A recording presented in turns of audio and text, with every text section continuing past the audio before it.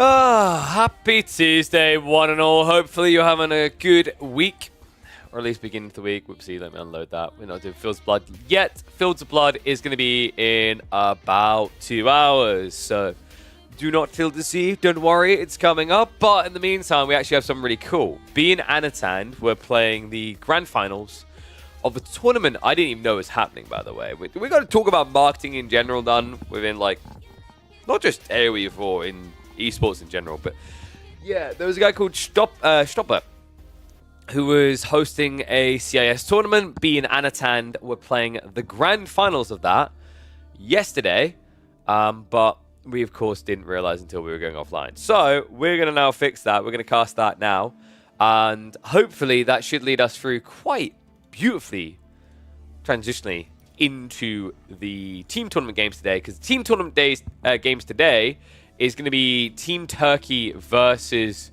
the Vietnamese-Canadian mesh. That's the mosh pit of 2 Vietnamese and 2 very talented Canadian people going up against SAS, Ibi, and a few other Turkish players. So lower bracket series as well. A lot of the line, basically it's elimination. I think that's going to be the only team tournament series for today. But Vietnam, Canada versus Turkey should be a fun one. Are you going to get the third game from my series there? Oh, yes. Fair point, actually, Balton. I almost forgot about that. Yes, we'll look to squeeze that in. If it isn't before the live team games begin, we'll do it immediately afterwards. Okay, buddy? But we will catch that. Thank you for reminding me. Sorry, that almost slipped through the cracks. It's been a busy week. But let me get the Anatan B Series games ready, because it looks like they're going to kick off on Hill and Dale. They did go Delhi, Sultan versus Mongols. By the way, guys, reminder to get your hands on these, whether you've broken a bone or not. Nutrients are important, and Protein Works has got you covered. We're doing the Kinder Bueno today. These things really do help keep me alive. Dude, it's so important in this situation, especially. Like, you know, it's not ideal to have to get away from the gaming, to have to go make yourself a meal. You want to be able to keep gaming. Because I'm on crutches right now, that is now 10 times harder to walk away and make myself a meal. So having these at the desk ready to go is a godsend. If you want to get your own, make sure you use the code KillerPigeon at checkout. There's a base sale of 70% off right now. Some products have an additional 10%, and then of course my code KillerPigeon will give you another 10%. If you happen to be someone who works for the NHS, one of those systems that gets the special 20% discount, don't worry. As long as you click on my link to go through, even if you use a different discount code at checkout, it will still register that you came from me, so they know they should be coming back to support Age of Empires 4 more in the future. So check them out.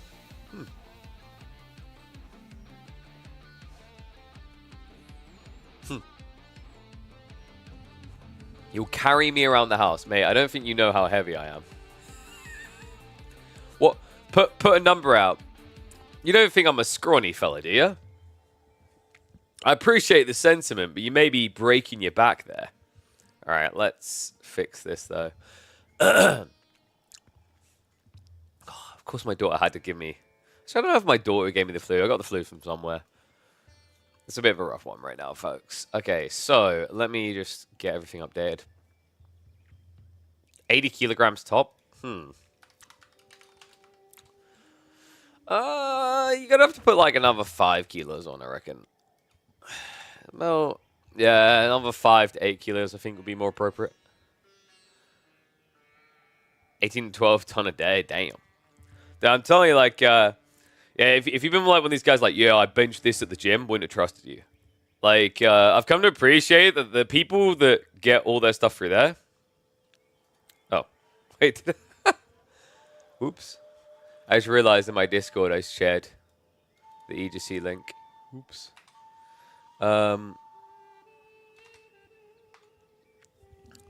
Thank you, Jim.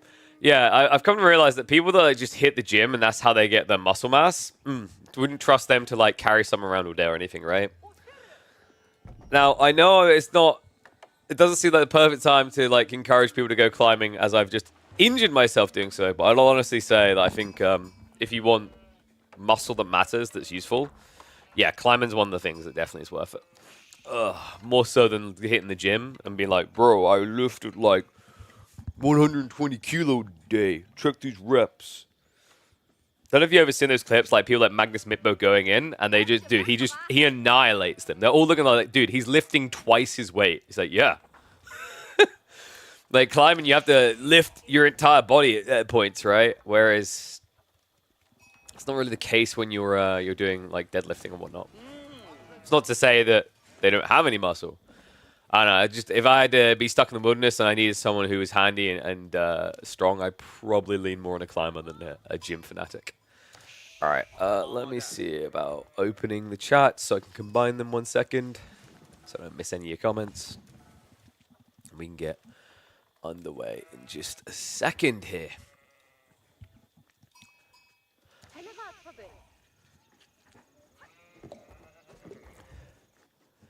You know what the good thing about being injured and stuck in a chair 24/7 at the moment is?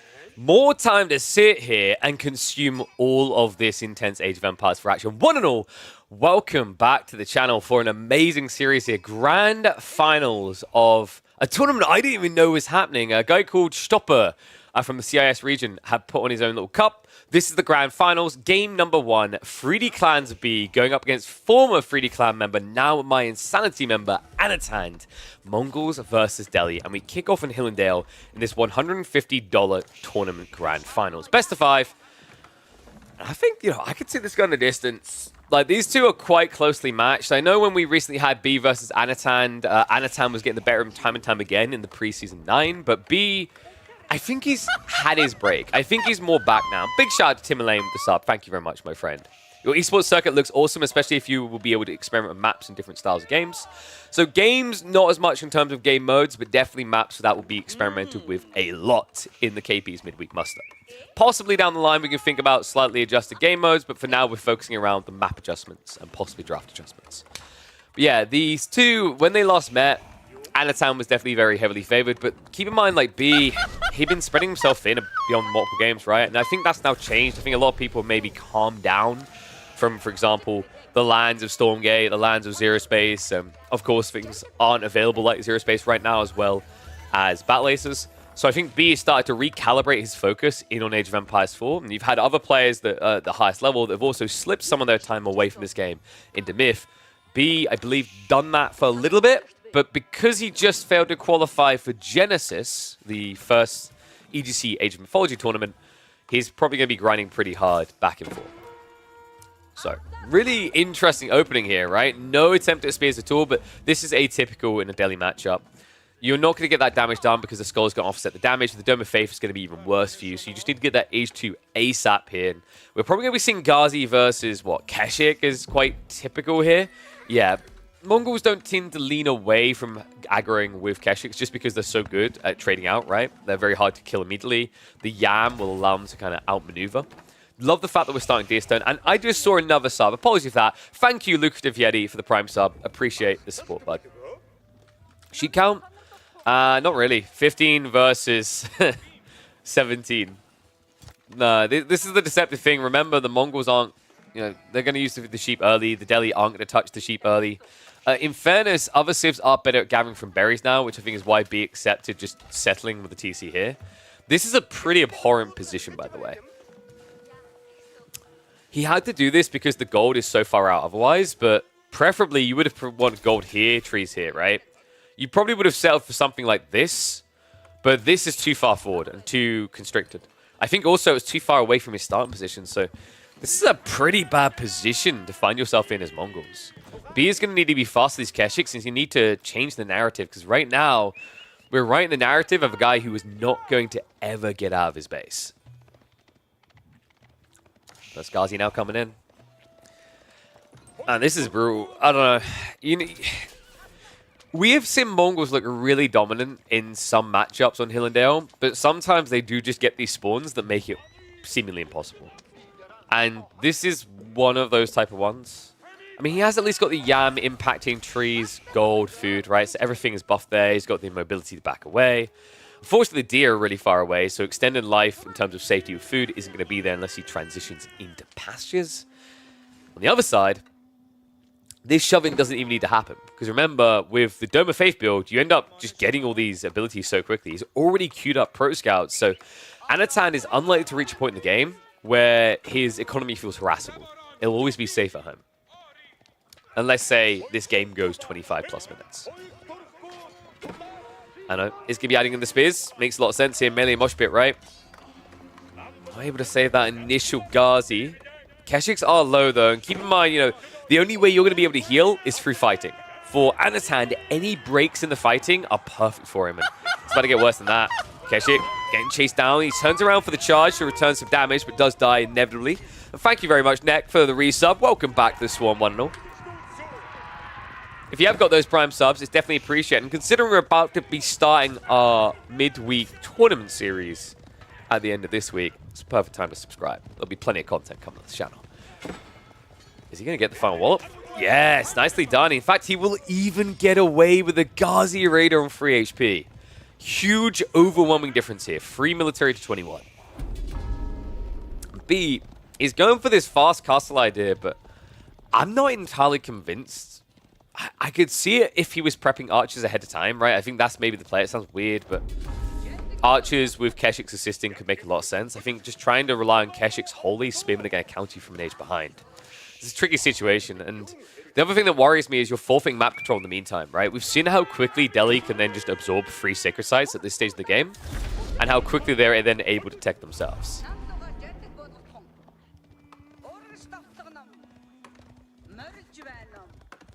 My sub sound sounds scared the crap out of you? I'm pretty sure my sub sound doesn't work in-game. So I think you're... I think you may have just scared the crap out of yourself. Or Age of Empires 4 did.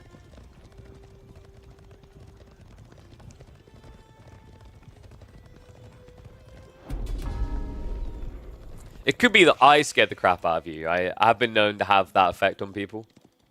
It's the face, you know. Hey, it would have been the face if I fell from that wall the other way around, face first. So step readout is on the way. Bean needs this, right? Like, you can't play into Kurotai. There's no point when you're playing cavalry already. On top of that, Kurotai is completely pointless when you don't have an army. Donati would just appear about now, usually, in the old days, and point out that you do have an army. You just need to get textiles, but being real about this, he just doesn't have any value out of that damage buff. Sacred sites are at least being paused, but they're not being decapped, and that means that Anatan is still accruing more resources. In the meantime, walls are starting to go up. He's ambitiously looking to wall his opponent on his high ground. A pretty smart choice, considering B is just trying the one-trick pony. Literally. It's only Keshiks. Okay, so what's the way out now for B? Because the Keshik upgrade is finally on the way. I think you need to get towards... There's no point crossbows, right? Like, you don't see a threat for that. Spears. Just spears. I'm a little bit surprised it's not actually being prepped, but spears for B makes a lot of sense here. He's an age ahead. He can vet them up. It gives him an immediate answer to the Ghazi, right? It gives him a blocker against Anathan spears countering these Keshiks.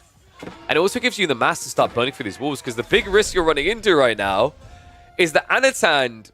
He brought you into Hillendale, and you were like, great, Anatan. Good to see you again. Firm handshake. I look forward to playing our best of 5 RTS series. And Anatan went, B, we're not playing an RTS today. We're playing a puzzle game. I'm going to put all the walls up, and then you have to figure a way through the maze. You're the little rat, and I'm the labyrinth. It's just walling him in his own base. Oh, dude. I don't remember a single game of Hillendale where this did not end badly for the guy getting walled on the high ground. I've seen this too many times, sadly, for the receivers. It's almost just like the BM play. It's the equivalent of building a siege tower next to your opponent. All in Keshiks can heal them? Sure, but the point is, like, you only attack the Keshiks when you can kill them, right? So they're already going to be full HP anyway. So they're just not getting out to do anything. Instead, B desperately rushes out to stop this happening, but what? Yeah, he went for an A click when he should have went for a B click. He needed to head all the way B to base. I can't believe he even tried to take that fight for a second. Behind this now, House of Learning on the way. B finally is going for the spin we talked about, but something happened there, man. I think he got distracted by these Ghazi on the backside. Wasn't looking for a second as he got hit on the eco. Sure, he got a double Ghazi kill here. But for a double Keshik, it's just not worth it. And also, this is still keeping you in your base. So, age 3 now on the way for Anatan. A lot of spin to work with. He's got 10 scholars, which means the spearman upgrade is going to be coming in fast. We're talking about 1 minute 14 seconds. Ghazi, same. And a lot of map control still, which is going to lean into the idea of getting relics while controlling Sacred Site still. And what worries me is B ambitiously assumed he could go Prayer Tent and... Oh, please tell me this is fixed. This isn't fixed, right? You still can't double produce Shaman. There's no point in even being at the Uvu. The Spearman is still walling. Okay, finally Anatan realizes this may be a wall too far. He backs up a little bit, but 1 relic already on the way home. Second and third to be picked up soon. B, he has at least got an opportunity to attack here. The problem is by the time he arrives, he's going to be running into crossbows. Yeah, this is getting harder and harder to believe, man. This isn't a discredit to B, by the way. Before anyone's like, oh my god, B just looks like such a noob these days. And I'm not even going to say the alternative, which is, wow, this is just Anatan playing really well. He is. But this is also just a really hard matchup for Mongols. You know, there were the early days where Mongols thought this was great because you could just outpost rush their goal, but then they realized that the early Scholar can just deny you that by attacking you with villages, right? And then everything falls apart. So you haven't got those kind of cheesy openings that used to give the Mongol the one-up. So what are you meant to do instead? I mean, against the Dome of Faith build, you can't trickle trade. You have to get an all-in. Against the Tower of Victory build, you can't all-in because you will get annihilated by better units. Not just better units, more units in this situation. The daily production rate is just so reliable. Good fight at least coming in from B initially here. He did block 2 of the relics, right? Like 1 here, another Scholar was coming back, the Deer as well. It's still an eco lead nonetheless though, right? 2 Sacred Sites are still under the control of Anatan. 1 relic has made it home, second one is almost there. And this is just the cover fire, right? Crossbows now on the way, Pake's coming in just 30 seconds. Crossbows should be able to deal with those catches quite quickly. Spearman will trade a little bit better here, but keep in mind, B doesn't really have the mass right now. If you've got equal number of spears to crossbows, you don't feel in control of the battle. The Scholar's at least going to get sniped, but considering they only cost a mere 65 gold, something tells me Anatan doesn't care. So B has gotten out on the map, right? But one thing I'm noticing, yeah, he is spamming the crap out of Shamans now. So this kind of desperation to block the relic play. He needs it. He hasn't got trade. He hasn't got 2 TC. That doesn't seem feasible here at all. So this is all about who gets relic control. And right now, Anatan is looking to lock in the majority. In fact, it may easily end up being more than that. I'm expecting a 4-to-1 relic split here. Wait, what? That's pretty ballsy. So B is looking to set up the step readout in the center of the map, which you might be wondering why. Like, does B want to lose the game? No, he wants to win it. And if he has to split his troops between here and here, he's gonna. It's crazy. I kind of get it, but it's also... It's a Hail Mary play. Like, either way you look at it, it's not good. I do understand the thought process, but I'm not going to say it's a game-winning play. Now, guys, if this was Donati would win this game because he would get textiles and he would now have an additional 23 military units to fight. Oh, God. In fairness to him, if he does get a bunch of outposts up with spring replacements, they are only crossbows. Oh, God, there's an elephant coming.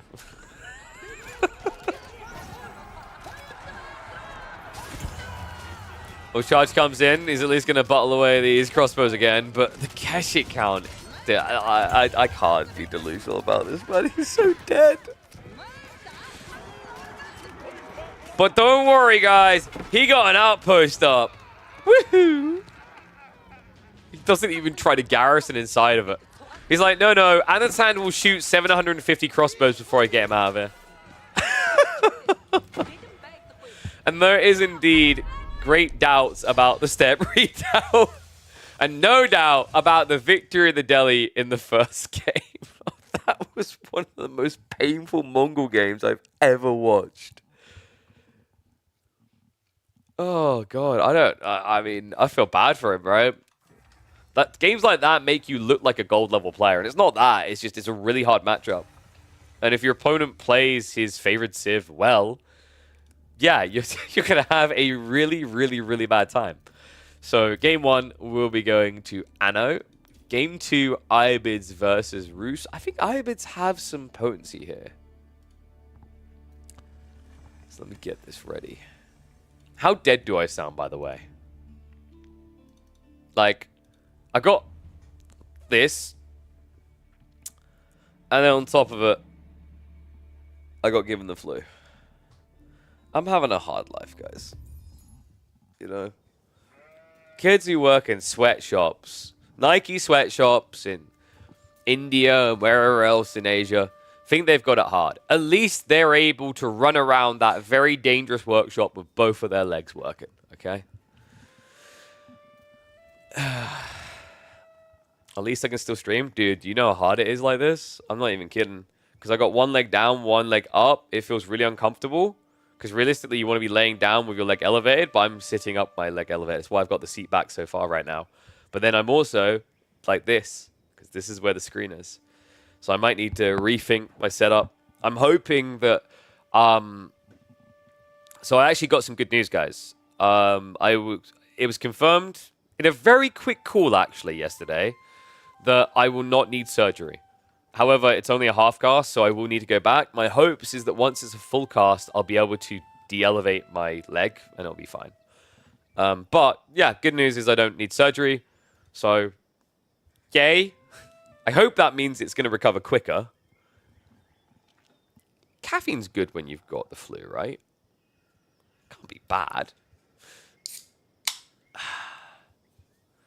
But yeah, what happened? We talked about it yesterday at the start of the stream, actually. I had a climbing accident. Yeah.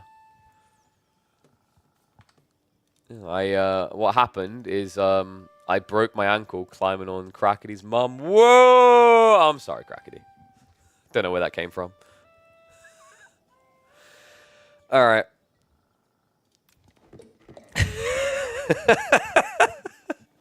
Shots fired. Yeah, all over his mum. No, we're going to stop. Oh, Jesus Christ, no, dude. I'm so sorry, Crackety. He didn't deserve that. I mean, actually, let me check his data. Crackety knows how I work. He knows how my brain operates. If I see a lot of Juji, he deserves it. Juji, Byzantine, Juji, Chinese, Juji, Chinese, Juji. Yeah, you deserve it, dude.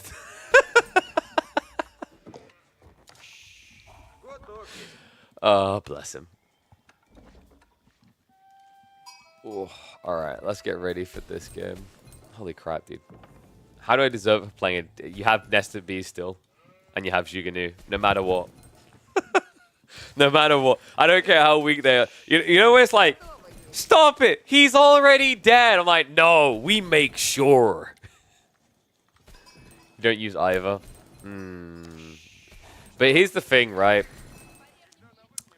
If someone had, like, a crippling crack addiction, but then they wait, no, this is a bad metaphor. If someone had, like, a crippling nicotine addiction, but then they worked in a cigarette shop all the time, would you ever be able to 100% trust them with it? You know? Wouldn't that be like an underlying part of you is like,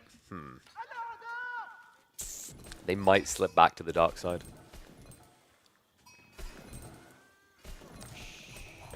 Also, how do you not build Juganu? How are you dealing with Janissary?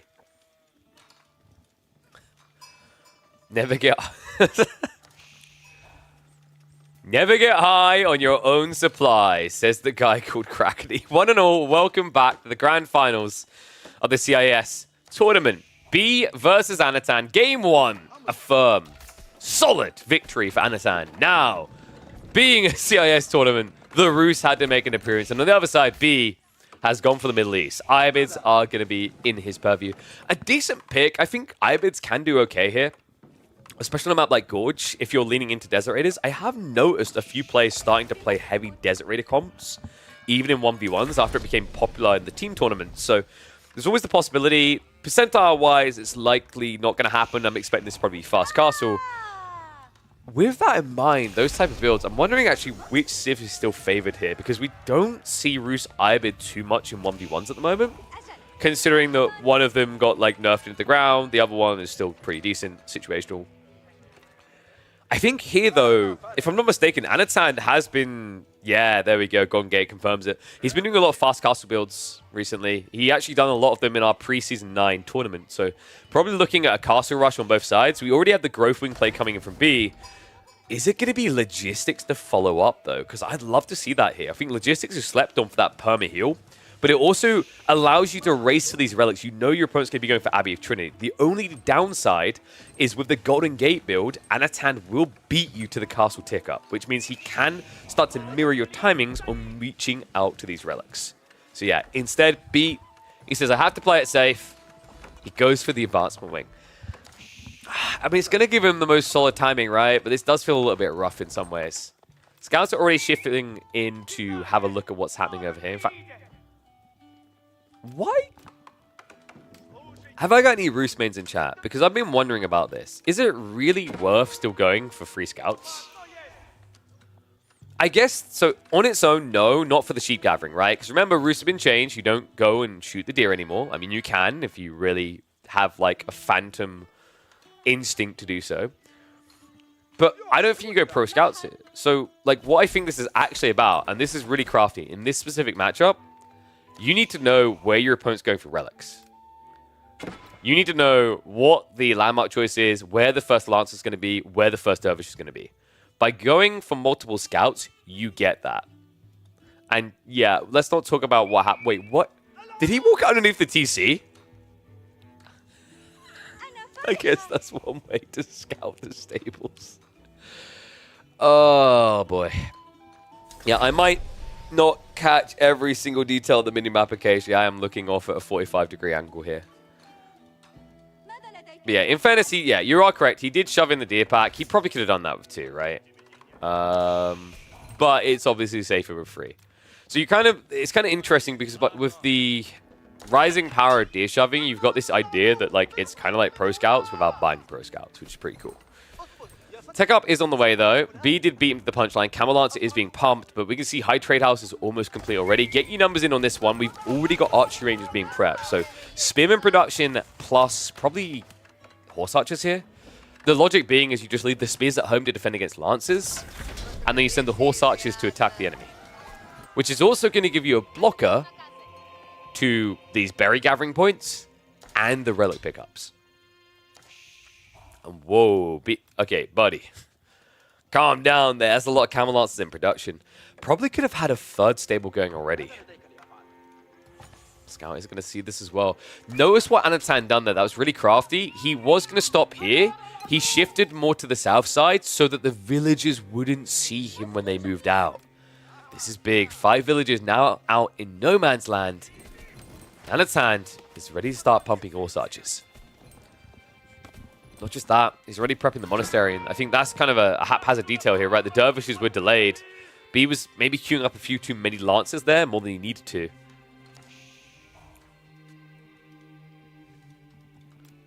Alright, what do you think, guys? 1s if you think B is going to take this one. 2s... Wait, no, let's do it that way around. 1s if you think Anatan's going to take this. 2s if you think B is.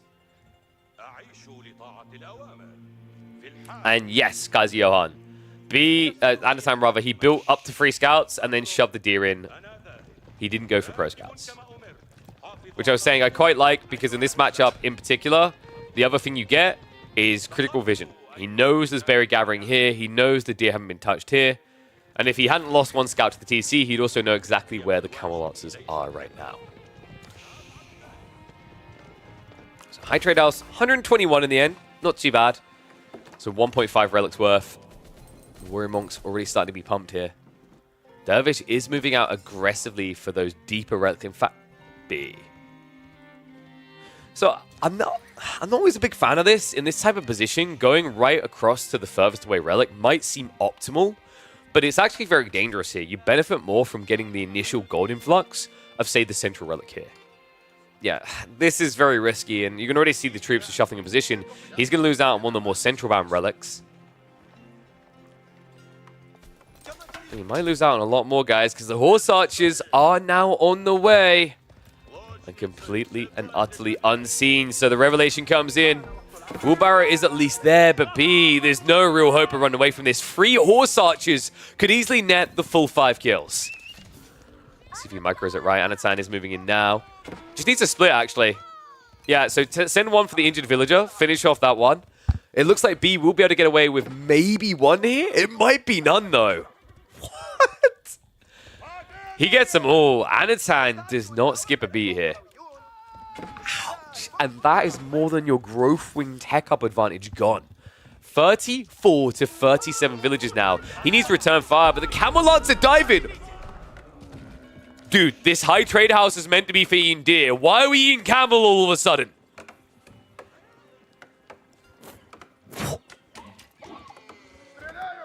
Oh my god. He got baited. He was so busy microing the 2 villagers over here, he completely neglected to pull the camel lances away. And just like that, Anatan now in full control of this game, right? 2 relics on the way home to mirror the 2 of B. Camel lance count looks underwhelming. The horse archers are now still out and about blocking food resources in a game where B doesn't have much left at home to work with. He's down to what? 1 sheep? 1 sheep, no berries.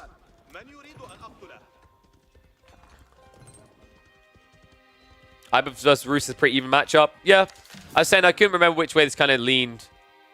I felt like it might be slightly Ibid favored, especially with the new Desert Raider build if you can find a way into it. But I agree that it can actually play out either way. I do think that Ibids have a slightly more flexy because there's a lot of different strats you can go into. Logistics and Feudal not too good because Roos can play archers, but the idea of like spamming Desert Raiders off of Growth Wing sounds really good for Feudal. And then you force archer commitment and then tech.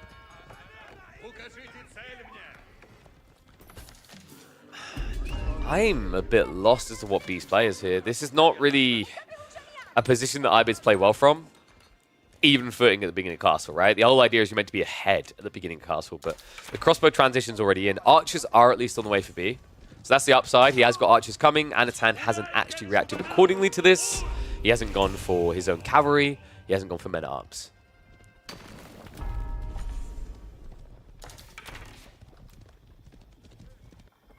Have at least got outposts coming up, so B not going to make the same mistake twice here. Good thing as well, considering that Anatan was watching all of this unfold. Yeah, where are the 3 horse archers? A little bit surprised he didn't take them over there again straight away. And sorry, what did I say about there aren't any men-at-arms yet? Oh, no. Well, it's only 2. However, the crossbow mass is incredibly big at this point. I mean, the difference in food income is, I think, what's killing B here. It's going to now escalate now that he's back out on these berries. But while that's happening, Anatan is now going for a second TC. Well, I'm hoping we haven't got a Frio Stomp. But this is getting very close to the 2-0 threshold. B doesn't know about this TC. It's completely smuggled off to the side. In fact, all of his attention is going to be drawn back to where the food is. Army on the move. A lot of crossbows here, spears as well, and B does not have the army to defend this. Not after the throwaway. He can't counterattack either because he lost too many camel lances last time. Outpost in trouble. Torches are out. Plenty of spears on the way to make sure these burn fast. And the crossbows are ready to dive. To receive those villages. You're going to be picked apart, so it looks like it should be free going down. Camel Lancer backstab does come in, but the Spearman close enough nearby. And the crossbows, with the assist, able to do enough here. So all Camel Lancers will quickly flop dead. Pulls away with just 2 left over. Runs an extra one in, though. This archer count. B just doesn't have the mass to be out here right now. He needed to defend, but the reality check is he needs to get out of here. The fact that he's still standing in there tells you everything you need to know. GG called. Anatan clearly has got a bust or train to catch because he's blitzkrieging his way through this grand finals. 2 on the board. Still needs to lock in 1 though. Oh, my back. Grand finals, yes. I've got to find a way to sit that is less brutal for me, folks. Jesus Christ. That is not good. Is my laptop, my keyboard cable long enough? I think it might be. Maybe if I sit this on my lap, that might be better. We'll stay like this. Okay, so next up, Himiyama. So we're sitting at 2 games for Anno. English versus Japanese. Ooh, okay. We might get B on the board. B has the Japanese. I actually really like Japanese against English here. It's a fairly open map. There's not much wood to work with, right? So you can actually expose your opponent quite easily. This could be it, guys. We actually could see B bite back finally. I was hyping him up too, right? I was like, yeah, this is going to be a very different matchup to the ones we were seeing like in the preseason 9. You know, B's warmed up again. He's back on form. So we'll see if it works out. All right, 1 second, guys. Let me get ready to hop across. God, I got to get used to sitting like this with the keyboard now. Anyone at home do this where you just like have your keyboard in your lap? It feels weird. I guess it feels weirder for me because I got like one leg up, one leg down. Also, I do have the back clips up, which is making it worse. I don't have much slack in my cable either, which definitely doesn't help. So I can't move too much. Can you not pull desk towards you? What would that achieve, boy? Oh, you mean to get more slack? No. Because like my right leg is against the desk. So I can show you, but it's going to ruin the camera if I do. So that's why I'm not. But like the desk is like here. And then my leg is already here. My right leg. Because I'm trying to keep them both up on the side stool. So that I don't like do my back in or my leg doesn't feel brutalized. So we'll see if it works out. Under the desk? No. No, it wouldn't work because like I just don't have that. There's so many wires, there's so much stuff on the desk, it's so heavy, everything else. Like I can't just drag my desk forward 2 feet and then stick my foot through the other side. It maybe down the line that's a way, but right now that would be a nightmare to try and organize.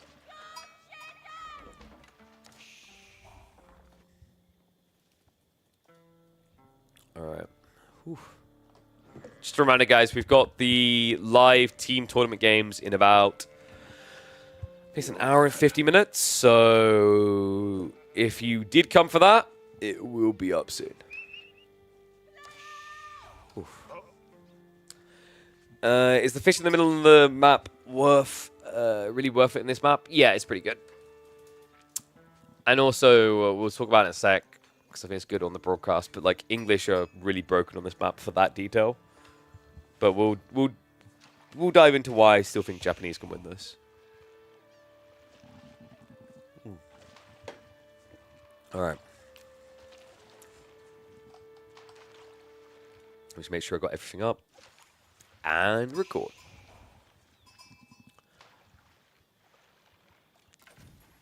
(2-0) down and back up against the wall. B needs to strike back fast, and what better way to do it than with the honorable Japanese here in game number 3 on Himiyama. Anatan, though, crafty bugger that he is, he got a solid pick here in the English, already using them to secure that central pond for vital food sources here. Now, looks rough. If you are getting here for the first time and you've seen Himiyama before, you've seen English, what they can do, you're going, dear, this game is over. There's no hopes. But I have been noticing Japan can do quite well on Himiyama, specifically against English. You can't immediately go for the pond, but what you can do is this cool play here. Koka Township from B is really, really crafty. The short bows of the English aren't going to be substantial early on against 2 to 3 Shinobi.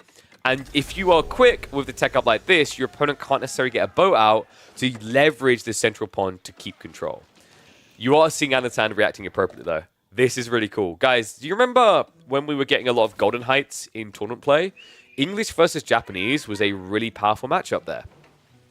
And that was when everyone was like, Japan can't be beaten on water. Japan's OP in water. Japan on Golden Heights, just call GG. What's English meant to do against that?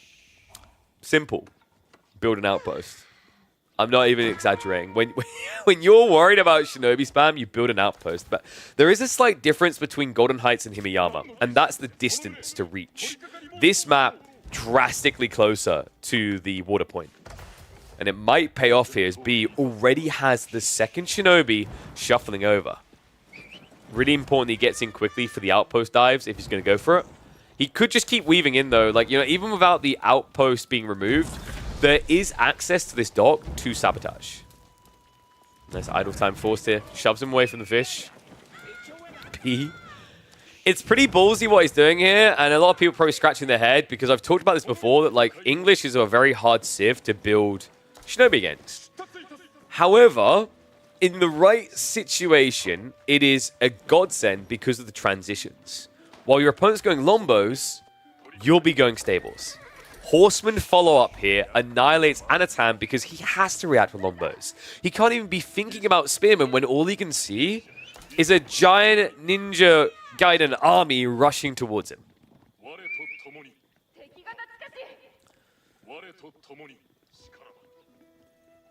And he has got the lombos in position here. I would love to see B just peel one of these shinobi off towards the back tree line. It's a bit tricky against English, though, because the reality check is that, yes, the shinobi can do a lot of damage against villagers, but English can kite you out. They've got short bows. They can kill you quite quick. And he's going to be shuffling his way in towards that base. It looks like he's going to craftily try to sneak towards the back tree line. This is smart by B, actually. Like, Anatan, he's in this awkward situation, right, where he's now built these lombos, he wants this fight. B's like, well, I don't want to have my shinobi here at all. There's no reason. I forced the reaction. Now I'm just going to go do something elsewhere while I wait for my horseman to arrive. Speaking of things that are going to arrive, shinobi, they're getting around the back right now. The lombo is guarding here. Anatan has to be seeing this, right? Wait, whoa. No, okay. Can we call BS on this? What is the town bell ring when the shinobi come nearby? Talk about a snitch. Tell you what, us English clearly, you know, best counterintelligence in the world. We just know a ninja when we see one. So Horseman is at least going to be a chase down the scout. This is actually a really good snipe if you can get it, because Anatan's army is slow and fragile. And expensive, right? So it's very awkward when you find yourself playing blind without a scout. You're probably going to see Anatan having to reinvest, and that means he's going to be sacrificing a villager. Look at this scout death and think of it as losing a villager.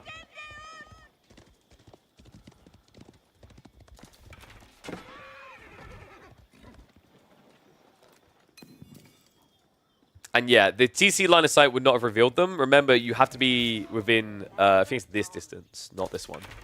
So while the TC sees this far, it detects this far. It's a bit different. Is Anno really just going to keep building lombos? I think B's overcommitting to Shinobi? Yes, no. So, if he's looking for a direct fight, yes. If he's looking for flank raids, no. I think in B's mind, he's paranoid that his opponent is going to go really hard into Spearman all of a sudden, which I can see where he's coming from. If Anatan was posturing aggressively, I would 100% be on board with the idea that B should just cut Shinobi production entirely and rely on Horsemen. The problem is Anatan's not playing aggressive. It's like B kind of gets more carte blanche to do what he wants. You're right that when you look at it on paper, it's subpar, it's suboptimal. But if B's thought process is I can sneak here, there, and get an eco kill here or there, Shinobi are more capable of independently doing that than the Horsemen, right? Like, if you had to back a Horseman or a Shinobi to get an eco kill, you back a Shinobi. Especially in Himiyama with these small tree lines. So, you are right, it does seem really weird on paper, but there is a level of credence to it that I'm understanding here.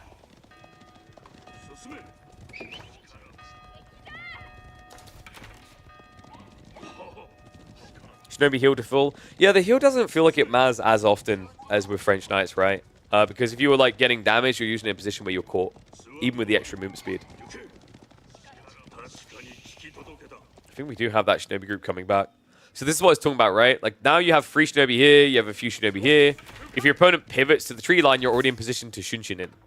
And that Shunshin can net you 2 kills, right? And You know, the thing you got to keep in mind is like old Shinobi at 120 resources made sense that you shouldn't be spamming them, go Horseman instead. If you need raw numbers, it is more cost efficient to build Shinobi than it is to build Horseman. And also more desirable because you are dispersing the cost between food and gold. You'll have a lot more gold than you have food at the start. And also by gathering gold, you get the stone for a transition like this. Double archery range now being dropped. Alright, so this should be the Yumi Bannerman. I wondered what he was looking for. I thought we were going to get Uma Bannerman here, but Yumi Bannerman actually makes a lot of sense. Meantime, dive does come in. Nice intercepts on the dock, so no demo ship play coming out. The backstab is coming through, though. The Lombos, they've got the outpost aura assisting here, but the Horseman absorbing a lot of the shots. Shinobi shooting in. Target firing in the center of the formation, and he is evaporating this army. B, he needs to target down those Shinobi. The problem is the Horseman Shinobi, both of them do just so much damage here. So you're pretty much picking your poison. I mean, that's another interesting thing. We mentioned over the Shinobi, the only thing you get from paying more for Horseman really is more health. You get less damage, you get no regen. And also that damage is more situational for the Horseman, but it works out well. 4 Lombos left alive after that fight. Anatand brutally bruised from that engagement. And B, now that he's dispersed with the unpleasantness of throwing away a dozen Shinobi or so, he's ready to switch into the real winning unit. The Yumi Ashigaru are now on the way. The Lombo field has been reset to a point that he can take the lead. And remember, although Council Hall exists on the other side, these archery ranges work incredibly quick. Every 13 seconds, get a Yumi. A Council Hall, remember, is every 8. So you will outproduce your opponent as you scale. The cool thing about Lombo versus Yumi for the Yumi player as well, by the way, is that the Lombos will, on average, overkill substantially more than the Yumi. So once you have the numbers, you can kind of afford to take these fights where, you know, you're 20 extra military up, but you end up both losing all the archers. And mathematically, that's supported as well, right? Because you're talking about a 65 resource unit versus a 90 resource unit. The other scary part for Anatand is at some point he has to come out to fight. And if you misread that fight, if you start to lose that fight, this composition is designed to run you down. In a lot of ways, Japan is about shock and awe. From the mounted samurai strats, the Onibugisha, the Yumi, there's not a lot of their units in their arsenal that move slowly.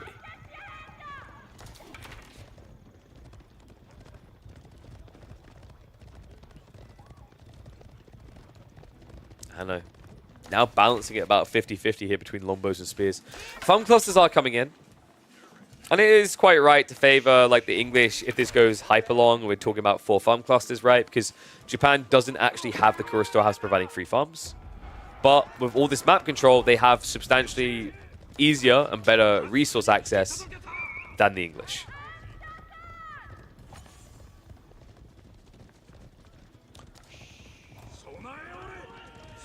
And B is not free eco ahead.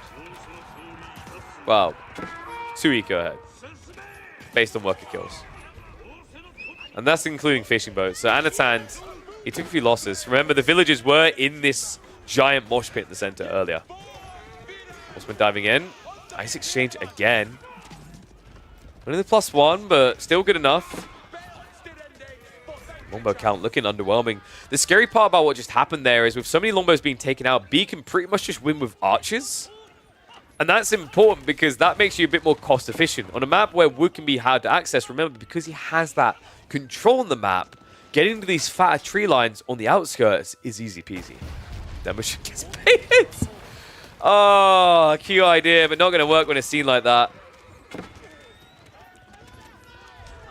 Men at Arms now getting added by Anatand. I mean, it's a good idea in theory. I debate whether he has the food for it, though. We're talking about 7 farms, and that is it.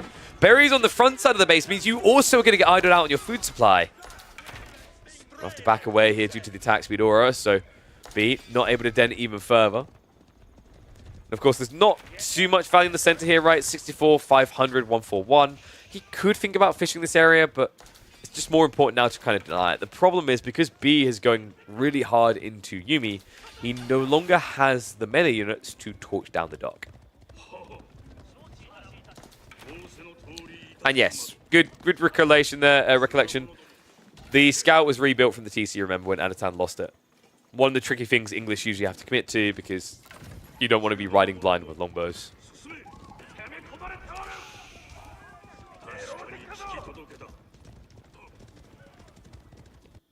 Or even being played onto now B, just maximizing everywhere. I think we're going to see a castle transition now.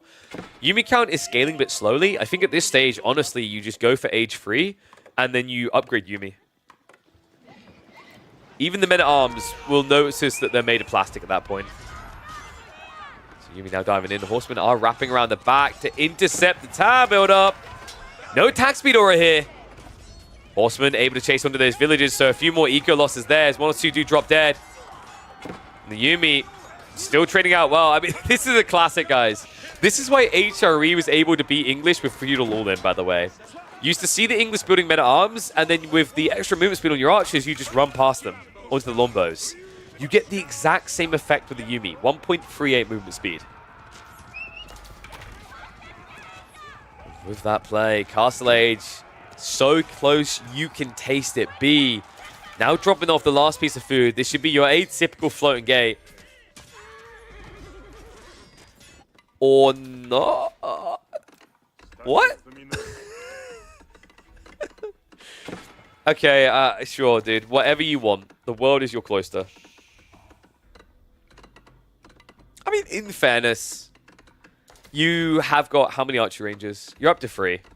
It's not that terrible to forgo the floating gate. Temple of Equality is also intriguing here, guys, because remember, the Buddhist monks are pretty cheap. Only 80 gold, and when you get to the Zen tech, that means that you basically pay the unit's cost back in just over 3 minutes. While still getting the benefits of things like Sohai Sutra, the ability that reduces damage output of targeted units by 50%. Yeah, it's a pretty wild one. Then there's also the fact that you can heal alongside that. Then there's things like the damage buff, which is really impactful here. So Sohai Sutra is one thing, but the other thing you have is the Buddhist conversion gives a damage buff for 20 seconds of 20%. It's incredibly effective with fast-moving units, of which the Japanese have a lot. One of them of which is being built right now, the Mounted Samurai. And remember that damage buff is especially impactful on these high base damage units. Just a much higher raw number.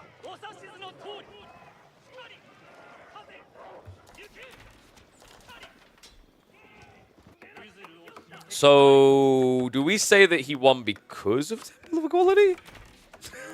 I don't think I'd go that far. But it's definitely going to help him get across the finish line now.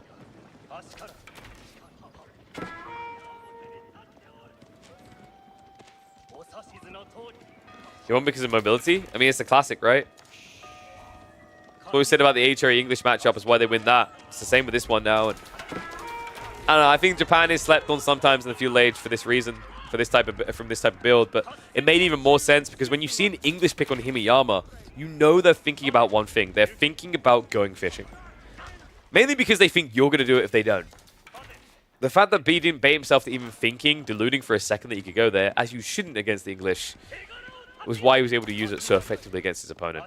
Anatan now just trying to bolster an army big enough so that he can tech up, right? He needs to basically get like 50, 60 military before he can even contemplate going H3.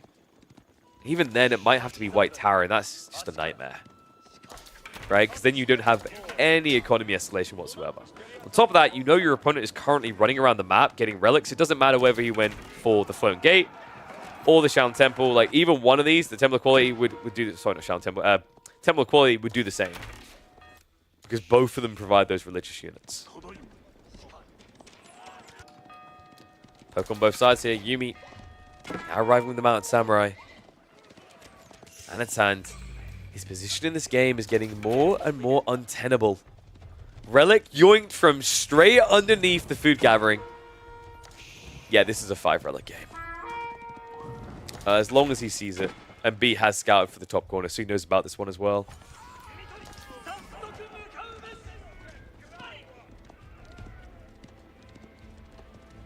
How does Anu get out of this hole?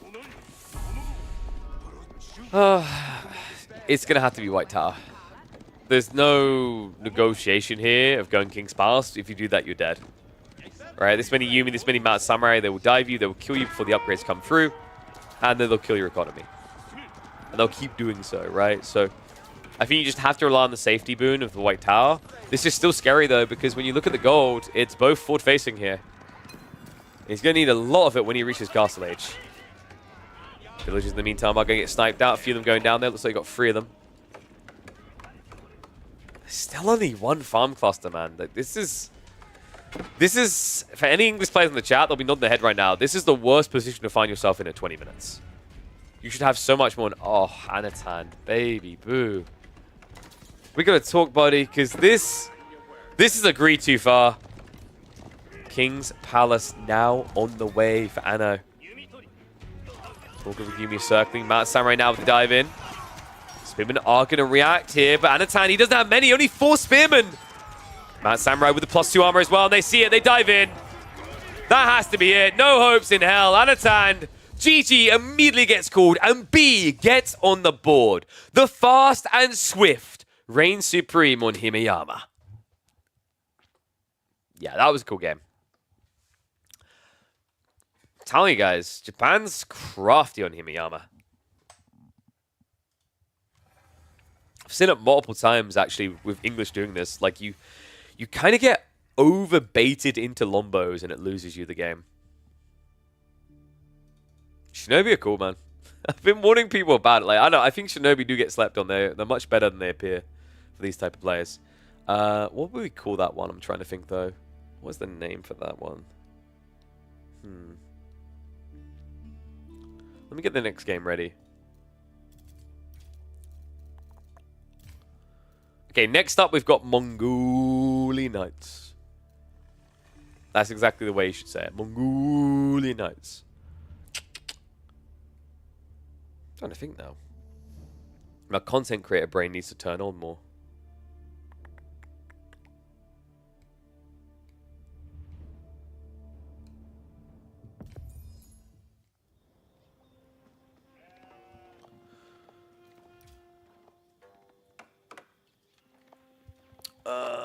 While we're doing that, I'll switch into this. So we should be 2-1 now. Is it the right way around? It is indeed. Let's let it develop for a sec. So we usually start the cast like 2 minutes. And while we wait for that, I need to think of a title.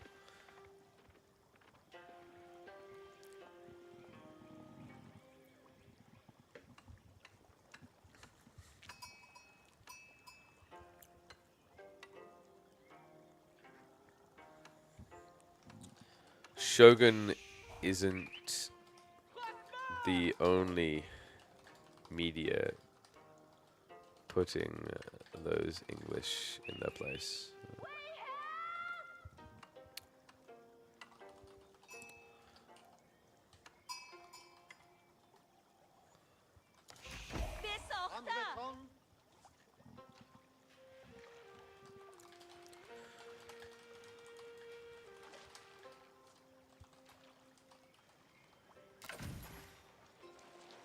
I don't know what to call it, guys. My brain is fried.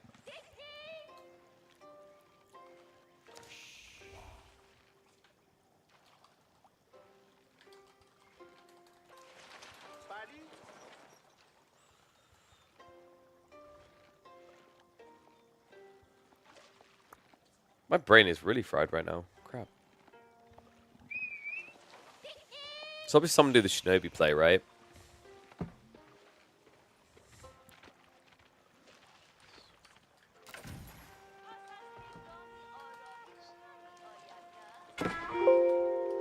Swift squad assemble. Show Shinobi archers.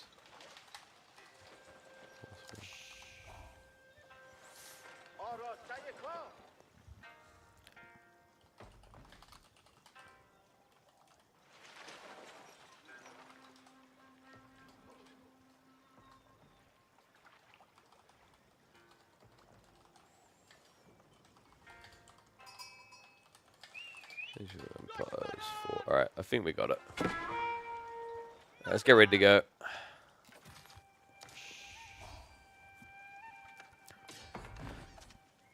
Oh, wow, yeah, we have to hop right into this because this is wild. One and all, welcome back to Day Before Action. We have got game number 4. That's right, B was able to strike back in that third and get us deep into the set for Mongolian Heights.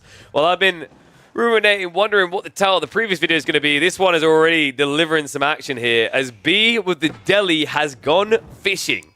An old school build has arrived, and a buffed one actually, guys. If you guys remember when Age of Empires 4 first came out, Delhi looked OP on water because of their fishing boats having an attack. That quickly became cheesy and kind of pointless as people realized if you're attacking your fishing boats, you're not actually fishing. However, they recently got buffed and nerfed. It's kind of weird. So they lost 1 base damage, but they can no longer miss their arrow shots. And it was just used to great effect by B to prevent Anatan from safely walling off his fishing. Oh, what a cool play. B, it means that Anatan is not going to have the most comfortable times here on the Chinese in game number 4. He's even keeping the fishing boat here. Kind of interesting to do so, actually. Like, wait, is B going to do the... Wait. Is he doing the old school strat? What year is this? One and all, welcome to the launch of Age of Empires 4. The year is 2021. Okay, so it was decided a long time ago this is not worth it because it's so inefficient, right? Apparently B doesn't care, and check the body blocks. Dude, he can't get the boat in. Oh, that was so close. I think if B had an extra fishing boat, this would definitely work.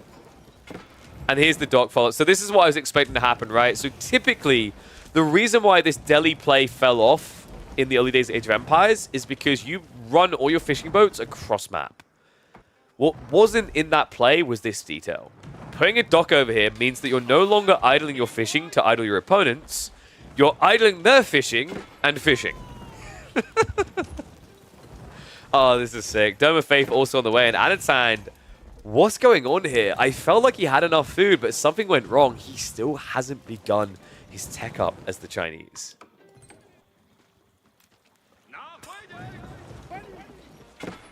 Oh, what a blast from the past. I did not open game 4 expecting this. I mean, Delhi on Mongolian Heights is kind of intriguing. I thought he'd probably play kind of hunkered and go for like a fast tech play. Bit difficult on a 2 Sacred Site map, though. And Anatan, the reason why he hasn't aged up, by the way, is because he's gone north to wall himself in. So he's settled on a tiny slab of the map instead. Fishing boat's over here at least going to idle things out, so B won't be able to quickly get the kill. But he's burning it down gradually with a scout, right? So over time, this can work out. It does mean Anatan at least temporarily gets opportunities to be annoying back. So he could, for example, put an archer ship here. Even a Spriggle chip, maybe, to try and snipe that villager on the shoreline. So now the B is the one that gets to make the moves first, as he's the one who teched up ahead of time. Stables is already being dropped. So Ghazi, really cool unit in these type of formats because all the attention is going to be waterside. If you can just afford 1 or 2 Ghazi before the waterside fight begins, you can sneak in and start to deny things like this very far away gold.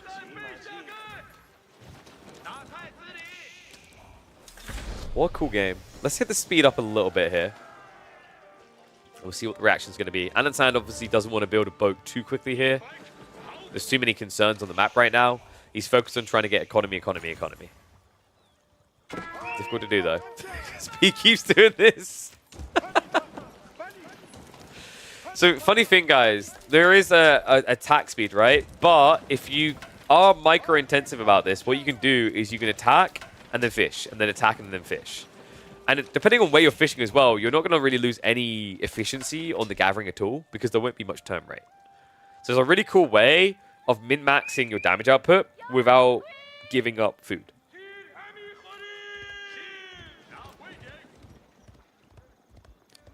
First Ghazi are going to run into the spearmen. So Anatan not going to die that easily. He was fully aware of what was coming. He prepped the appropriate defense.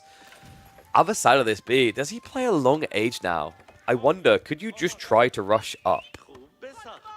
Does feel quite desirable here, but if you get into a Castle Age race, you're against one of the more difficult civs to do against. China's really pretty influential when it comes to these timings, right? They have the very fast build-up. They still have the supervision. Imperial Academy is one of the greatest economical landmarks you will find in the game. It's that good. Especially because it comes in at such an early point in the game. So I think instead B says, okay, we're going to be stuck here a little bit longer. Starts to produce in the archers. Sanctity is also being prepped, so that'll give him additional gold trickle. In the meantime, Spearmen are going to reveal the archers early here. So Anatan could pivot. I think that pivot is going to be age-based, though. He's starting to stockpile. Ooh. Wait, no. Is Anatan going for a land transition here? It looks like he might be prepping to go for TCs. Which is a little bit surprising in this format. It's not that it's undoable, but against Delhi, usually the catch with doing this against Delhi is you need to slow the game down enough, and I'm not sure if he's done that yet. However, this could be big. Demo ship's coming out. A big scramble, a big mess. The Ghazi do arrive as well, so they're going to finish off all the boats. Anatan, it looked like for a second he got the perfect reset there, the sinker. But in the end, the Ghazi swarm turn it around. Demo connection is good, though. That's an incredible exchange there. Ghazi are really pricey, 140 resources each, whereas the demo ship barely costs more than one Ghazi. He killed 3. So Anatan, he at least gets a good return fire trade there. B blitzing the boats, though, did put him ahead in the beginning. So as it stands, they are kind of even on those exchanges. However, Anatan is now economically ahead.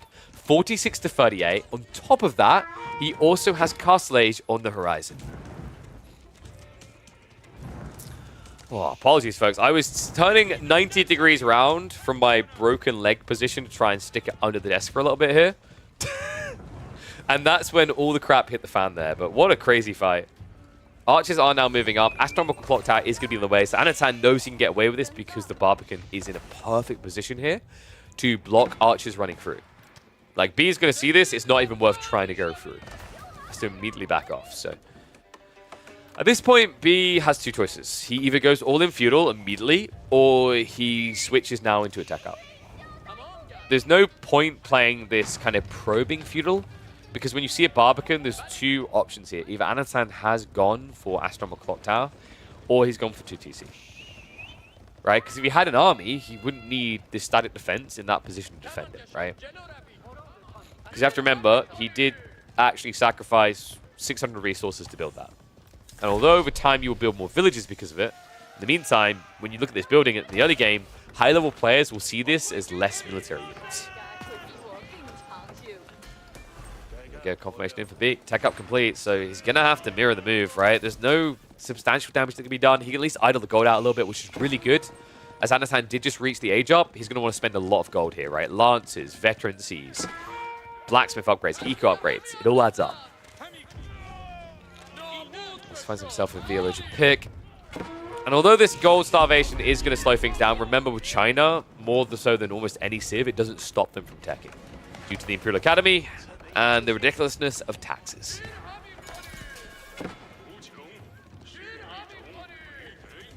And yes, you are correct. The military count for Delhi is weird. Capture age doesn't get updated because, I don't know, I guess capture age just too busy sipping mojitos in the sun after the work on other age of tiles. Scholars are military units, which is kind of fair, but fishing boats also catalog as military units, so it's kind of weird. The weird part, actually, the more weird part, and you might notice it if we get to, like, max pop, is if you put, like, the numbers together, it just doesn't make sense, right? Because B has 51 economy, so it tracks correctly with fishing boats and villages, but then they're also military units, right? So these units, like, when you get maxed out, you could see a Delhi player having 220 pop if you look at eco and military. It really needs to be fixed. It's such a confusing detail for people watching.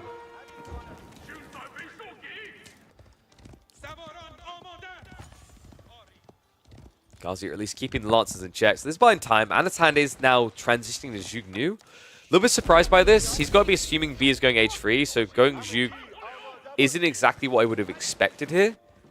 I mean, he's got to understand that Delhi are very quick at transitioning after this point in the game, right? To follow you into that third age. And if they're going to go into anything, it's going to be Lancers, Men-at-Arms rather, these type of units that you can utilize the House of Learning off of.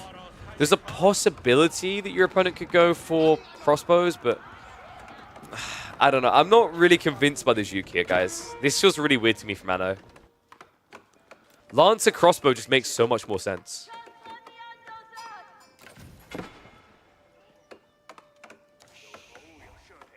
Wait, is the sum good? Oh, you might be right. They might fix that. Sorry. It's because fishing boats used to count as military as well. Yeah, you are correct. The sum is correct. I think was it Season 7? It definitely counted fishing boats in military as well. It's still a confusing thing, though, because it shows here. Where it'll also get confusing later if we get to the hyper late game is the gunpowder elephants, I think, still show up as free for everyone, but the other elephants don't.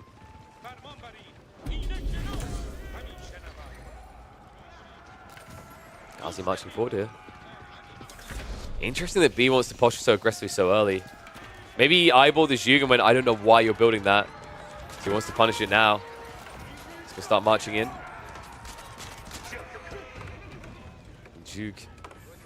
Damage is decent, right? But it's only going to be temporary. The reality check here is with Delhi being an age 3 and with this many scholars, you can quickly ramp up into the +2 undermesh after you pick your relics. So there's a very small window where Anatan has that maximum damage value. It's coming in now. I believe he is supervising it. So, yeah, no supervision. Balanced projectiles number 2 on the way in 30 seconds. And yeah, this is exactly why I was like perplexed by Juke. Tower Elephants counter you here hard. Remember, you're just going to do 1-1-1 on a unit that has quite a lot of HP. I think they adjusted the numbers recently, but it's 680? 600, sorry. Yeah, so they've done something funny where they changed the War Beast tech to be, I think it's additive instead of multiplicative with biology, which led to slightly less health. I think instead of being like, for example, a standard War Elephant in the late game was 1280 HP, I think they're now like 1230. So a small nerf, but they kind of needed every nerf they can get how absurd they are. Nesta Bees, shots are good. B, no reaction to this at all. Finally, he shifts away. I'm not sure what was happening there. Doesn't even try to hide in the dock. So in the end, ends up losing all but one of the fishing boats here. Does have more on the south side. Can't really afford any losses at this stage, though. He needs to kind of maintain this control because we're reaching that critical point where Anatan is close to running out of food in this northern side. So if you want to have an edge here, you need to keep this fishing alive, right? So shifts all south. Wolves are going up. Anno, plenty of gold now in the corner, so he's not going to be gold-starved here. The bigger concern as this game goes on for Anatan is indeed going to be food. I do wonder if that's part of the reason why he didn't just go into mass crossbow and mass lancers, is going Juke is cheaper than going crossbows, right? It's 80 food versus 30 food. Still, with that in mind, we are now getting to the real comp. Crossbows, Palace Guard are on the way. So like it or lump it, he ends up there in the end. SPs are going to be pushed down the center, but the Tower Elephants have revealed themselves, and all of a sudden, Anatan's lineup looks a little bit out of balance here. It's a lot of crossbows, a lot of Juke, not many melee units. Spin count should struggle to dive in here. Archers in reserve to try and protect. And the Scholars, of course, can essentially be kind of a pseudo front line against the Spears. Oh, these games always feel so sad, man. Elephants are incredibly infuriating at the moment to deal with. Spear count practically just not existing. Lancers are brute forcing their way through here. The Nesta Bees, I mean, sure, it's siege damage, great, but this unit has 600 HP. It's not a quick kill. And also, remember, previous patch, they gave a buff to these elephants. Now they have slash damage. So if your units are clustered up, you're actually going to see a ripple effect. 30 damage on the primary and 15 on the secondaries. Smearled and Nesta Bees in the meantime are going to get targeted down. So that threat's now been removed. And B, all of a sudden, it looked shaky for a second, but the moment the elephant showed up, he showed his true face here. One of dominance in this map. Yeah, I'm not going to lie, guys. I just kind of ignored the Smearls in that engagement. I don't know what their role was meant to be. Smearls feel weird. I think Smearls only really work when your opponent kind of goes mass melee. I think Smearls are going to have a place maybe in stagnant mosh pits with mass melee in Imperial. The problem is they're just going to end up feeling like a worse version of a Revolta Queen. So yeah, may need to go back to the drawing board and Springles a bit.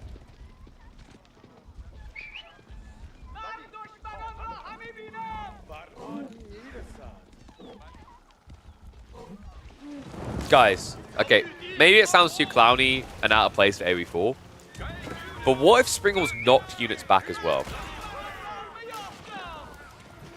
That could kind of work. And then if they're on the edge of the cliff, you knock them off like that. But I think that could kind of work. It's just, it might be a bit abnormal in terms of behavior for the AoE4 community. I can't think of any unit that knocks back like that. Maybe someone worries a bit too much Mowbray for an RTS, but I think that can make Springles really interesting strategically. You just have to be careful for it to not get memey, right? Because like if they knock back units, there's enough of them, you can never reach them. So I think it would have to be, it can only impact like infantry. So Horseman would still be the ideal counter, right? So remember, Springles, they get bonus damage against infantry. Their role, their target is meant to be imp. Understand, meanwhile, has gone for a second TC behind all this. So it looks like he's trying to play later into the game now. I mean, it's inevitable, right? After that fight he lost in the center, it's now B's decision as to what happens next. B is looking bloody scary. Because, you know, a year ago, you'd be like, ah, broken UI. Why has he got 2 Tower Elephants? Guys, he has 7 Tower Elephants. They're all real, okay? This isn't you reading a Disney story. This isn't the Dumbo tales, okay? These ones exist. They're angry. They've broken free from the zoo. And they're hungry. By the way, funny little fact about Indian elephants. You guys know this? Like, there's... Indian elephants like swimming a little bit too much. There is regular occurrences of where the Indian Coast Guard and other countries around that area have to go out to sea to corral elephants back to shore because they swim too far out. They just like having a paddle, man. But what we have learned here, right, is if India ever wanted to navally invade Southeast Asia, they have the perfect amphibious transports naturally sitting in their country.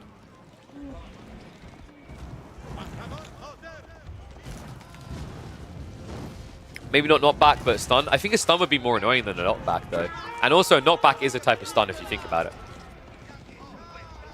But a knockback probably in some ways feels more annoying than a stun. Because I think sometimes people are frustrated, like, oh, my unit can't move, why? Alright. These elephants, they're done with their shower in the Southern Seas. I think they're about ready to start diving in that base. Anatan has gone for the bees, though. So, bees versus elephants. We are all about animal abuse in Age of Empires 4. I don't think they want that on the official marketing. Actually, then again, they did just recently tell people to stop playing AoE 2 and go play Age of Mobiles. So, who knows what they want exactly? Start marching in. Needs to bait him out of position here. Spears are going to begin chasing. Edges it out, so gets away from the nest of bees. So the bait was successful there. Anatan losing a lot of troops in the chase. There are some skulls nearby. We are now up to 12 of these tower elephants.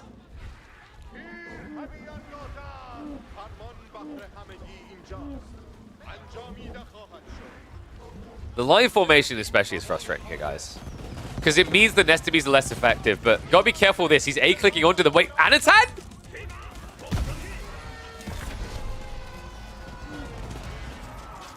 A big mistake made there. Anatan wasn't paying attention. Spearman now chasing, but once again, he just can't touch him. Second Sacred Site now locked in for B.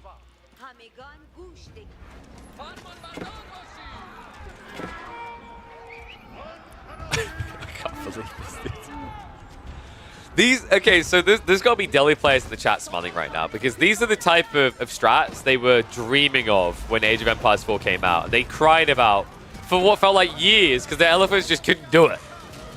They're even sniping out the nest of bees. Clock tower nest of bees at that. And now, well, it's not enough that this is a tanky range unit, guys. Oh, no, no, no, no, no, no, no. What if it was just a ram as well? They do everything. In fact, I was just thinking recently from Age of Mythology, the rock giants can basically eat parts of the buildings to heal. What if we just got that for elephants as well, you know? Like, depending on the building, like they see, let's say they hit a mill, they just, or farm, they just reach down and pick up some of the crop and eat it.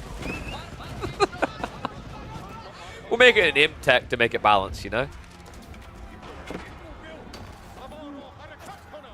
This surely has to get nerfed. I usually try to avoid nerfs, but I think, like, we were already there last patch. This has just confirmed it. Elephants are out of control. We've seen it in team games. We're seeing it in 1v1s. And it's so hard to gap close because of this as well. Like, that unique tech, 10% is not a lot of movement speed, but when you've got Spearman chasing you, it definitely feels like it. Anno should be adding Horsemen, Knights. Not Knights, no, but Horsemen maybe. The problem is he just doesn't have the resources because he didn't have the farm transition, right? So he was trying to prep Siege plus Spears to defend. The Nesta Bees just aren't doing enough. The nerve of losing the chemistry really has been hard felt. Makes sense, right? Like, it is a lot of damage lost. +2 doesn't sound like a lot until you remember it's 8 bursts, so that's 16 damage per round of attacks. Tough one here for Anno. He may have the eco lead, but B has done a phenomenal job of keeping up with the fishing. In fact, the fishing is what allowed him to do this, right? I don't think this game is the best example of just saying Delhi elephants are OP because the fishing allowed him to get this type of advantage, so like more happened than they just both boomed. But I do feel like we've seen plenty of games at the moment where elephants are looking a bit too good. Now, if you're wondering why is B playing with his food, he's not. Anatan has built Nesta Bees. The worst thing you can do is run into these choke points. Saturation damage would be high. On top of that, the spin would be able to more easily catch you. So he's actually correct in being methodical, being a little bit slower about this. Anatan just keeps taking the bait though, man. Mango is going to be thrown away. I'm not really sure why he wants a mango that badly, to be honest with you. These crossbows don't do much, guys. 14 damage against a unit with 9 armor. Barely touches it. Spearman now moving in. There's just so many archer shots coming from these elephants. Look at the bodies. Did he caught one elephant and lost about 10 spearmen there at least.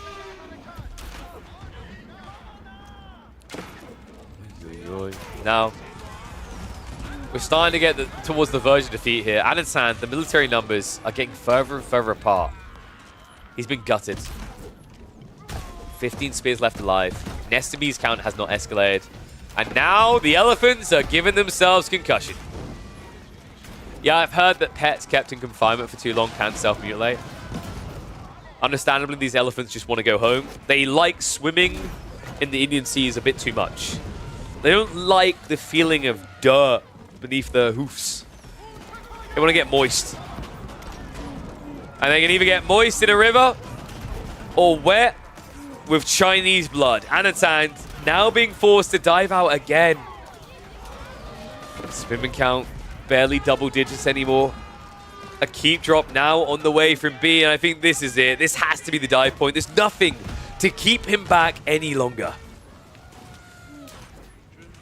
Yeah, I'm trying to think if there's ever been an elephant meta that's felt like it was a good time in AoE 4. I don't think so. I think every time elephants have been meta, there has been a deep taste of sadness for anyone who's not a Delhi main.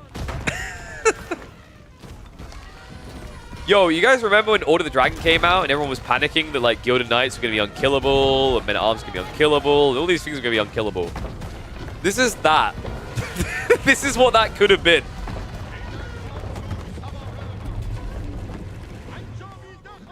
So what I'm saying is we need a Gilded Delhi. There we go.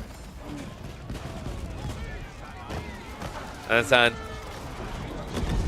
making his last stand here. Landmarks will no longer protect him. Choke points are becoming limited. And the Scholar count on the front line is getting ridiculous. Nice target fire there with the Nesta Bees, but the Mangoes are going to win out faster at this rate. Flurry comes in. Elephants did temporarily pull back, so a bit weird from B. I think he's doing himself no service here with the way he's playing with these elephants, because his scholars are actually body blocking him. While he tries to drive in. There's no crossbows left, by the way. It's just spears now. Another keep drop. Okay, I think B misplayed that attack there. His siege and his scholars actually got in the way. It would have been better to have killed this archery range and then moved around it, but even with that detail in mind, it doesn't seem to matter. Second keep now being dropped in the base of Anatan. Elephant count still healthy at 13. There are almost more elephants in this game than there are spearmen. And a keep drop now from Anatan. Good luck with that. I hear these guys are really good at headbutting buildings.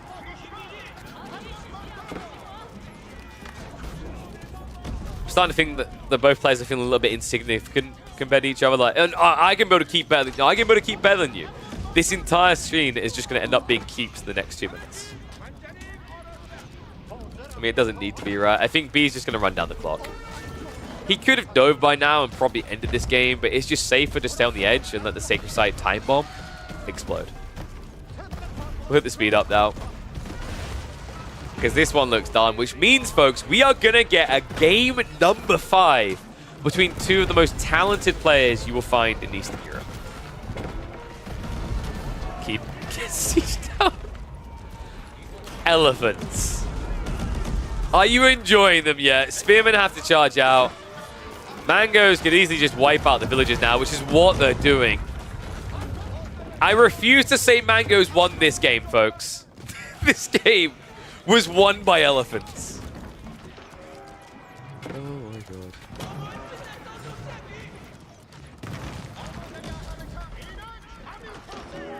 I'm trying to think how you fix them now.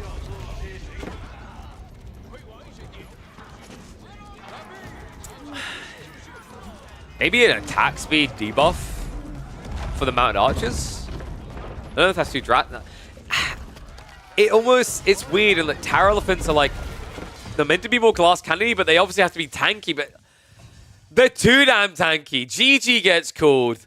The elephant meta has reared its ugly head again, and I am truly scared. We need to add a mouse unit to the game. That's the solution. You make them heavy so Expos can snipe them. I don't like that though, Kaiser Johan, because then crossbows, they counter both elephants, right? You're making crossbows too jack of all tradey in a game where they've already become kind of the go-to. Yeah, that was actually wild. Oh, man.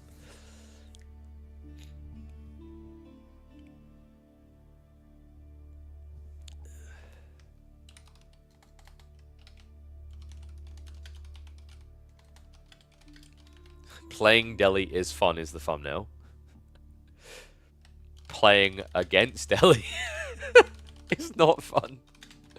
Oh, it's the beautiful, easy dynamic there.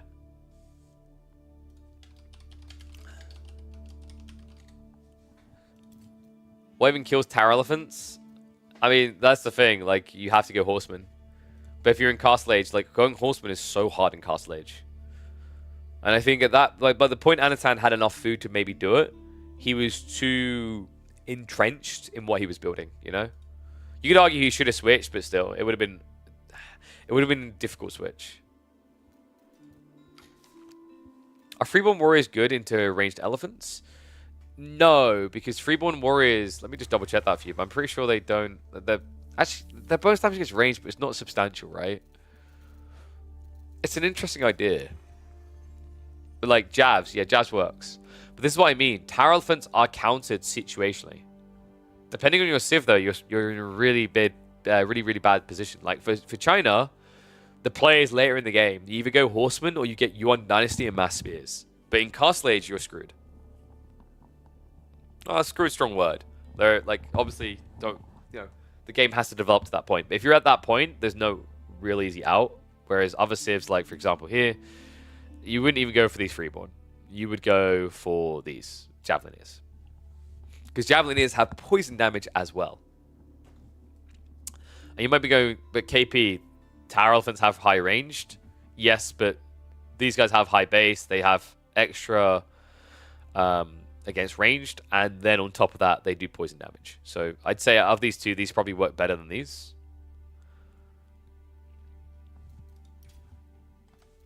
Deli smashes Mali? Exactly. Like, a good Deli player will just kill you earlier on in the game. All right, let's get the next game ready, though. Because we do get a decider here between the two.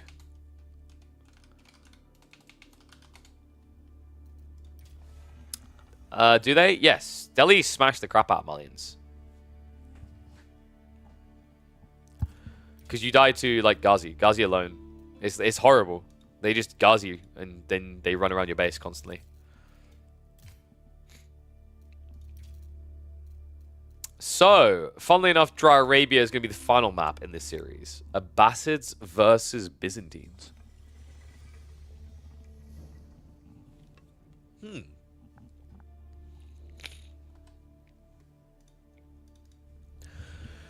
Correct me if I'm wrong, but this is fairly decent for Byzantines as long as you don't do anything to monkey brain all in. Sorry, I feel like I target Kazi Yoham without saying his name there. Sorry, KJ. Like, I remember the last time we cast Abbasid Byzantines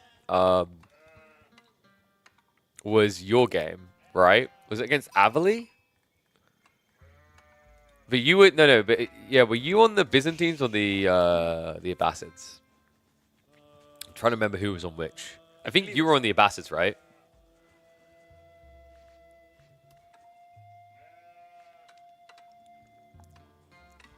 Whichever side won? Okay, now I don't believe you at all.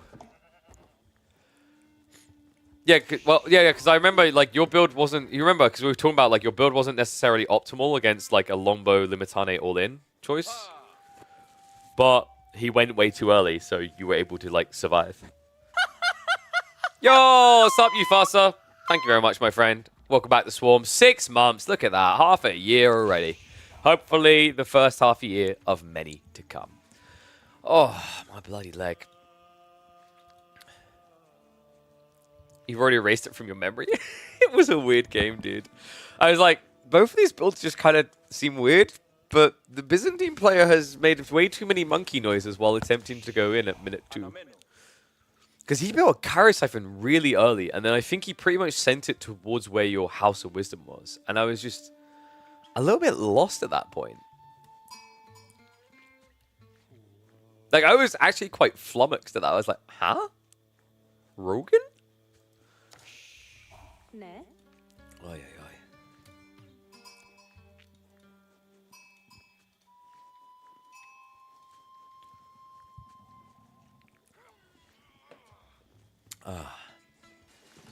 Okay. So, just checking the time as well. For those wondering why are we so chill, where is KB hype? I've been doing this thing where we wait until like 3 or 4 minutes in, which I quite like. Oh, it's also quite nice now because it just lets me unwind for a minute or two with my leg as it is. So it's kind of relaxing. Because we could be in for a long one here, folks. Ooh, blimey. What a day. And then, in T-minus 50 minutes, we're going to have the Canadian bros teaming up with Vietnamese players to go up against the Turkish stack in a best-of-3 elim. Whoop, whoop. All right. We'll do the little final speed up here. Because hopefully, I'm hoping we'll be able to squeeze in the last of Baltin's team's game from the lower bracket. Because we weren't able to catch the game 3 in time.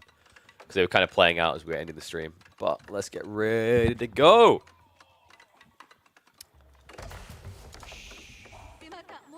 Abbasid mains want one thing, and it disgusts me. Every single game eco wing. You know what? I'm going to say it. I know I'm an Anno fan. Actually, I'm a fan of any classy gameplay. B, kick his ass. Because B, after just winning with the elephants, has picked a Civ. Can also build elephants. Alright, no, dude, I'm living in Delusion Town there.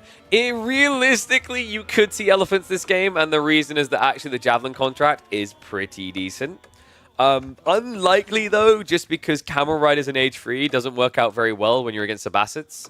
Usually, Byzantines can feel a little bit rough as the game goes on when they're up against the Civ that they're stealing ideas from, right? Like, Byzantines can work very well against English because of the Lombo timing on the first few groups. But, just like when you're up against Malians, if you're scaling Javelins and you go deeper and deeper in the game gets real ugly. But this series has been absolute beauty, folks. If you're just tuning in, this was a CIS exclusive tournament. Best of 5 grand finals, and we have made it all the way to game number 5 with 2 of the civs I think are quite controversial. Byzantines, obvious why they're controversial in a lot of people's eyes. Obvious why they're seen as OP to a lot of people. Abbasids have been growing. The Eco Wing has opened people's eyes, and the question they've been asking is very simple. If you know your alphabet, you know the question. Why? Why is this choice so good? Why is Fertile Crescent... Why does it need to be such a big discount? Because every single Abbasid game is becoming TCs, TCs, TCs. In a meta where other civs can't really justify it, they seem to get away with it constantly. B is looking to punish it. We've got Horsemen already being produced, which does suggest we're going to be seeing Lombos here. Usually when you see a stables commitment out of a Byzantine player, Lombos are just the bread and butter. They work really well. The logic fills up quite nicely, right? Like, some people might be wondering, well, if you're going to go Horsemen, why would you not go Javelins, right? Because if you go Javelins, Horsemen are fast, Javelins are quicker than Lombos, you move quickly. The problem of that, you know when you, like, get ready to do one of those nice raids in, like, an RPG setting, and you're like, line up my people. Okay, I'm going to get a DPS guy, a DPS guy, a DPS guy. You've already got 3 DPS guys. You've got 2 more slots left in the team, right? Going Horseman and Javelin is the equivalent of going DPS, DPS.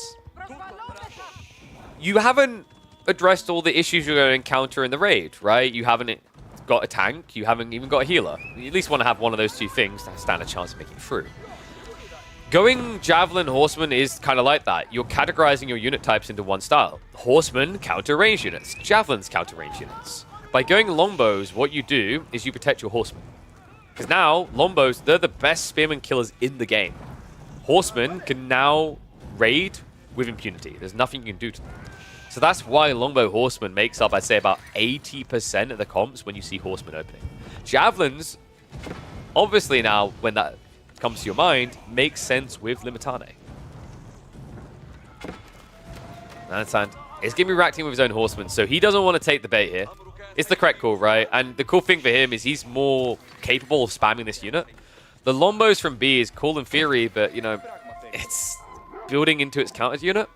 And if you now try to scale Horsemen to mirror, you're going to fall behind. Because although you do have some small cool things like System to buff your economy, your opponent has fresh foodstuffs to make their villager production less expensive. They have House of Wisdom Golden Age buff, and they have more villages because of 2TC. So, like, there's no way you win a stare down of Horseman spamming against a Basset. So B will need a transition, and he was already aware of it. Golden Horn Tower, now on the way. Yeah, really smart timing, actually. Love the fact that he delayed the Lombo play. Notice he didn't even try to get them out optimally because he didn't want them here. This was all an elaborate bait to get Anatan to build units in this age to keep him here longer. Although he may have Camel Archers now coming, Camel Archers are not going to fare well up against mass veteran Lombos. And we're probably looking at, like, what? First Camel Archer arrives towards the base. You're probably going to have 15 Lombos vetted up waiting. Villagers. Oh, I love that. Shiv's out. Ideal choice in the defense, right? Needs to keep every single one of these Lombos alive. So good shove back there. Anatan without the undermesh was unable to stay here. Remember, B hasn't gone for a blacksmith, so no steeled arrow, but naturally the Lombos have higher base damage than standard archers. All right, what do you think, guys? One's if you believe that Anatan is going to thrust that cup in this grand finals, or B, if you think, two rather, if you think B is going to be crowned the champion. Words today, my brain.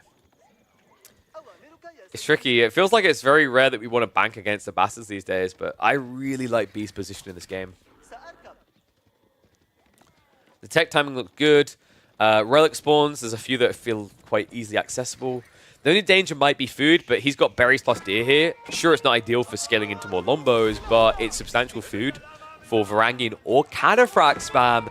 And we've got Cataphracts coming, which is ballsy against Camel Archers. Horsemen are going to dive in to punish this. So the Lombos are going to be fixated upon, so they will be targeted down. Villagers pulled further and further away from where they were initially gathering from. So a lot of Longbows being lost for B here, actually. We'll be able to hold it in the end. A few villagers are going to be shoved off of the gold. I'm a little bit confused by Cataphracts. I mean, they're good for raiding, right? But there's already Camel Archers. Remember, Camel Archers have high base damage, and also that's going to reduce your base damage with Camel Unease. I guess B's thought process is all he needs is Lombo Kata, right? So if he has Lombo Kata, the Camel Archers don't matter because Lombos have so much range, you won't be able to get near the fight. And Cataphracts are just the buffer point to protect against Horsemen. The danger of it is if your opponent has a lot of Horsemen, you're not going to have anywhere near enough Cataphracts to keep them locked in. One cool thought, though, and I think this is something that players have started to utilize. It's a really cool detail with Cataphracts. If you find your opponent trying to run around you to hit your back line, reposition your front line. Now, that sounds like a no-brainer obvious thing that anyone would do with any Civ. The crazy thing, though, is Cataphracts are OP for repositioning because of Trample. If you see you need to shift your line, most people will try to shift that line, and the way they'll do it is they'll have to scramble around the unit. So, like, if your enemy's horsemen are behind you, you now need to get behind them, you wrap around the sides. With Cataphracts, if you find yourself in that situation, you press one button, and you reshift into position.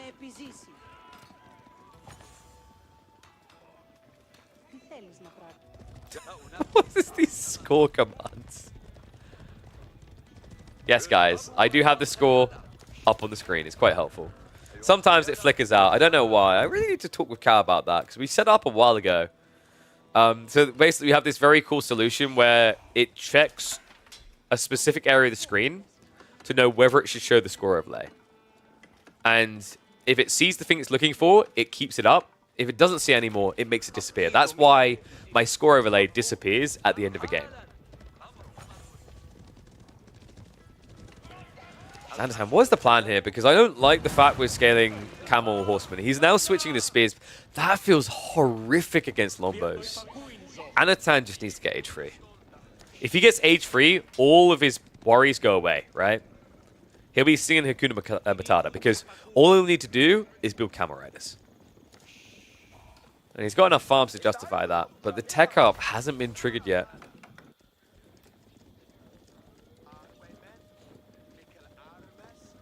Cataphracts bug, they freeze after trampling. Do they? Are you sure they're not just running into spears? If you trample into spears, you will be stunned.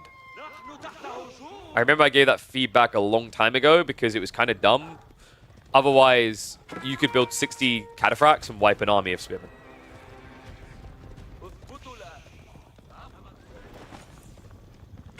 Even more so with the changes, actually.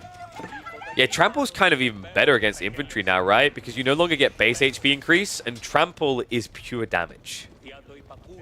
That's wild.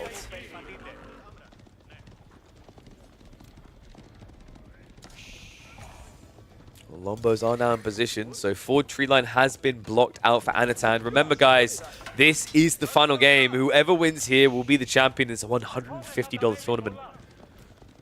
Cataphracts are starting to roam. They're getting ready for the cutoff here. Meanwhile, a counter-offensive coming in. Anatan is looking to trade. Makes sense, right? He's got military lead. He can afford to bleed a few villages if he takes a few away on the other end of the scale. Cataphracts are already in. Trample not being used. He could have pivoted into the tree line. I'm a little bit surprised he didn't go for it. Meanwhile, Horsemen are looking on to the berries, the olive groves.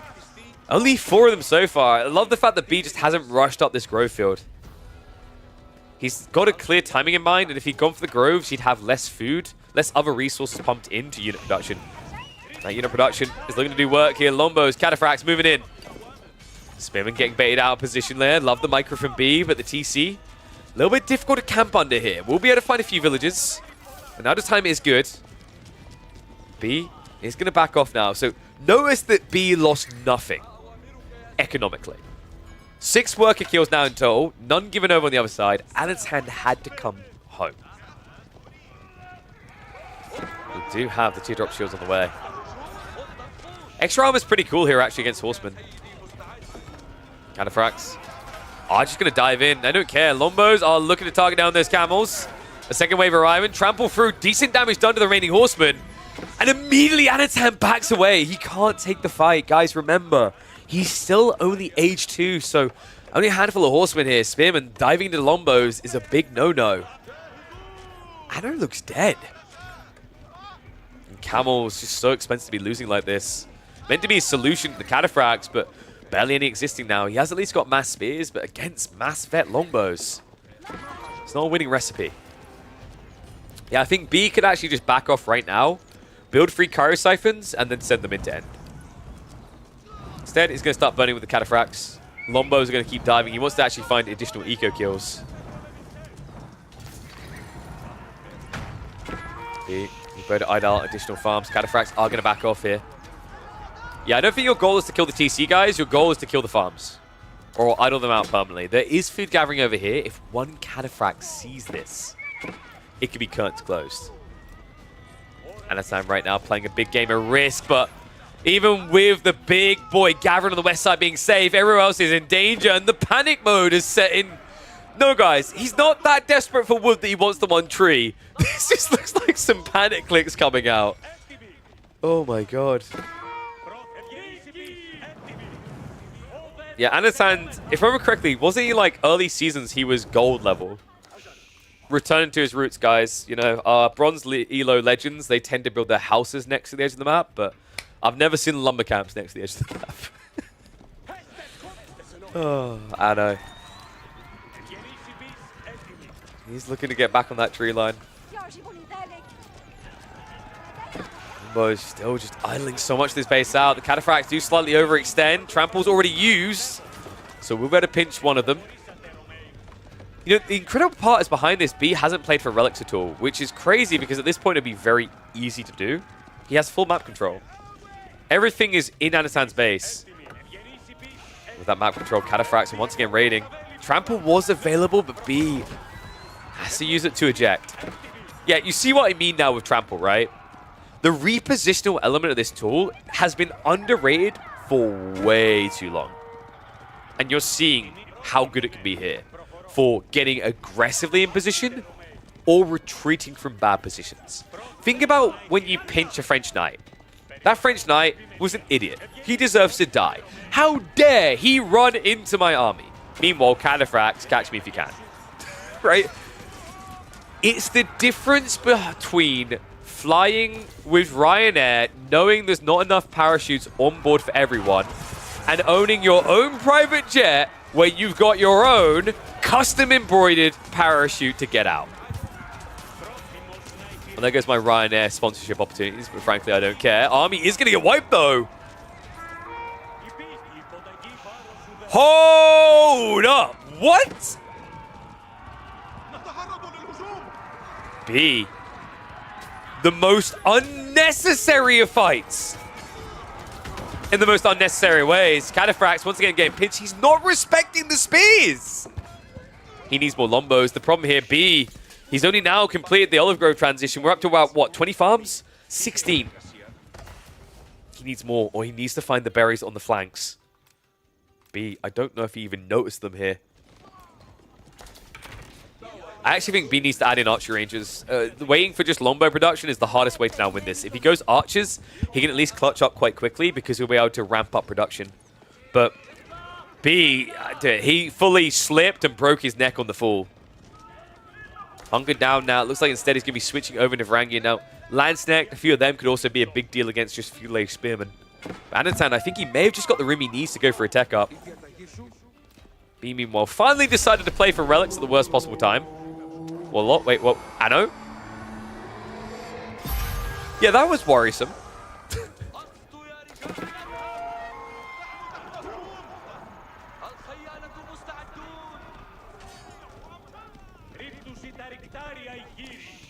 But he can at least afford the Vikings because he did sneak to the Southern Gold, right? So he's good to now pump these numbers up. Kind of wild the way he almost threw this game away.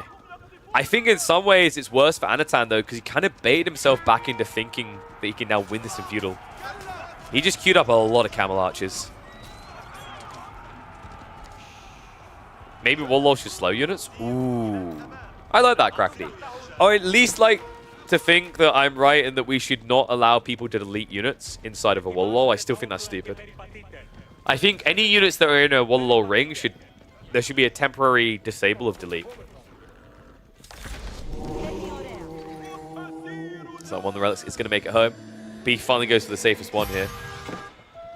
Now, this is important, by the way. Remember, we said he's lacking the full olive oil to get mass Lombos going. These relics will give him that. Remember, when you put them in the Grand Winery, they generate oil instead of gold. Really big deal here, because Lombos would just make this so easy. This is why I didn't like the idea of Varangian. It's why I thought archers would be better. It's because your opponent has built spearmen, so archers do better there already. But the other big deal is camel archers. Varangian will lose to camel archers. So yeah, in a way, B is maybe panicked and just chosen, I'd say, the wrong unit type here. Lombo count has at least started to rescale.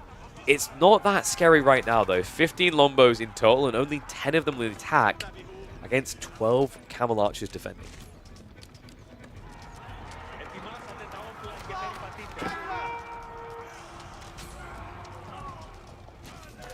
Lombos. Oh, I'm going to have to shuffle back here. Just a few horsemen to scare them away, but reform the lines here. Varangian absorbing a lot of spear shots here. You know, in a weird way, having Varangian here is especially much better against the spearmen of the Abbasis due to spear wall. Because it means that all of them are attacking Varangian, none of them are bracing for a cataphract. You can see that he's trying to fish in right now. Military is now even. All of a sudden, B taking the lead here. The second wave could actually delete the rest of this cataphracts. Have been holding in reserve, min-maxing. Spear count has been reduced down to 15. Additional Varangian are starting to arrive here. The Camel Archer count, it's looking reasonable, not crazy. Lombo count still at 13. Tech up has completed. So Anatan can now switcheroo. I think you need to get probably into what? Camel Riders, I think that's what I said before. I kind of stand by that. Camel Riders is your gravy here. Instead, he's choosing Lancers. My problem with Lancers here is he doesn't have that much gold, right? Yeah, this one's now being exhausted. He's got the 4k behind that's down to 3k.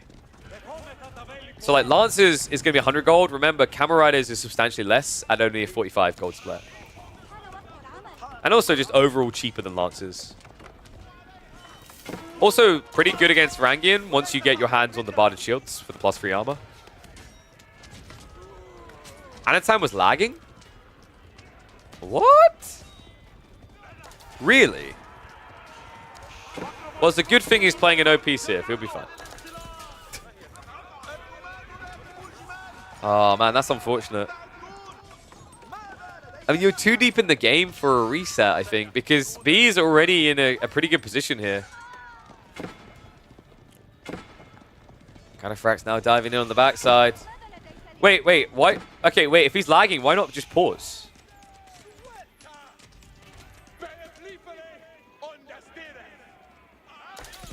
If he needed to reconnect, it's screwed, right? But he could have paused. I think this is going to be one of those tricky things where players need to remember that that's a thing now. Like, this is the very niche situation for which pausing was created. It didn't have connection to the game. Oh, dude, that sucks. That's unfortunate. All right, well, at this stage, I think the game is pretty much concluded. I mean, the Camel Archers will try to hold on, but the Lombos will be able to trade out against that.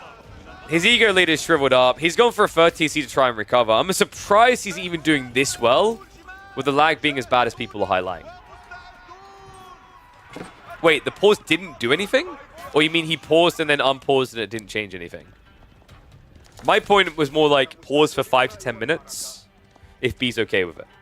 Which B is actually very reasonable, these type of things. He would have been okay with it. It paused 1 minute late. What? We're a beta? Oh, that's unfortunate, man. I'll talk to the devs about that. It's a new feature, right? So it's definitely not going to be perfect, but we want to try to get that fixed because this is the type of situation where the pause function is meant to be useful. Because obviously it doesn't have the full use right now, which is if someone disconnects, you want to be able to pause. That doesn't work because we don't have a reconnect. So the niche value is meant to be if you have some issue in game, like your mouse disconnects or there's weird lag or whatever, or your internet's gotten really stuttery, then you can pause until it catches up.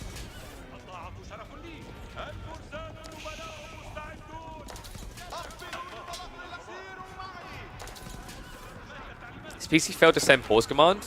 I mean, if he paused a minute later after saying the command, that doesn't sound like that's exactly what happened. But yeah, it does sound like a mixture. Obviously, the fact it's lagging in the first place sounds like it's probably something to do with his PC. But I'm still going to flag the devs because the pause function is new. And obviously, there's only so much testing you can do with it behind closed doors. So.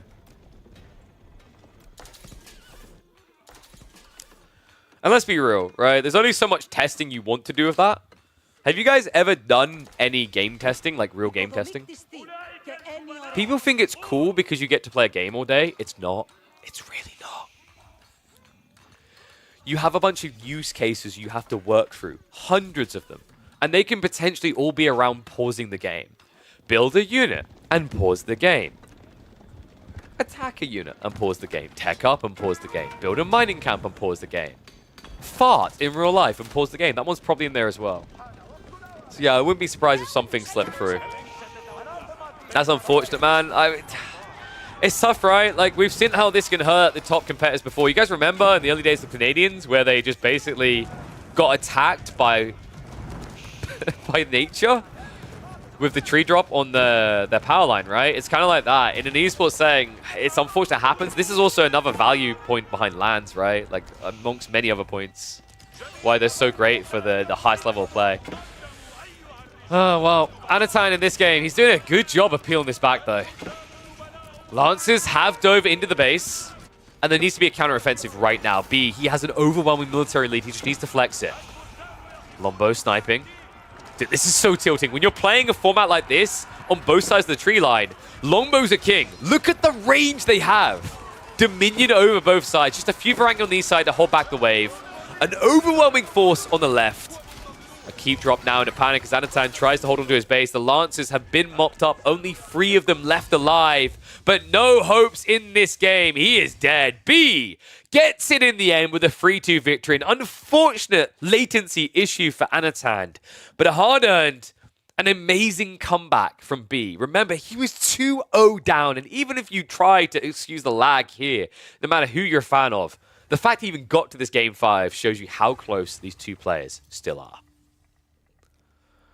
Show perspective on screen. Okay, guys, we're quickly, bonus little clip at the end. We're quickly going to show this on the broadcast for the video as well.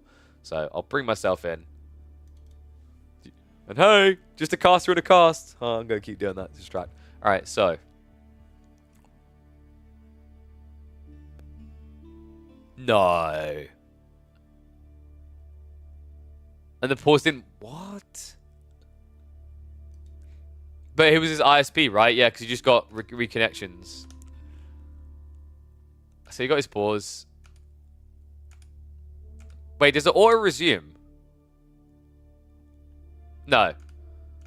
So dude, yeah, they left it for a while then. That's unfortunate. I mean, dude, shout out to Anatan for trying to champion through. I think that he understood that this was a tough game at the position he was in anyway, which is why he didn't call for a remake. And also, there's no saying you wouldn't have internet issues. I think B, he had done enough up to that point that you could say he had an edge. Whether it's an overwhelming edge is debatable, but you're like 20 plus minutes into the game.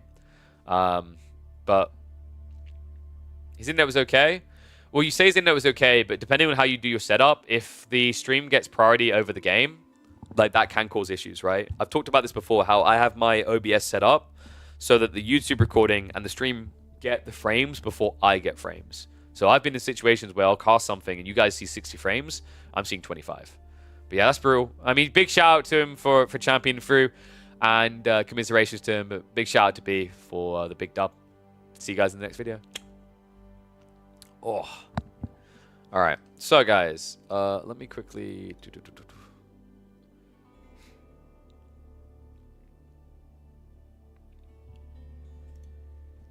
Sending a quick email, and then we should have another game ready to go.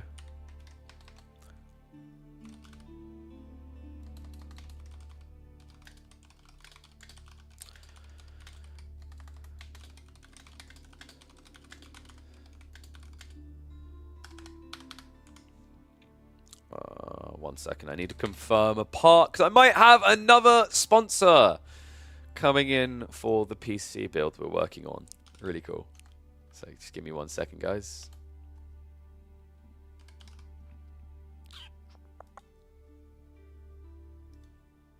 My brain is like, I know the part I'm being sent, but I still want to confirm.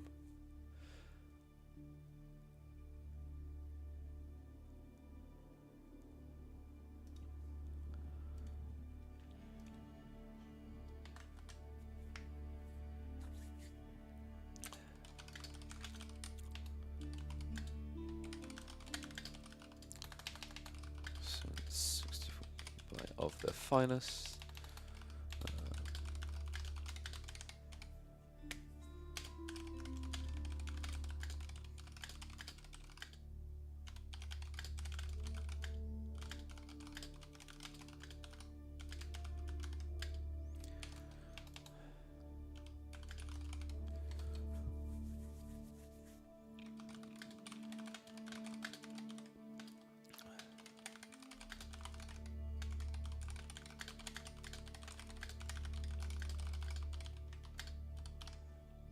Alright, fantastic. Sorry about that. Why do I keep getting asked if Stormgate is dead? I mean, dude, it's still alive. It's on live support, but still alive. Hasn't died yet. Alright, guys, so we have perfectly actually got enough time to check out another tournament game. Baltoon's team, to be specific. Ugly Cat played yesterday. We caught the first and the second game. We weren't able to catch the third because I think they had like a disconnection issue and then it had to go off. So we said we'd cast it today, and it's going to be perfectly done because we'll be able to cast this, and then we'll hop immediately into I think it's the upper bracket series. I'll have to double check that. My brain is farted for a second. Between the Canadians, who are teaming up with the Vietnamese, and a full Turkish stack. So if you guys haven't been catching Fields of Blood, it's a 4v4 tournament that's been going on for a few weeks. We're going to be watching Turkey versus VNC. So Turkey is made up of Sassy, Dr. Falcon, Ibi, Tavson, and Krisha. And then VNC is made up of Morgan and Eric Boss from Vietnam, and Wham and Puppy Paw from Canada. Yep, I'm always forever going to call them Canada. Oh, I love it. So let me get the game loaded up and ready, and we will prep the scene. Let me also update the title.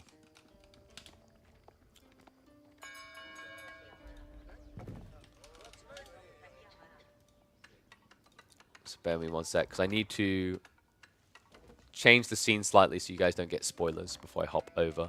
So 1 second. So you have to keep looking at my ugly mug for a few more secs.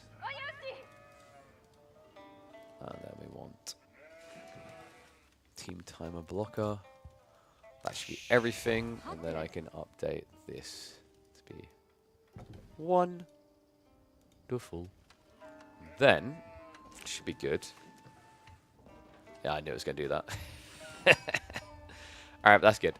And then I just need to add the logo in. So guys, we're going to be casting this, and then we're going to be casting another one. So there's going to be another series starting, basically, hopefully as this game ends. We should have enough wiggle room. It's meant to be 15 GMT start time, but these things tend to be a little bit delayed with them getting the drafts and everyone in lobby.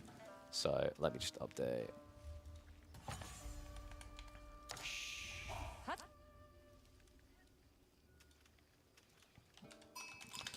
Oh, just a reminder, we are locking sign-up soon for the first week of KP's midweek muster. So if you haven't, go ahead and get signed up. I believe cutoff point is tomorrow, if I remember correctly from what Choom told me. So you've got a little bit of time left. And that will kick off. That will start on Thursday. I don't know if Choom's still in chat. I'm trying to remember what time do we open it? I think we open it at like 5 p.m. GMT, right? So players could literally play some of their games that day, or they'll start playing them the next day. Actually, no, sorry. This one, it definitely opens on Friday. I'm pretty sure of that. Choom's like, what are you on about? Yeah, yeah. So Friday, when we stream on Friday, I reckon we're going to have 3 or 4 series that have been played already that we'll be able to cast. Okay, I think everything was on the correct side. Oh, we've got North versus South again, the classic.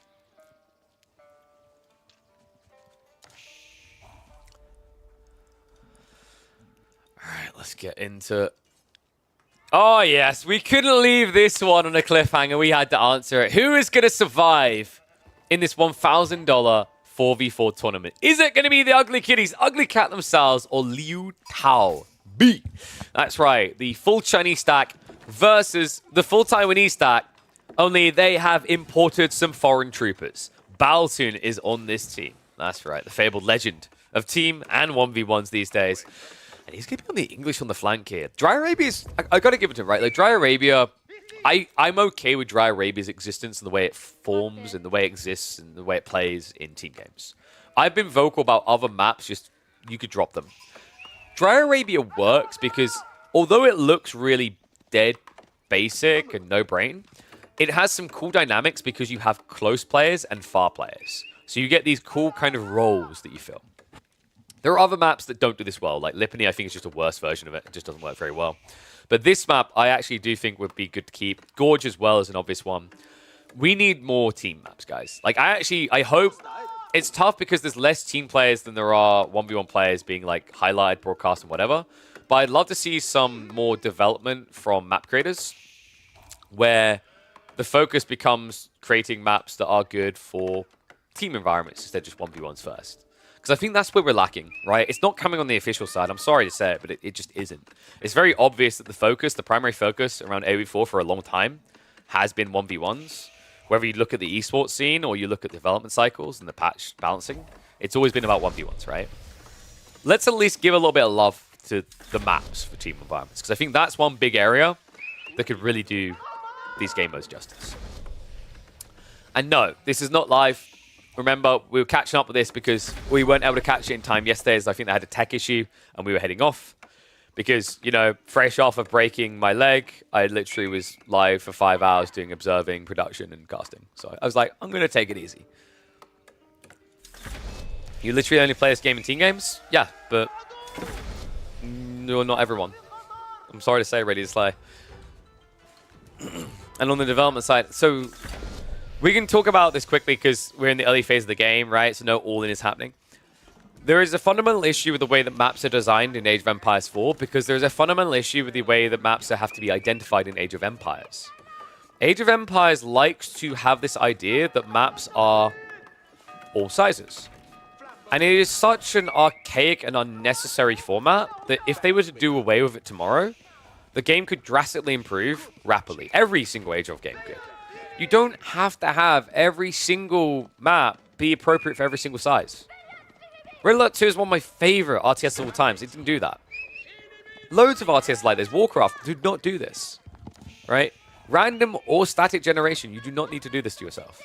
And I think it's kind of unfortunate that we do, because with the way that map spawning works, imagine if we just had maps that was like a Dry Arabia where the players spawn this close. Right? But you couldn't do that because if you scaled that from 1v1s, you'd be having a player spawn here and a player spawn here. So that's my little rant for this one. As we are perfectly timed to start talking about the action. Baltoon did go for the Council Hall play. Makes a lot of sense. Remember, he's directly opposite the Japanese player, so close enough to harass into this. So we're seeing pressure already mounting here. Double outpost coming up to try and defend against that.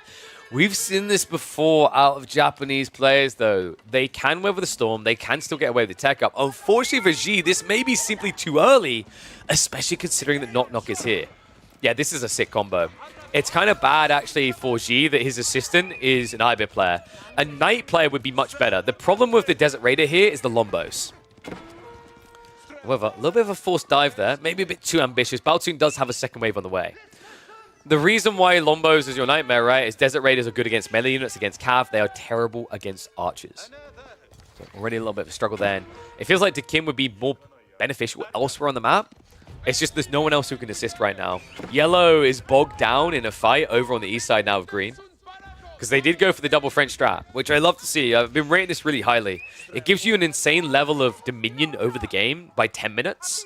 And it's incredibly impactful against greedy Civ comps. And if you look at Liu Tao's, there is undeniable greed here. You've got Abbasids that want to boom TCs. You've got Japanese that want to rush castle. Yeah, I've noticed the more we've been seeing from Dry Arabia, it seems like the meta is going to be hard locked in, anchored in to this idea of just full device sending it in Feudal Age where possible. Like across multiple series now we've seen this. It's not that Dry Arabia can't get late game. It's more that you have to earn it, more so here than almost any other map that exists in the game.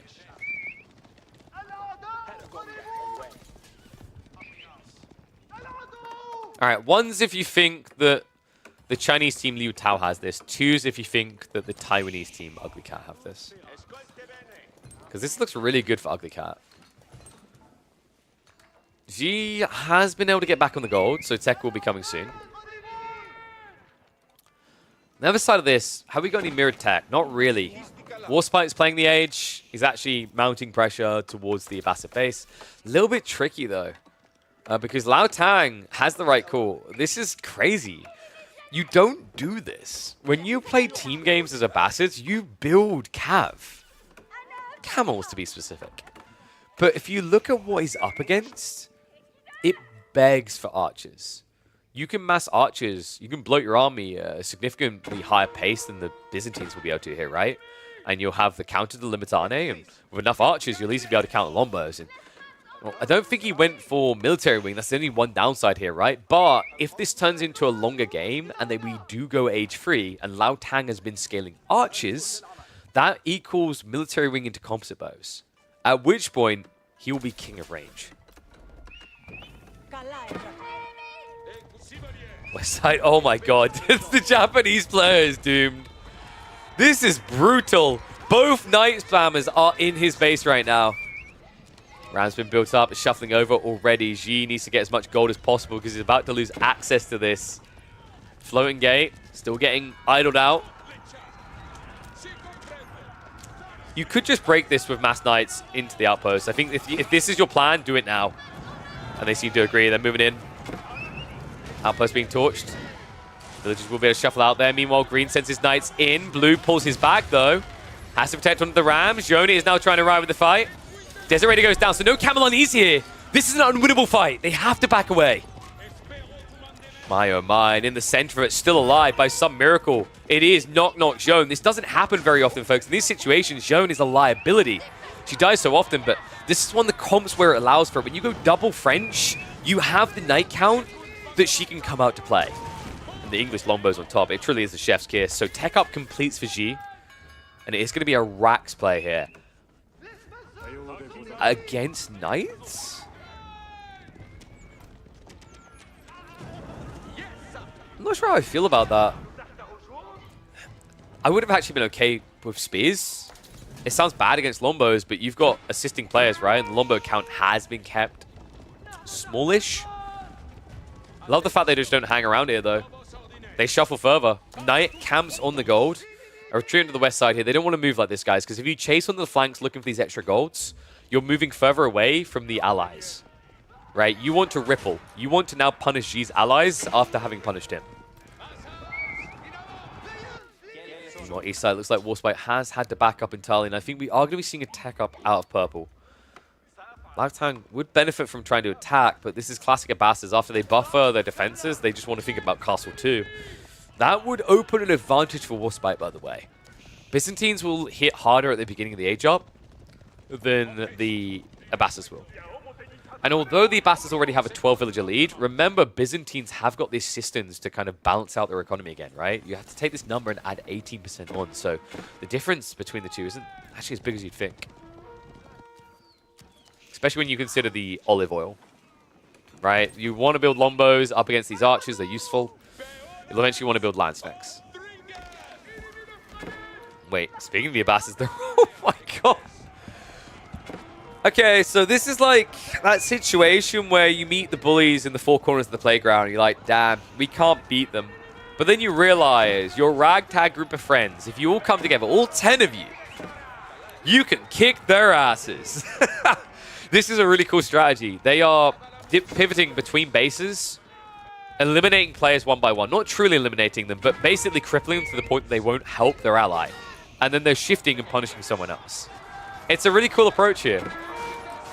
And you're seeing this desperation. They try to assist, but the timing might not be for them. Might be against them. KJJ comes in with a surround. Yellow not able to get away from this quick enough. The Desert Raider is still alive. Lombo's not targeted down. Baltsoon switches over, though. And Knock Knock, it's level 3 time. Jun has reached her peak form here in melee. This is huge. The cleaves are going to add up. The archers are now diving in. But remember, folks, these are knights at the end of the day. And Jun being ignored so far means these cleaves are going to start to add up. Number one comes through. They run straight into the knights. What is Lao Tang doing here? Oh my god. Me, pick me, hit me, hit me. That was pretty much what he was yelling there. But my bigger question is why? I don't think I've ever seen a zone get so much XP value so quickly in a competitive 4v4. Sure, pubs where people don't know what they're doing, noobs alert, got it. But we're talking about some of the best you've got in 4v4s right now facing off. And Zone just farmed up a storm. Holy crap.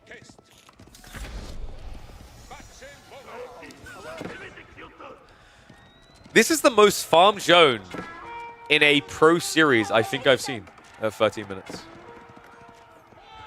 We've seen them reach level 4 in like pub stomp games, but that this is, like I said, Liu Tao no pushover. We've seen them beat some of the best. I believe, yeah, this was the team that put 3D Clan in the lower bracket. Would you believe that looking at it now?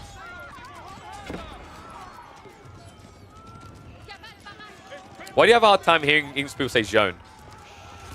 Is it Jean? Jean? Jean? Jean? Everyone says something different. I just give up at this point. Billie Jeans.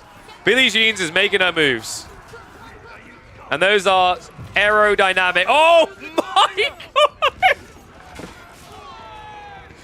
Aerodynamic in that she is swiftly swinging that sword, creating air slashes.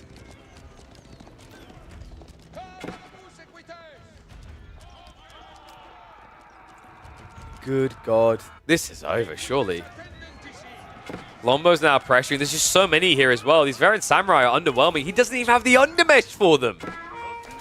What was she doing with all this time? Switching Onimusha against Longbos? Okay, so here's what's happened. This is the power of going base to base to base to base. You have now forced every player on the enemy team to play like they would in a 1v1, addressing all threats themselves. Look at what Ugly Cat have done. They haven't addressed threats one by one. One player built Lombos, 2 players built Knights, another player admittedly built his own comp. But the majority of their team has stuck true to the idea of build your unit. Build the unit that is king to crown you in this game.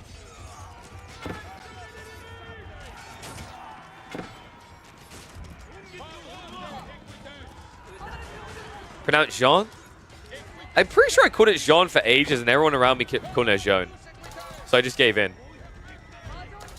People told me I'm wrong. Like an Englishman didn't know how to speak French when we're so obsessed with the language that half of our words sound French. I agree. It should be Jean. Jean now coming in. Oui, oui. Le baguette, she says. I don't know why I'm doing that now. Knights are going to pinch you. This is actually a big white Baltoon. Heavy commitment in. Lombos are going to get taken down, so they have wiped out Baltoon's army. However, behind this, look at the tanks. Baltoon H3. KJJ H3. Warspite H3. Knock Knock, the only one not heading up, but guys, he's got Jean level 3. He doesn't need it.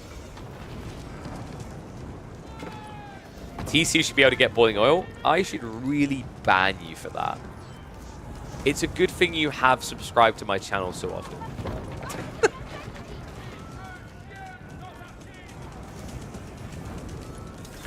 Well, speaking of the TCs, that right there's the primary one, guys. Kyro Siphon's OP. This looks done either way you try to shape it, right? Walls are already going up. The counter-offensive opportunity seems non-existent. Lao Tang has moved practically his entire economy into Yellow's base, which would be great if they weren't now going to head into Yellow's base. And now I start to realize why Baltoon wanted me to cast game number 3 of his series so badly. This was a beatdown. 3 players. Kind of being greedy, right? It just doesn't work. I mean, actually not 3. It was 2. It was 2 players for Northside being greedy. But 3 players all in. just kind of leveraging that has been so effective here. Well played. Well-earned victory for the boys. We'll speed this up a little bit because I think now we're in kind of free fall here. There's a counter-offensive opportunity. Yellow. He does get in on the villagers, so not taking a heavy knock to his economy. But Shone is actually, I want to say, not that far away from getting a level 4, if we're being fairly real, with the way these fights have been going. Especially when you consider how many Knights and Desert Raiders are in the mix. And the problem now is you can't insta-sniper, right? 360 HP, range damage reduction. She doesn't just drop dead like she would have earlier.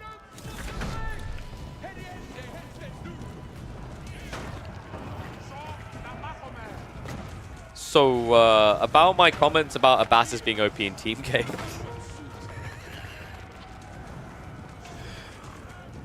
I mean, I haven't got such a big head that I can't get out of my studio door, right? I'm not arrogant about it.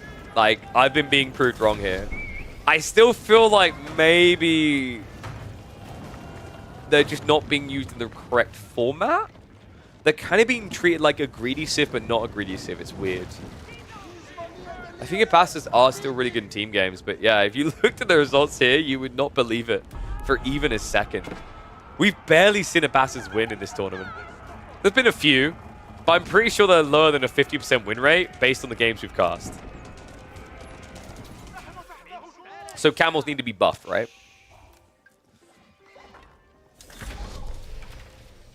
I mean, it wasn't as much Abasas on the flank. It's more that, yes, Abasas on the flank, but also Japan's on the opposite side. It's like they just couldn't assist this. It was just a great ID by Ugly Cat. They found the chink in the armor, and they crushed it.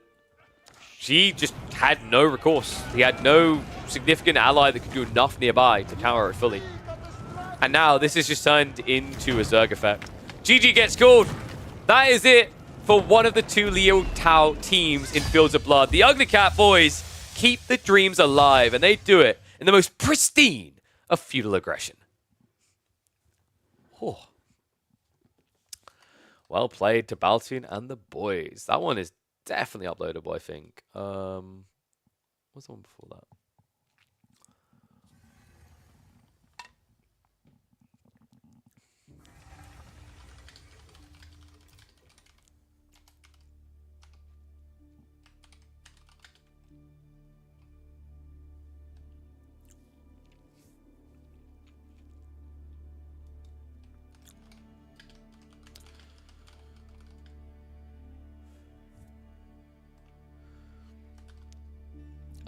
Can the new pause feature save unattended from elimination? And then that one would probably be the most fed zone in a competitive team tournament. Loving life. Point to Jean. Gotta be more baguette sounding.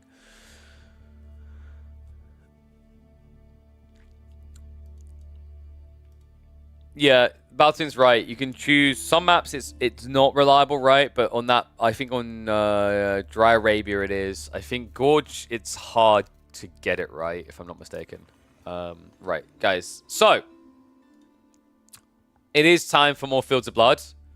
Team Canada should be getting ready now. So let me check if the draft has started to be done. In fact, is it codeine o'clock? It might be codeine o'clock. I might be able to have my drugs.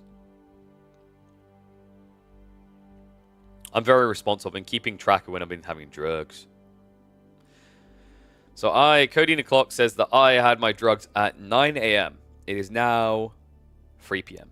That's 6 hours. Yep, we'll do it. Yep. Drugs. All right, guys. So I don't think they've started their draft yet. People are already practicing for my midweek musters, by the way. I might have to snoop in on them a little bit later. You're allergic to codeine. My commiserations, mate. I was on cloud 9 with that. My first experience with codeine was when I had to have a root canal. So someone had leftover codeine, and I just had the max dose. And I'm a person who doesn't usually rush towards drugs, by the way.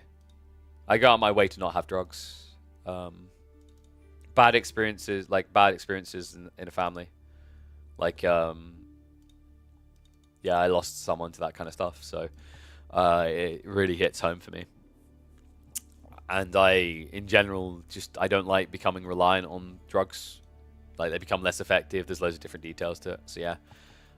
Right. I think what we're doing right now is we are waiting for the draft to appear. It hasn't appeared just yet. So, one second.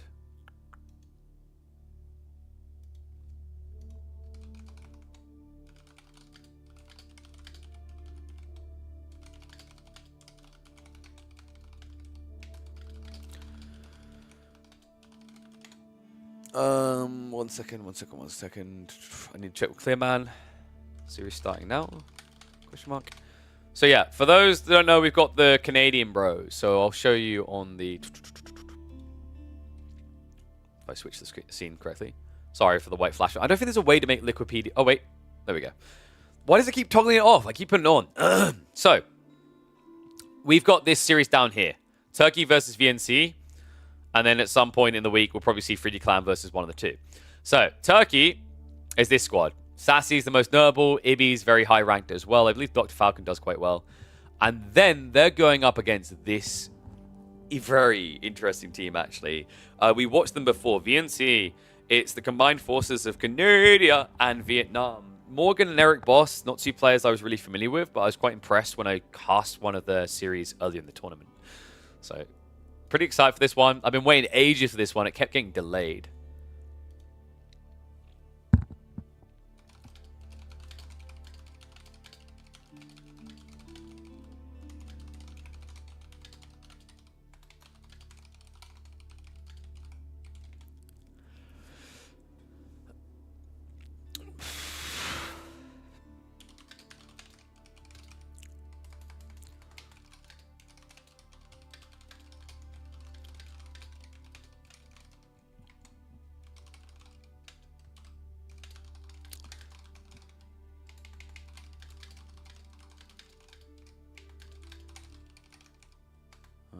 I'll also recircle.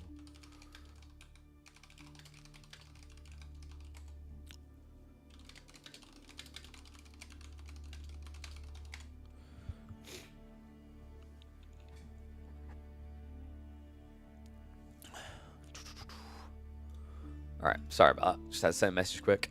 Business, business, business. It never lets up. So, just waiting for confirmation of these starting now. Hi, YouTube. You guys have been quiet today. That's alright.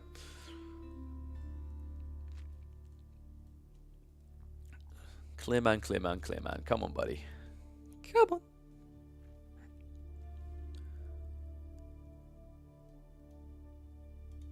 God. Oh, I forgot what I was going to do for a sec. Falcon's pretty good. Ibby's pretty decent as well. I think. Ibby does fairly well, at least in 1v1s. Yes. Okay. How's that? Emma, are you home? Please tell me she's home. If she's not home, I'm going to have to run out. Run in, rather. Which we'll have enough time. What I'm doing is I'm waiting for them to start their draft so I can just show that on screen. And then I can run to get my own drugs.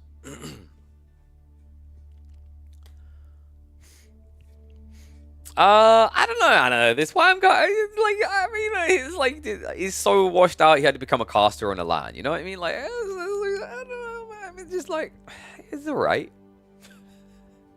Nah, they're gods, dude. They believed in the Ibid ways.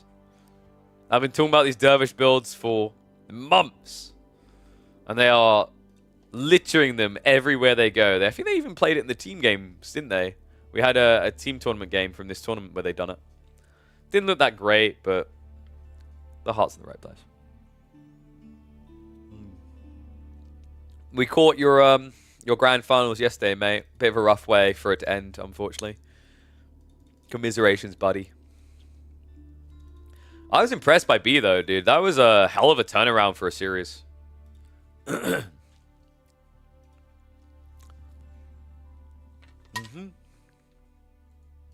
There we go. Draft is now live.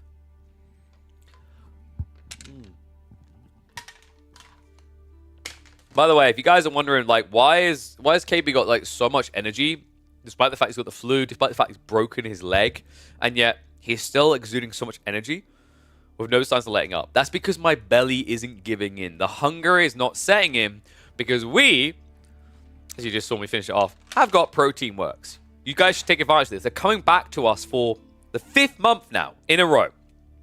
Crazy amount of support. They believe in me. They believe in you guys. So take advantage of it. I've noticed more and more people have started to pick up the Protein Works now. Highly recommend it. I've been promising if we hit our quotas, we'll add more money into prize pools for upcoming show matches. I'm committing to that.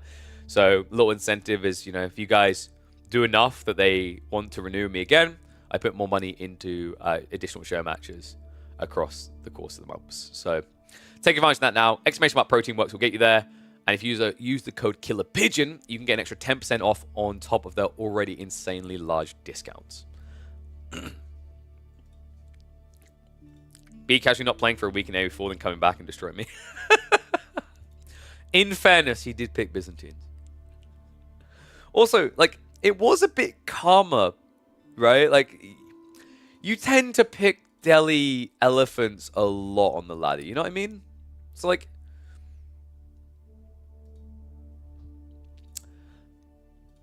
I'm not saying you deserved it, but there are many people who lost Elo in Season 8 because of your elephants.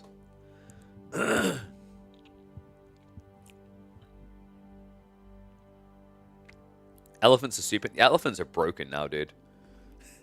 They're going to need to be rebalanced, I think. I was saying earlier in the cast, whoopsie, I'm not a fan of, like, resorting to nerfs unless it's absolutely necessary, but I think elephants might need some slight nerfs.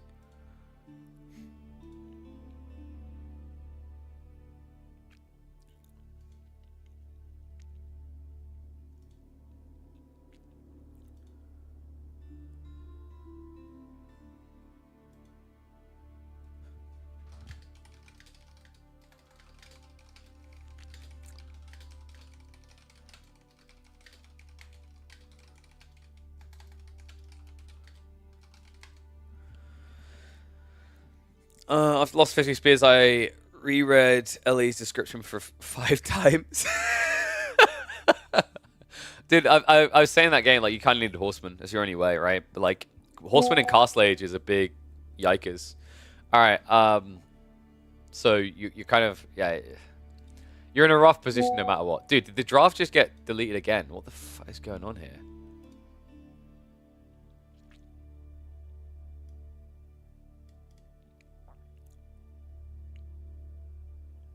Oh, Tracker was playing some of my map draft. Dude, it's so cool to see so many people like already practicing for math tournament. I'll be seeing a lot of that for the next 30 weeks. So, what happened to the draft?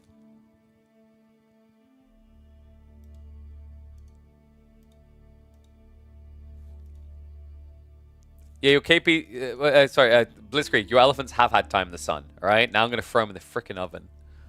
We're cooking those mother duckers. What's going on? We seem to be missing a draft.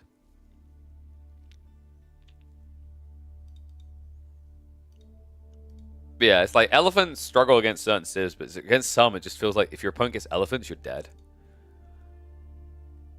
The thing for China is, like I was saying in the cast, like there is a combat point, but you have to,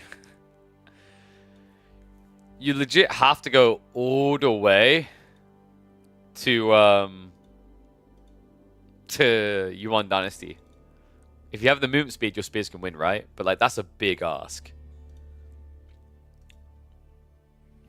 And also, I think I did highlight that it was kind of different in that obviously it's a game where you had to do the yeah, I don't know what the funnel map is. I'm confused. So it was a weird one, and like, obviously you lost water control, so that amplified the fishing amplified the spam of elephants while you had to pivot, right? Okay, so dude, we haven't even got a full draft then. What do we get? Gorge, Rocky River, and I don't know what else. Probably Dry Arabia. All right, guys. Don't worry, you're not going to miss anything because they're going to have to set up the lobby. And then it's going to be like 3 or 4 minutes. Because my partner's not home, need to limp back into my house, which is across a garden and up some my brain. Decking. That's the word I'm looking for. Decking to go inside to get some drugs. Oh, wait, no. My partner stand here. Sorry, sit here. Screw standing. And suffer. For those who don't know, I mean, I described it fully at the start of the stream yesterday. I might try and clip it and turn it into a YouTube video, breaking it down. I broke my ankle. So it's an interesting time being me. Oh, for life to be as simple as your internet just not working properly, I know. Surgery or no? Got confirmation late yesterday. No surgery. Thank God. Thank God. God, my throat's still rough. So that's at least a positive. But I don't know when I'm going in for a full cast because there's only a half cast, so I have to be really careful. So yeah, I hope that means it's going to be healed faster, right? Like, that's my hopes. So yeah, Byzantines. Oh, Mongols being let through. Okay. H-Ray's well. This is Rocky River, right? No, because Rocky River was drafted, right? So it can't be Rocky River. Sorry, guys, I don't have the map draft because something bugged out. We're legit just missing a map draft. It's very weird. Like, it was there, and then it didn't complete, desynced, and then it disappeared. But they know what maps they're doing, so that's the good news. But yeah, I'm pretty sure they drafted Gorge and Rocky River from what we saw. We just didn't see the final one. It's funny because this looks like a Rocky River draft. HRE for the relic absorption, Mongols for the trading. English could be your forward spawning player. You can force that. Actually, no, I don't think you can consistently force that. And it would also make sense for like Japanese, Abbasids, Byzantines. Gorge was picked by one side, so it's not the starting map. This is probably Dry Arabia. You stick English and HRE on the flanks, or you can put Mongols instead of HRE in the flanks. And then you could put Abbasids and Byzantines flank. That can work. Or more typical is Japanese and Byzantines, because Japanese are really good at taking pressure. You wouldn't believe it from that Baltune game, but usually they get more assistance. Your wife broke her ankle, 9 months pregnant. Oof. That's like, spread the legs, push, ow! Yeah. Oh. No, don't envy that, mate. Yeah, we'd be screwed if Emma was the one who injured herself, right? Because, like, she's the primary carer for both our kids. It's like, this is one of those scary things about being a content creator, right? It's also why, like, you try not to have a heart attack when, like, you're not making enough money to get by and you're still growing your channel as well.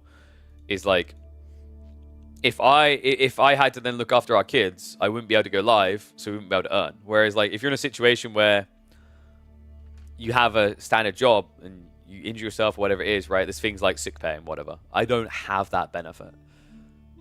So yeah, people usually look at like what you earn as a freelancer and all these different details. Like, wow, life must be great. It's like you're not always working, and also you don't benefit from all the perks that other people do that have a safer job with, you know, a big IT company or a big food and drinks company or whatever. Okay, so I think they're in lobby now. Yeah, they just hopped in lobby, so we should be getting ready to load in just a few minutes. For those just tuning in, by the way, this is the Clearman tournament, the Fields of Blood. He ran a free-for-all tournament about 3 months ago, I believe it was. So he came back for another $1,000 tournament. We've got teams from all around the globe competing here for the lion's share of $1,000. Any regular job not in the USA, you mean? I mean, dude, say that to the freaking professors that all have tenure.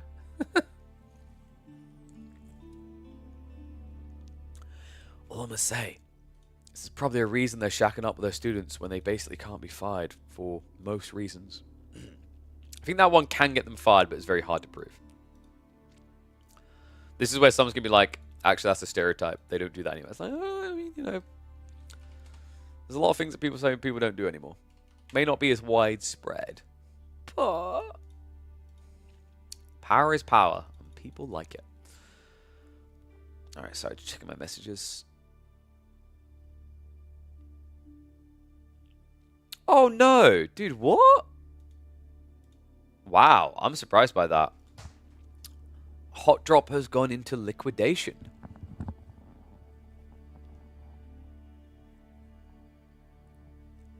So Hot Drop are a UK agency that deal in like they do like business to business events, marketing efforts, whatever. I know the CEO of them. I thought they were doing quite well because they were actually growing constantly for the last 2 years. That's unfortunate. They're really good people. Winner will play 3D Clan. Yes, Camion. It probably won't be today, but they will at some point indeed play 3D Clan. We're just waiting for them to start the game now. So they're browsing, they're getting a lobby, and then they should be kicking off.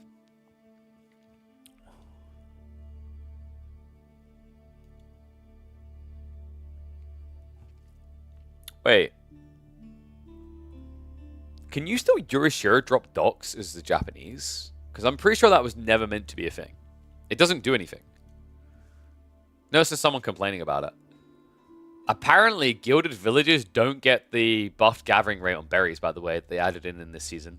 So, oof. Order the Dragon somehow got nerfed. What else we got? Consecrate can still be used on keeps, even though you can't produce anything.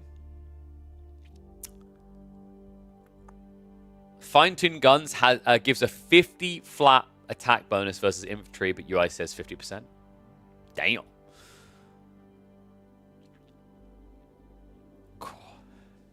Tomorrow's grand finals? No. What, for this? No. No. We're far away from grand finals. This has... sorry, let me show you. This has to be updated. The end date has to be updated because the tournament got pushed back by at least a week because of the new patch. So Clearman talked with the players and they all preferred having an extra week to wait so they could get used to the new patch. So this schedule, I imagine that means like probably 6th is when this tournament will finish. We might not have time to cast it. We'll see. Because remember, my tournament series starts this week. So if, for example, he decides Clearman's like, I'm going to do it on Thursday, good luck, mate, because I won't be able to cast that. Because Thursdays every week is going to be our day for grand finals. Yeah, like, dude, could you imagine if it's tomorrow with this many games to still play? Good lord. Yeah, things need to speed up, actually. I think, in hindsight, he's probably realizing you need to be a bit more aggressive with, like, having these matches set. Because things fell behind, even more because of that, the new season drop. 44 tournament's awesome, lots of mayhem. Hell yeah. Yeah, I've been enjoying it. It's good. I thought, so I'll be totally real, right? I thought I was going to cast maybe like 2 days max of this and be bored. I've been impressed that I keep coming back to cast more. Like, I've been feeling bad that I haven't been casting enough 1v1s, especially on a brand new patch, right? But they've been really good. And yes, market we did. That's literally the last thing we just cast. Oh my god, Emma, please get home quick. Hurry, please. Just don't hurry, please. This is where she's gonna like just have a picture of me laying on the floor going, help! That's right, guys. Guilt tripper. Guilt trip the mother of two, looking after them a lot. Because as we know, with my leg broken, or my ankle broken, I now am also basically a baby.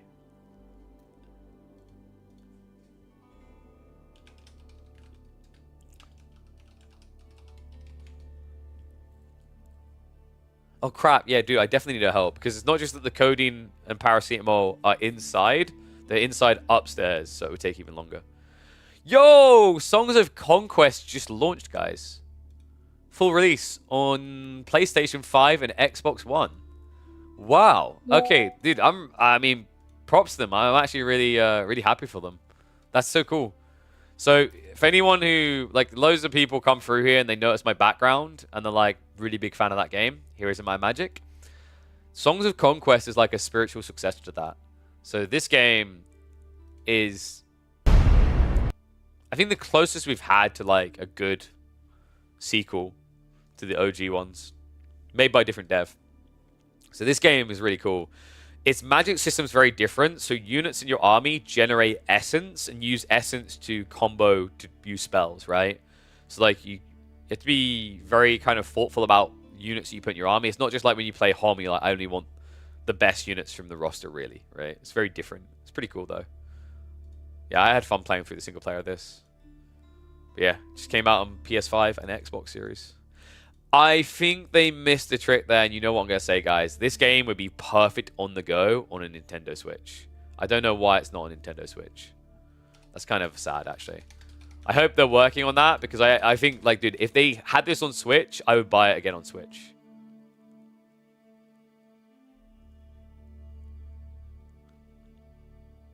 Yeah, so, okay, yeah. So maybe they'll do that as an extension. They're currently testing it on, like, the current gamepads of PlayStation and Xbox. All right, guys, I think I'm not dragging it out because I like making it all about me. I'm just waiting for these guys. They're currently in lobby, so we should be kicking off in a sec. There is, by the way, another thing coming. You guys know that there is actually a new Might and Magic coming. There's being like it's basically kind of a graphics upgrade to Might and Magic 3, is my understanding. Olden Era, it's pretty much going to be Hom 3, Heroes of Might and Magic 3, but with a very different graphical style. I'm not sure how I feel about the graphics right now. I'm not crazy about them. I think that's been a lot of people's feeling. It's like some of the graphics are kind of cool. Some of them don't look as good. So like, yeah. Okay, so this was a fair point that got made. Sadly, a lot of these graphical backgrounds for towns kind of look AI generated.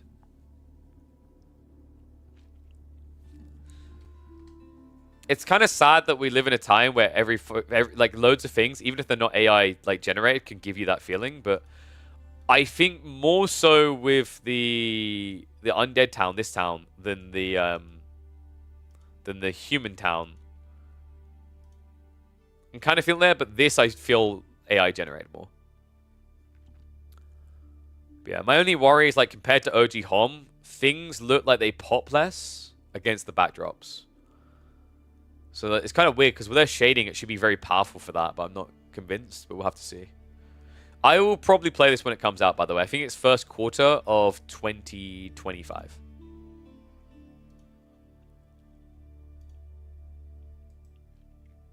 Yeah, it's on Steam already, so you can find more details about it here. But like my understanding is this is legit pretty much just a reskin of the OG Hom. Actually, maybe not, because some of the spells I saw here. No, this is not a this is more than just a reskin. Like Cave In, Energy Explosion, Healing Waters, these are not where these are not Hom free spells. So yeah, it is a new Hom. We'll see how it goes then. I don't know. Hom 3 has felt impossible to top. But I hope they're able to do something, man. It'd be really cool. So they're going to have Temple, which is classic humans, Necropolis, Sylvan, Dungeons, Hive. Yeah, they've comboed, right? And they've put like extra things like Dark Elves and Underworld now. It's kind of interesting. 3 modes. Classic, a mode where a player can play with 1 or more heroes. 1 hero mode, a blitz-like system. And Arena. I don't think anyone's going to give a crap about Arena, to be honest with you. It's nice for testing things, but that's about it. Alright, looks like the game is observable, so we should be in just a few minutes. I don't know, would people be interested in watching this even? Kind of curious. Oh, sorry, Q2. So we got a little bit longer than I would have thought. I don't think I've got this on my wish list. Hell yeah. Hell yeah. I don't know, man. Dude, it just doesn't look as good in my brain. I mean, someone's going to disagree with me now. But if I can find a big picture. It's only 720p, so it's not entirely fair. Which do you prefer?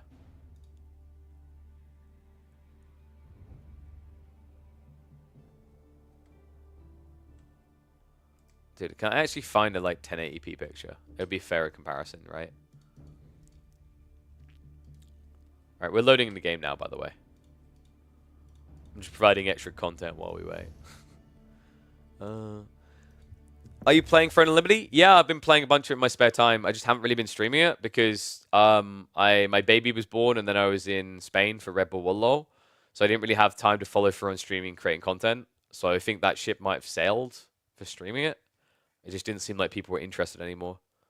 But we'll revisit it on stream. I'd play it in the background all the time, though. Like, I think I've got over 100 hours in it now. So, yeah. Which one looks better, chat? A? B? A? B?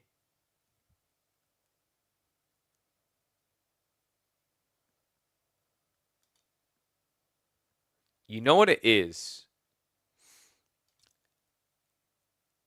It's the outlining and it's the colors. I think the problem is with this type of coloring, if they outline harder, it's going to look bad. But the coloring, the vibrancy on B is just so much better.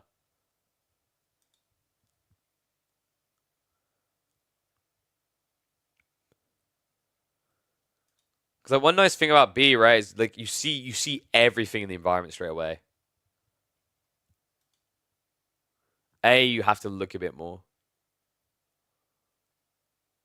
I'm not sure if HOM players are going to like that.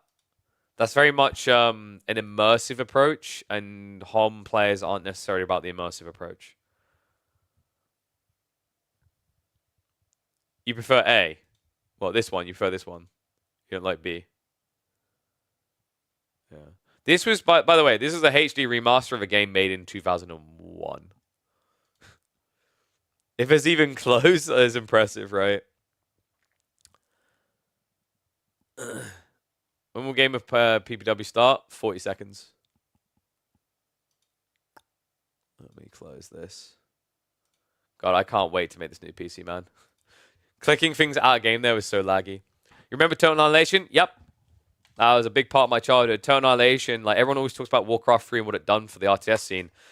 BS, Total Annihilation done just as much. It was 10 years ahead of any competition when it released.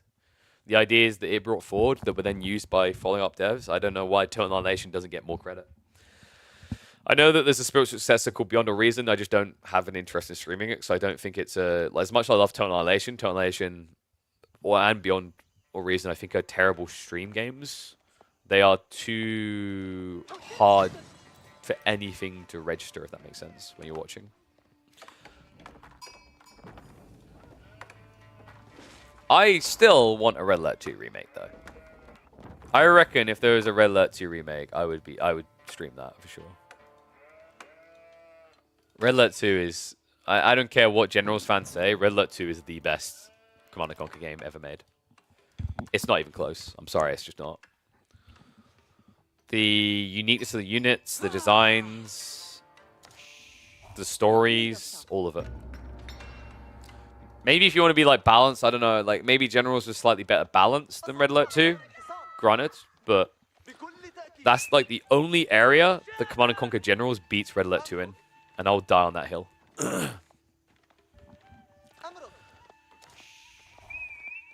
But yeah, if you guys like Total Annihilation, the guy who created Total Annihilation, called Chris Taylor, he recently left, I believe it's Wargaming. His contractual obligations ended, so he's currently working on a new RTS. Not sure exactly when it's going to come out, but definitely intrigued. Alright, so we'll start getting into full custom mode about minute 3. Is usually good with team games like this because the maps are so big and vast.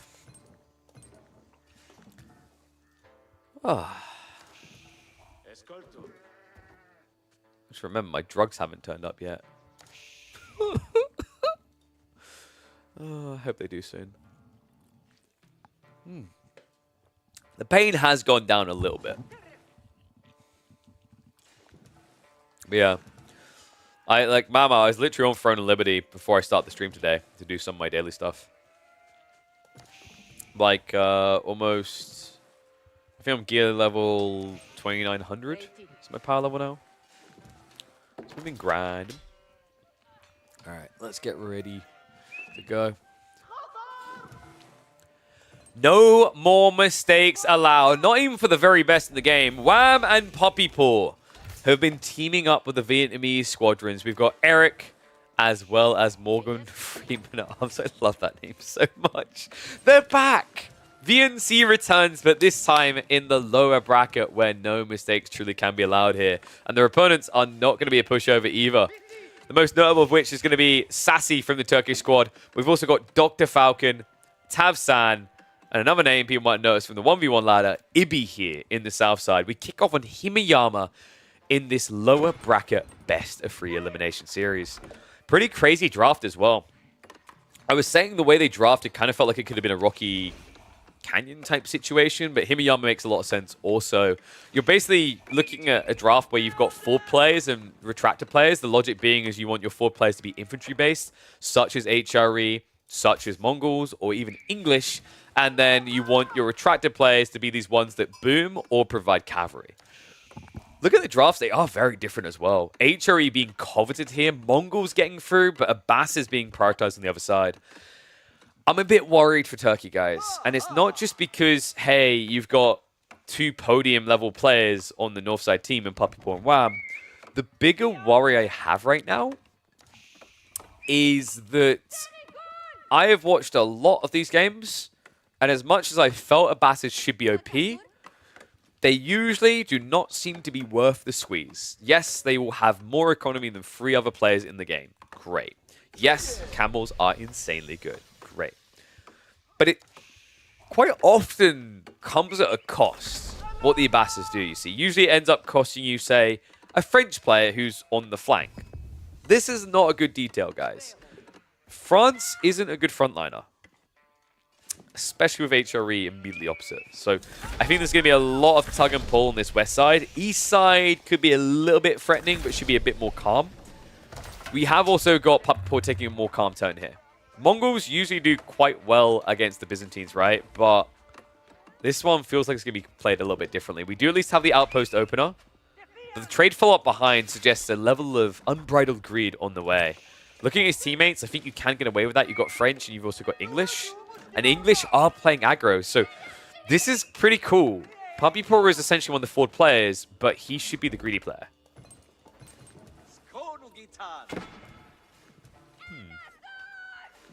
Eric, isn't that Duan or whatever? No. Eric Boss, I think this guy was called. He's a Vietnamese player. Oh, is the overlay broken again? Dude, why does it keep doing this? There we go. So yeah, just to clarify for people, this squad on the north is 2 Canadians, 2 Vietnamese. Via the rules of Fields of Blood, you can have 2 nationalities in your team. Hence why Baltoon is an honorary Taiwanese person right now, as he is the only non-Taiwanese member of Ugly Cat. Hey, Baltoon, how do the comms go, by the way? Is everyone speaking English, or are they just speaking Taiwanese until they need you? I'm kind of curious.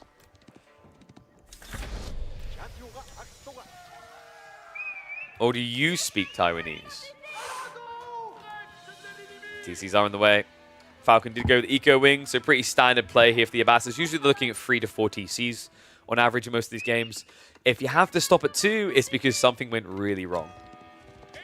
And TC boom from Morgan Freeman Arms as well. So he just kind of plays the same style, right? Yeah, I've seen Freeman Arms do something similar, I believe, in the previous series. It's very greedy, though. Especially if Wham is planning... Oh, my God.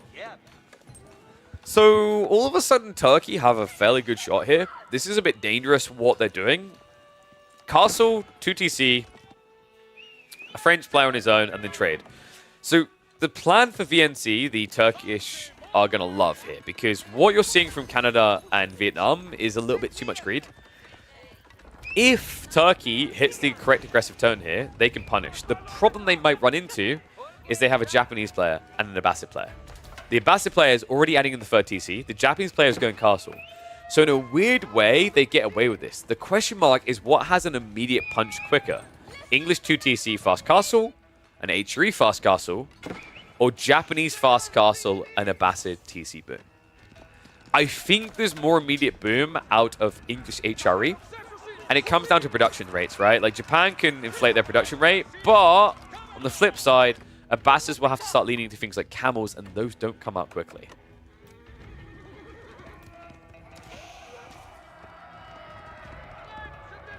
Nice little raise to begin with as well. So chip damage is being done. Eric's kind of got his work cut out for him, right? Like, considering what his teammates are doing, he has to be pressure, pressure, pressure. Puppy Paw is going into a full infantry comp, but that's not going to be ready to fight too quickly here. Oh, I just realized we can do predictions. I think there's enough time to still give you predictions. Top or bottom. I'll only give you a minute, though, because we are quite deep in the game, guys. Get voted now! Let's see those biases showing.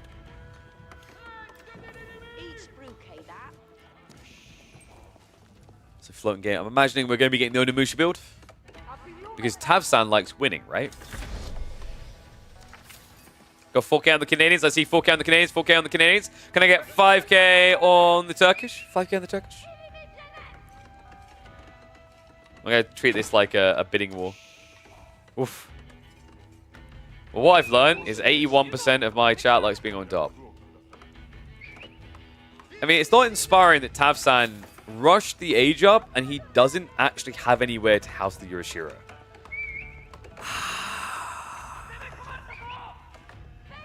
Every second counts with this build you've committed to. You right now are not getting any real value out of your castle age play. I mean, sure, a second Urashiro is generating already, right? But on the flip side, you've got 2 DC here, you've got HRE masking more farms, getting ready for castle, in it already, and heading for the win condition. Relic's already been targeted. Ibi does have a lot of knights, though. Is looking to intercept, but this is kind of crafty by Wham, actually. Oh, if he can waste just a little bit of time here, which he's doing, he may be able to just grab the safer relic first. He's already shuffling out. He's also moving far to the south side with knights, so might look to pressure onto the gold vein at Ibi.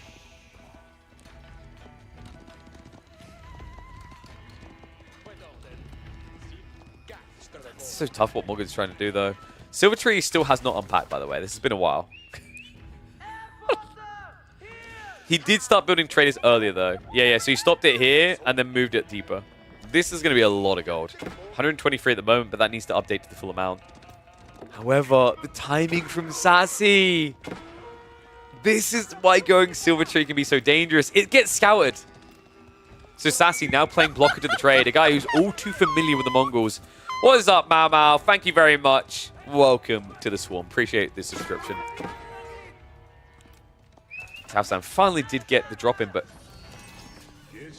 it's not what I was expecting. He went for the Mounted Samurai. In fairness, it's not the worst idea. The reason is that actually French Knights lose to Mounted Samurai. It's just a little bit weird to see when you have a French player on your team. You already have this front line, right? So getting a mobile backline feels a lot better. I'm not going to say it's going to fail and it's going to lose them the game. What I will say is Onimusha would have been better for Tavsan. I think Onimusha is better in almost any team game for Japanese.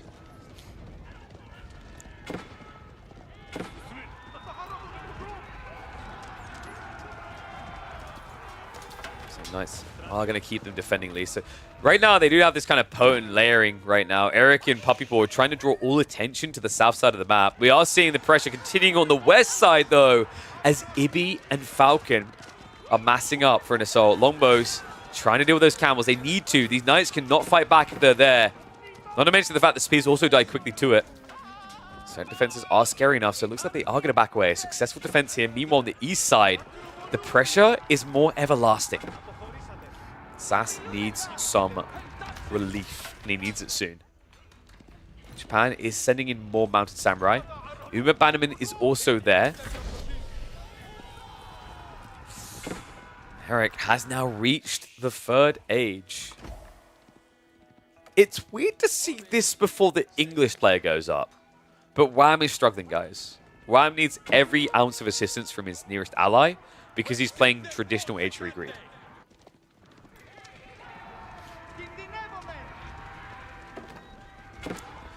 The double value, by the way, of what's been happening on the east side here from Puppy Paw and Eric is not only have they been pressuring Sassy, but it's also covered the trade. That's important because had this trade been shut down, Puppy Paw would kind of be flatlining already. Sure, it's only 7 traders so far, but it really does add up. 123 gold, 12 gold, 12 food. It's that extra trickle he needs. Even more so when you consider he needs to keep favorable numbers on the enemy side of the map. But right now, those Mountain Samurai are moving in to intercept the trade. Sassy scouting out. Tavsan shutting it down. Camel Archers also finding targets as villagers overpopulating the area. So it looks like 5 villagers going down there because the greed. Puppy Paw only with 1 outpost here. Yeah, that's ridiculously greedy for a guy who also didn't go Deerstone, so no movement speed to try and get out there quicker. There needs to be some counter damage done, and Morgan Freeman Arms is the one to do it. Longbow Spears on the move. They could die here. In fact, I think Freeman Arms misread the situation. Longbows are going to dive in. Tries to chase on the villagers, but these knights could just run through this army. What is Morgan doing? I mean, we talked about creating space. He's done that. Wham is now on his way to age 4. But when he gets there, there's going to be nothing left to defend him. Morgan Freeman Arm losing the main army here as the knights are just able to run him down. Meanwhile, east side, Mountain Samurai have been rotating. They've done some decent damage on the trade. They shuffled onto the gold of yellow as well. And now with the assistance of the camels, they could park here for much longer. Yeah, this is slipping away from Canada, Vietnam. I don't like what I'm seeing here. I think what they planned was just a little bit too greedy. Puppy Paw's trade didn't really pay off. Morgan Freeman Arms staying age 2 longer than a French player also seems a bit weird. Eric's Knights are big, they are scary, but with a camel on ease, it makes it feasible for the enemy player in age 2 to fight you with his own French Knights.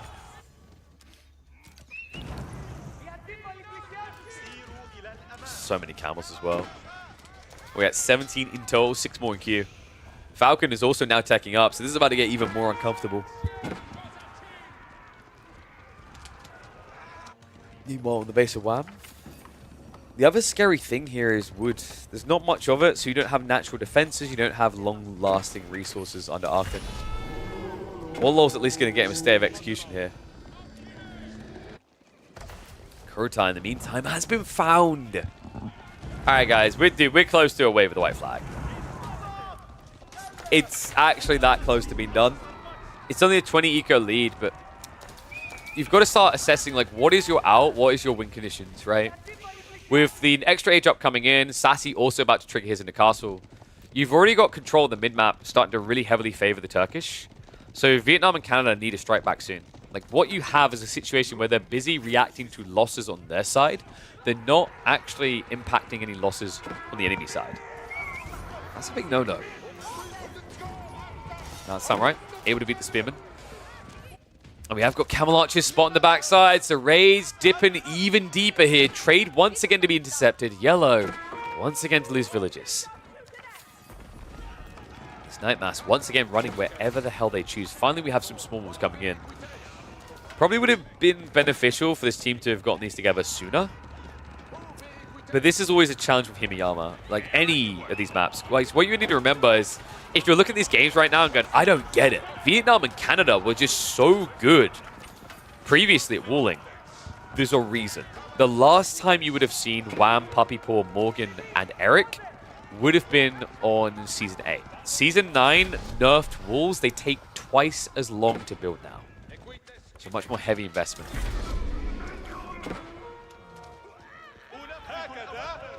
Especially when you were in the middle of a cavalry meta. I say we're in the middle of a cavalry meta. Has it ever not been a cavalry meta in team games? I don't think so.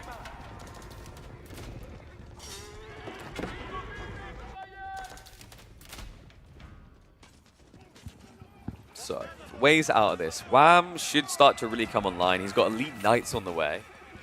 A little bit surprised he didn't lean into Spearmen, considering everything they're against. But I guess maybe the Camel Archers were too threatening.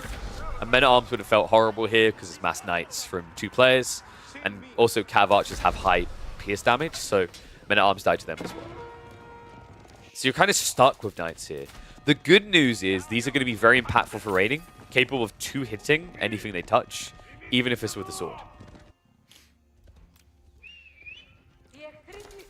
There were maps when it was Siege or Boom meta. Yeah, the Boom meta was like old school style, right? Siege style was, I feel like, a very long time ago, and you're basically talking about Altai, right? Actually, no, even Altai in 4v4s was a cavalry map. People were just trying to go around the cliffs and then burn through the walls and hit the trade. Wow. I'm starting to wonder if Horseman would have been a better call here. I guess the tricky part is he secured a decent number of relics, right? So we got 1, 2, 3. Only 3. Okay, that's kind of rough. 3 relics, though, like, you know, you're kind of like, okay, I've got additional gold surplus. I want to lead Knights. I still think Horseman would have been the saving grace. However, assistance is now on the way. Mongol Freeman Arms is reaching up to age 3 while attacking here. Maybe unable to contest this many spears. Also, this many longbowmen mean that the Camel Archers shouldn't fare that well either. Especially when they run headfirst in the spears. Wait, where's Wham's army? He needs to get here right now. This spearman mass is not big enough. And neither are the Knights. Oh my god, they can just die past. Once again, Freeman in the wrong place. Morgan Freeman Arm's going to lose the army. Has to hide in the base of Wham. Wallalol's being triggered to buy time. Will force at least a temporary retreat here. But the Elite Knights are dead, and more so now than ever. And once again, ask him, why did we build these? He at least converts a single camel. It doesn't count for enough, though. More Knights are on the way. The dive continues through. Meanwhile, on the east side, Sass continues to play blocker here. Trade more and more becoming a no bueno. Not much happening from Tavsan, right? His knight count is somewhere. Okay, they're over here. Yeah, yeah. So they're dancing around. They're diving a little bit deeper. Okay, that's how uncomfortable Himiyama can make you, folks. How do you make your position in team games of AoE4? It's to do with your position in the lobby. I can't remember the exact ruling, and I think it depends on the map. But depending on where you sit in the lobby, depends on where you spawn on your team side.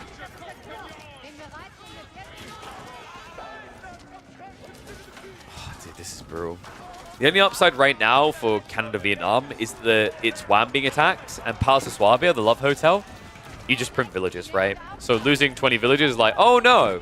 Anyway. However, it's still now Wham not really reaching his true form. Sure, he's in Imperial Age, but we always talk about like being in Imperial Age and actually being Imperial Age. And right now, Wham is in Imperial Age, but he's not really Imp.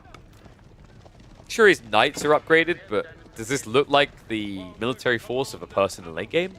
Not really.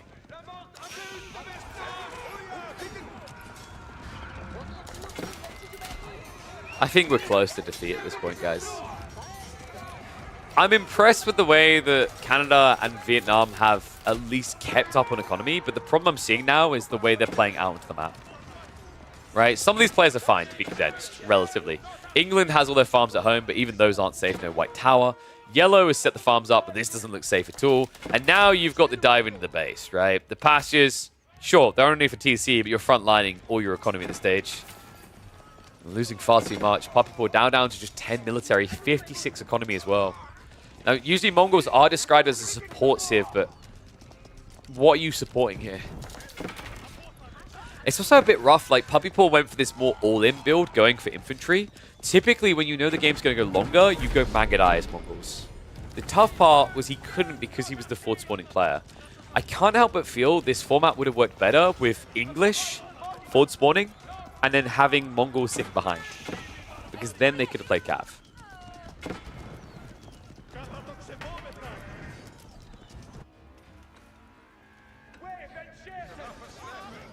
Camel Archers are at least going to get pinched. Villagers having to join in. Once again, another raid comes through. The only person who's looking like they have a chance of doing something here is Green. Green keeps remassing military. His economy is fully bloated. He's loving life.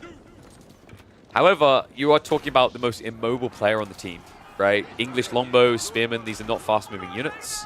He's able to defend Wham's base, but if this triggers into his own, or you look at the other side of the map, there's no assistance that can come there. Ibby, now just dunking on his French counterpart. Puppy Paw, no longer having a base. It's a player down that you can't afford to be down here. And there's no counter trade coming in. This is the worst part of all. So many villagers running for their lives. If this had been some sort of trade-off where Wham and Morgan are diving into, say, Ibby's base, you could see this being worthwhile, but nothing is happening on the counter-offensive. There isn't a single unit from Canada, Vietnam on the south side of this map. And those are indeed cataphracts. Yes, in team games, guys, the meta is pretty cataphract heavy for Byzantines. They perform really well. Especially when they get to run down villages like this, you just trample through. All of a sudden, Puppy Paw now down to 40 economy at 23 minutes into the game. Trade has at least bolstered him a little bit. That's something you keep replacing. He did build a secondary TC on the tree line. So he's not completely eco-dead. But you've now just forfeited another big chunk of your front line, right? And that has ripple effects. We're seeing them now as Eric hits Dove more. South side, looks like the Lombos have started to shove out here, but Gulam transition now coming in from Falcon. You know that the Abbasid team are in a good position when they're building Gulams. This isn't a unit that you typically just rush into. Camels are just so much better. If you're at a stage where you can go into Gulams, it's because you've leveraged a high degree of control over the map. And now you're looking to dive a base, right? If you're still playing the dance around mid, Camels are always better. You're going to see an attempt at a counterattack here, but these two groups from Ibby, Spearman out of position, Longbows, having to start a step away, but that may simply be too many horsemen on top of him already. The Gulam's gap closer as well. A lot of dead Lombos. There's still a lot more to die. In the meantime, the Knights trying to defend against the Mountain Samurai, but the numbers just do not favor Wham in these engagements. Space is quickly running out in this game. Lombo count, pretty much half of what it was. Reinforcing wave is at least coming in. But now we've got cataphracts marching across field here. That's it. They're convinced there's no way back. GG gets called. Puppy Paw waves the white flag. Game 1 will go to the Turkish stack. A surprising outcome here. I think high hopes were had for the Canadians. Vietnam and Canada looking pretty good in the earlier series that we cast, but this Game 1 has a lot of question marks on its execution. Turkey just seemed to have their number, draft and execution. The question now is whether they can bite back, because these are best of 3. So one more game, one more loss, and it'll be a farewell to a Red Bull Wallow finalist. There's only one way to find out if that's going to happen. Subscribe to the channel, and I'll see you in the next video. Oy, oy. Are my drugs coming? Emma said she was on the way home, and I now kind of feel lied to. All right, so choose prediction. Bottom team. 22%, 1. Woot woot. Big monies. You can go wipe your ass with those KP dollars. Oh, Jesus, my foot. Okay, so 1 second.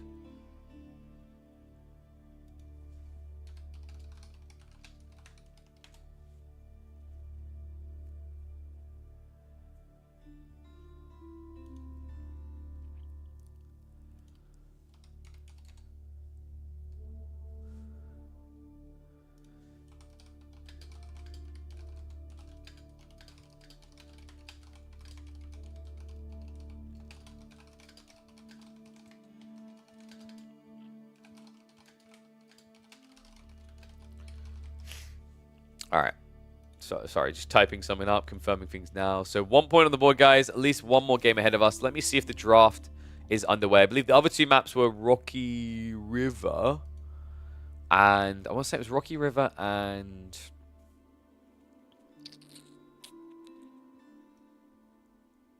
Gorge.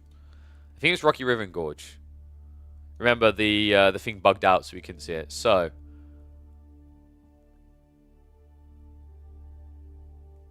that looks like a... I want to say a Gorge draft? That could be a Gorge draft. Possibly Rocky River. They've both played English. But, like, I think English makes more sense for Gorge just because you can guarantee that shorter route.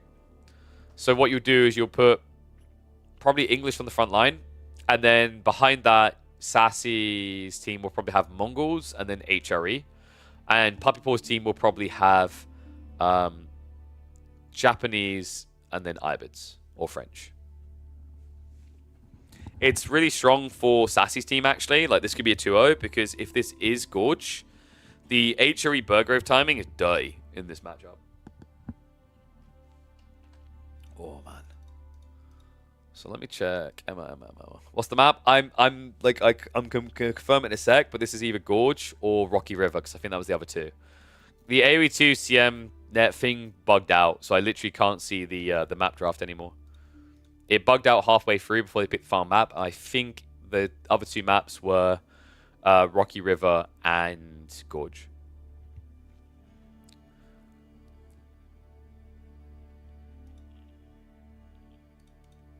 Bottom of the screen. Look at the screen. It'll be back up in a sec, and it's hand. The Turkish lads are leading. They just won Himiyama. Both of them banning Abasses, though. I'm not... Dude, I keep saying Abasses are insane. I mean, Mongols are mutually absurd. Oh. Ow. Ooh, oh, oh. I brought the stool closer, and as a result, when I was bringing my foot back up, I almost just killed myself.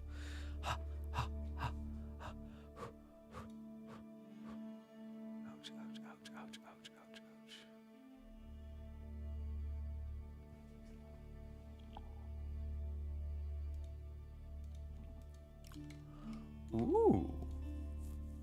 That looks fancy. Huh.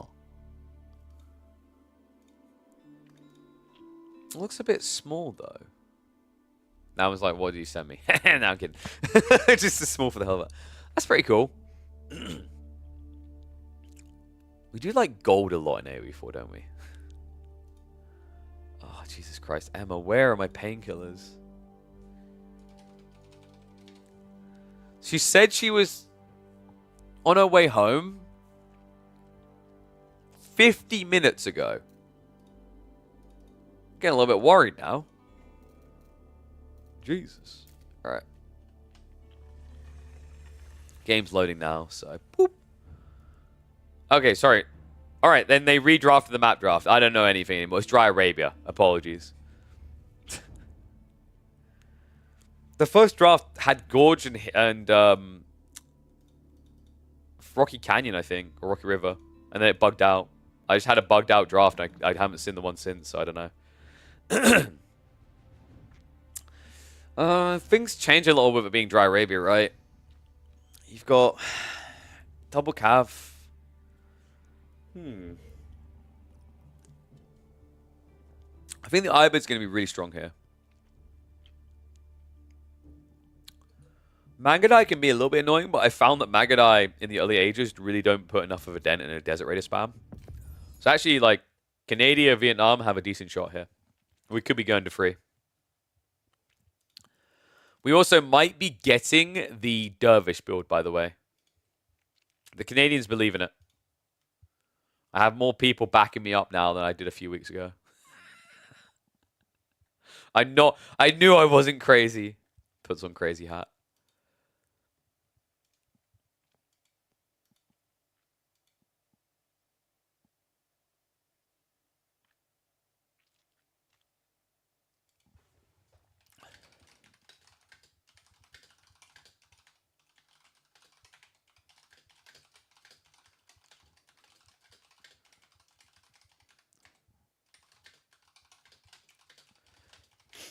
Don't think H3 is good here, especially versus Ibids. No.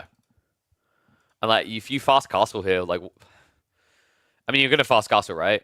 You're the fast castle player, but that's predictable. But what gets more value out of a fast castle play, H3 or Japan? Japan by a mile, especially when you're playing into CAF comps. So maybe they play feudal. I think the looking at the draft, if you're Team Turkey, your logic should be we need to play full feudal and kill like semi-killer player, right? Like pile in on Wham and ruin his day. And if you get the correct spawn, where for example, if the English player spawns next to the Japanese player, jackpot. And then if your Mongol player blocks the English player on the other side, then you can kind of live with that. They just need to play like behind their TC or whatever, right? Oh, brutal Magadai harass. Magadai can feel weird in games with English as well. It's like you can make it work, but your target can't be. You can't target the English player basically, because Lombos will turn one hole into many. Christ, Emma, please.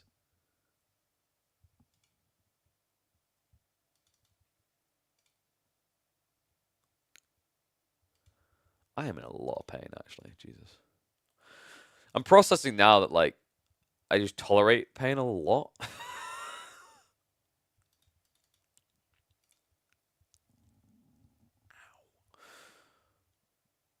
So I'm weighing up whether we stream on Thursday, by the way, because our tournament starts for Friday. So maybe it makes more sense to do Friday and then try to stay live longer to catch more of the games that will be happening. Because players will be playing throughout the day, right? That might be a better plan. And that gives me a little bit more R&R time. Instead of just going straight back to the let's do like 25 plus hours a week every week sort of thing. It lets me build up to that again with my leg the way it is. Just makes more sense for what content's available as well. But I'll keep an eye on it. It depends if there's a bunch of team games we could cast as also. You know what the worst part is, guys? It isn't just that I screwed up my ankle. I'm starting to get more and more worried I sprained my wrists. And I'm on crutches, right? But like I'm feeling it when I bring it back like that, there and there. I thought it was just from climbing. It was soreness afterwards, but it's just lingering a bit too long now. So a little bit worried about that being an unfortunate problem.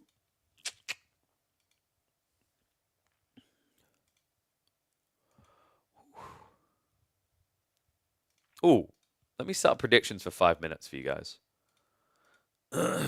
Actually, I can't. Crap. I have to wait until the game starts.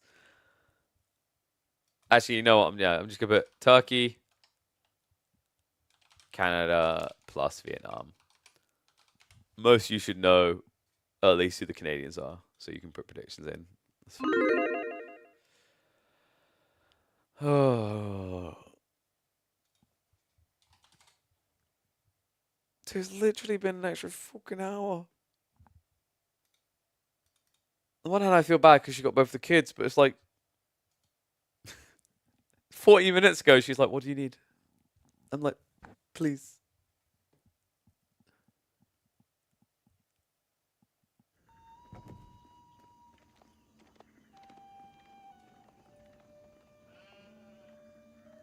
Also, I've never tried using WhatsApp on my PC. Should we test it?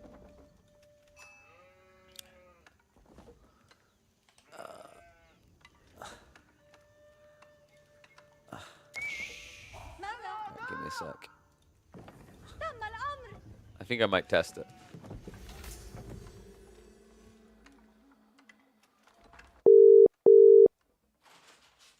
Oh, there she is. Thank you. Guys, we have drugs. Thank you. Love you. Even if you did leave me to suffer for a whole hour. I should be in probably at 5 or maybe off this series. Love you.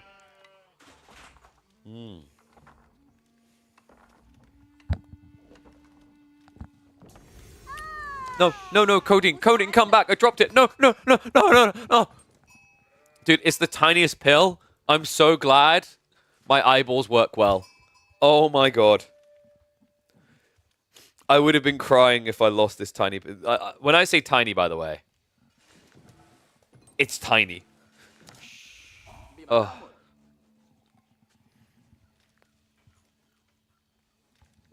Obnoxiously tiny. Oh. And it just got stuck under my tongue. Crap. You guys... Guys know what that tastes like? That kind of feeling when you get like the paracetamol dust on your tongue? Oh, God.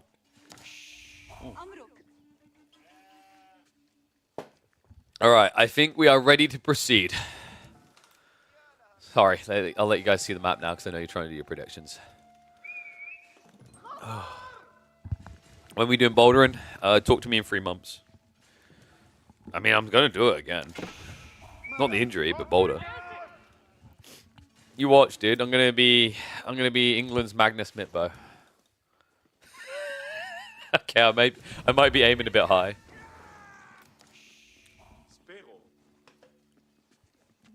Oh, holy shit.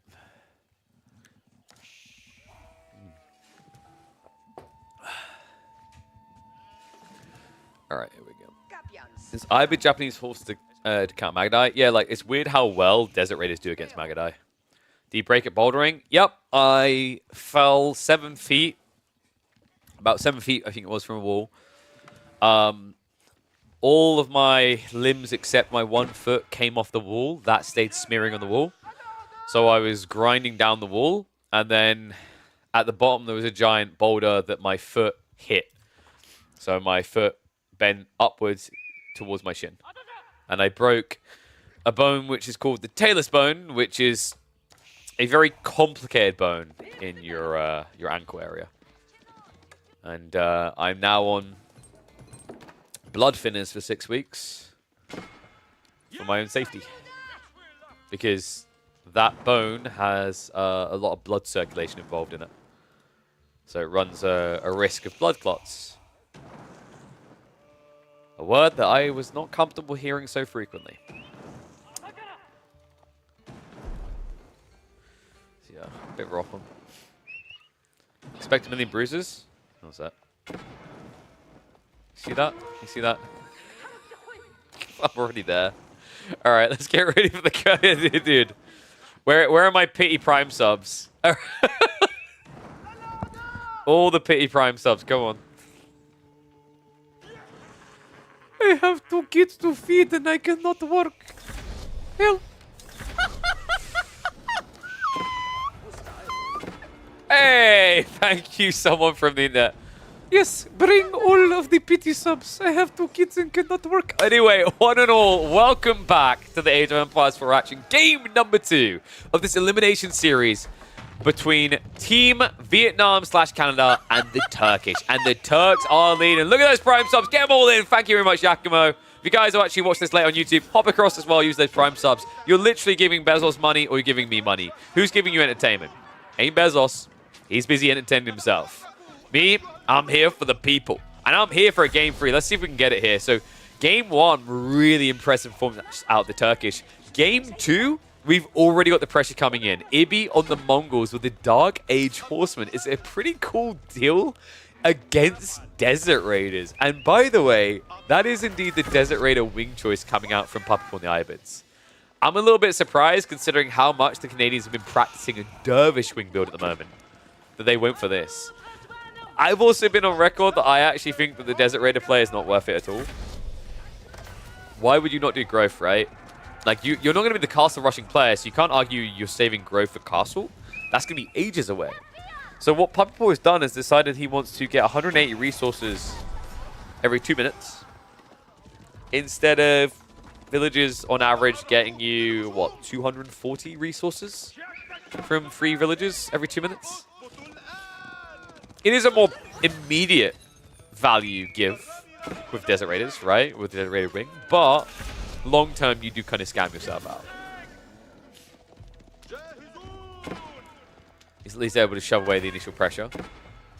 Look at the other things on the map. We actually have Sassy moving in. Of course, Sassy's on the French, man. Like, I was impressed that he was on the Byzantines. I was expecting Sassy to want to play Ottomans, French, and Mongols. His bread and butter, really. But it's interesting, actually. Looking at the spawns here, this is unfortunate. Once again, another game where I do not like the formation that Canada, Vietnam have chosen. Why have you got a French player frontlining? Why have you got an IBID player frontlining? The 2 players that should be frontlining are backlining. This is a really big problem, guys. Your cavalry-type civs should be further away. You don't want them to have to worry about their base being attacked. Because if they have to worry about their base being attacked, they aren't going to be able to assist you elsewhere on the map. They're going to just be hiding here. Now, you can argue that means that the greedy players, like the Japanese, get their play easier. But in most matchups, Japanese will get their castle age play, whether they're on the flank or behind. Because it's so quick, and double outpost tends to hold back the first wave. So yeah, a little bit flummoxed by this. It means that Wham and Morgan Freeman Arms are going to have to pay for themselves really quickly. Freeman Arms has at least arrived with the longbows. But longbow plus horseman here is a little bit dubious. Tavsan already read through the play. He's playing meta arms in Feudal Age against a French player, which normally would not work.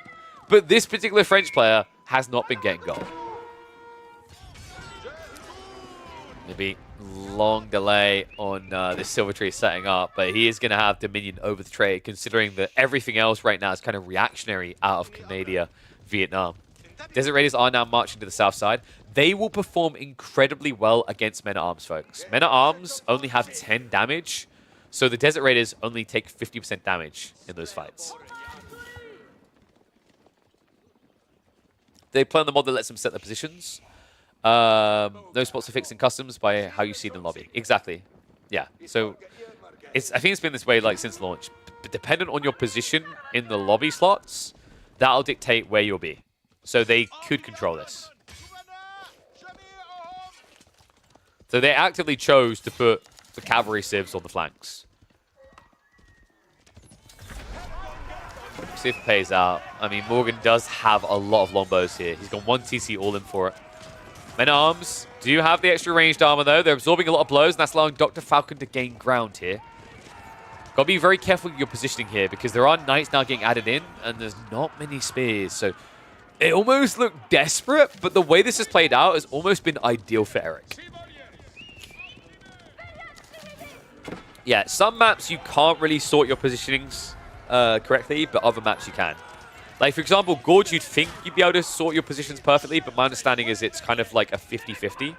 So you'll choose a position and it'll be either the first or the second, and vice versa for the third and fourth. I might be wrong about that, though. My info on Gorge might be outdated. Maybe now adding in the Keshiks, so... Grand opportunity here to roam between the bases. Wham did complete the tech up. We do now have the Mountain Samurai on the way, so no Onimusha, but makes sense not to Onimusha here. There's no justifiable reason to go for it. Everything on the enemy side, Mountain Samurai counts perfectly. Right, even the French Knights, because remember, French Knights are at a huge disadvantage against Mountain Samurai because they're kind of bugged. When a French Knight charges in, if it hits the deflective armor, a French Knight will not get his bonus damage after charge, because it technically didn't do any damage to register it. Keshiks against Desert Raiders is ambitious. I like the idea of Keshiks to raid. I don't like the idea of Keshiks to fight off Desert Raiders, though, and you just saw exactly why. This is horrible. These units do not have high base damage, lower than standard knight, 15. So 33% of your damage is already removed by melee armor, and then you're fighting into a unit that hits you for 26, which is still a lofty 23 damage after mitigation. You'll never win that fight. And by the way, I gave you the number 15. Remember, you have to take 20% off, so it's actually 13. So you're doing 8 damage per strike against the Desert Raider. And Keshiks cost more, by the way. It's a depressing engagement. In fact, Ayamids versus Mongols is by far one of Mongols' hardest matchups, as he's now learning. Oh my god! What is going on up here? Puppy Paw. Solo carrying the entirety of the north side of this map. Meanwhile, south side, Dr. Falcon's at least gaining ground there with the assistance of Tavson, but they need to. This north side is the dominion of the Canadians. And the Canadians are dominating all right now. Mountain Samurai able to shove back the Keshiks as well. Desert Raiders now arriving on the south side. They'll begin to intercept reinforcements. You can't deal with mass longbows, but you can deal with a trickle. And that force of a retreat is going to now allow the breathing room for Eric to get back into this game. Well, we might have a very quick game 2 here, folks. But the positive of that is that it would mean a game 3. Because right now, Canada, Vietnam are kind of looking unstoppable in this game.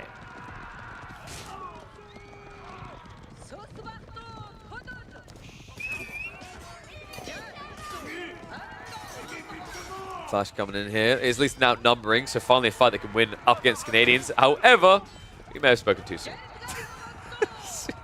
This is why camels are so OP in team games. Whether it's Abastas or Ibids, having one of these picks on your team is phenomenal because the reality is it's a cavalry-heavy meta. So when you get to these big mosh pit fights, as long as one camel's alive, that's a 20% DPS increase for your opponents. So Tafsan has given up on this age. He's teching up. But with all this back and forth, armies have bloated. It's 33 longbowmen now for Morgan. Someone is going to have to get punished for the failure to keep up the aggression here. And it looks like that person's going to be Falcon. 23 longbows to his name. Should be good enough to trade out against this with the attack speed aura. He needs to buy that time because right now, they're starting to take notice of what's happening here with Tavsan.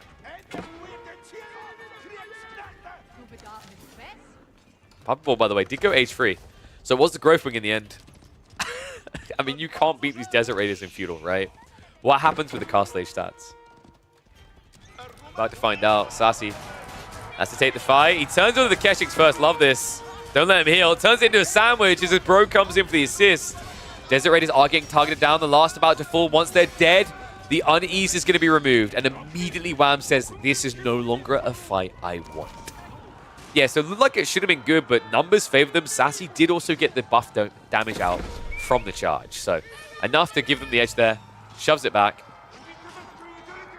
But the next wave is the scary one. Desert Raider upgrade just completed. These guys hit substantially harder now. 30 damage per strike. They've got 20 more health. Not someone to be easily trifled with. And Sass, of course, not really in a position to tech up yet. He just needs to keep bloating the night count.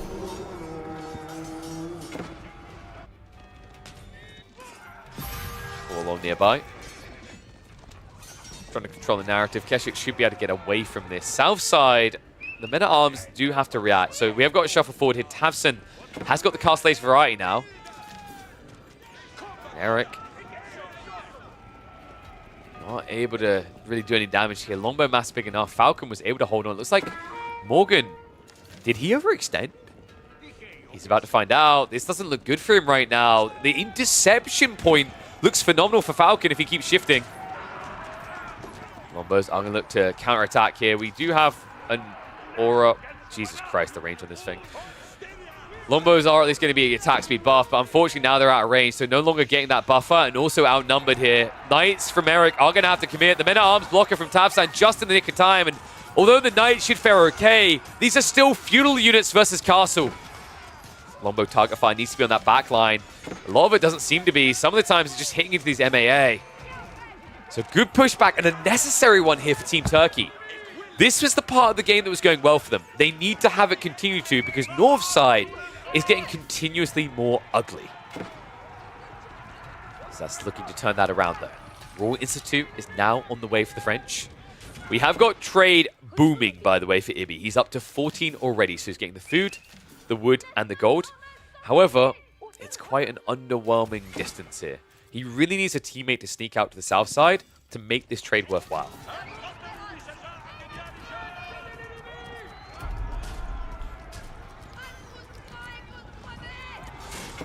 The Raiders do at least stop the tech up. Backstab comes in again for the Mount Samurai. What? Sassy! Caught with his hand in the cookie jar. This might be enough. He can't tech up. And even if he could, what would he upgrade? Dude, this, you know what this is? This is like buying the nice Barbie hat for your dolls and discovering no one ever bought you a Barbie doll. This is like buying Sons Ascent without buying the base game. He has a Royal Institute that's waiting to be built, and he has a grand total of nothing to upgrade. We're getting a game free. I'm almost certain of it at this stage. This is looking like an emphatic victory by the Canadians. Yeah, the Vietnamese may look like they dropped the ball. I don't think that's entirely the case. I think they just got hard pressed. Their French play on the front side, not an ideal strategy here. What they've done well is they held on. They won this as a team.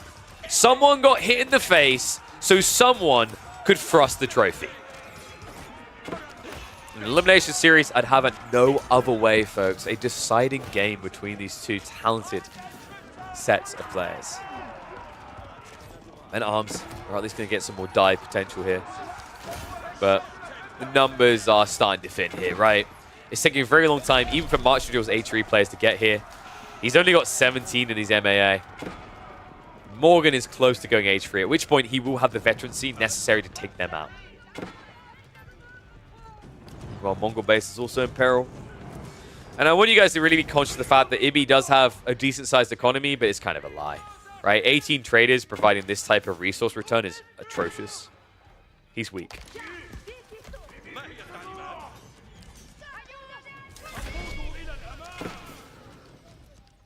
Wait, we built it over here.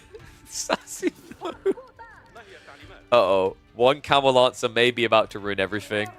Villagers running for their lives here. There's at least a gate to run through. However, there are also Camel Lancers waiting on the other side of the wall. Desert Raider Camel Lancers also marching now across map. He's hunting Sassy everywhere. Have mercy.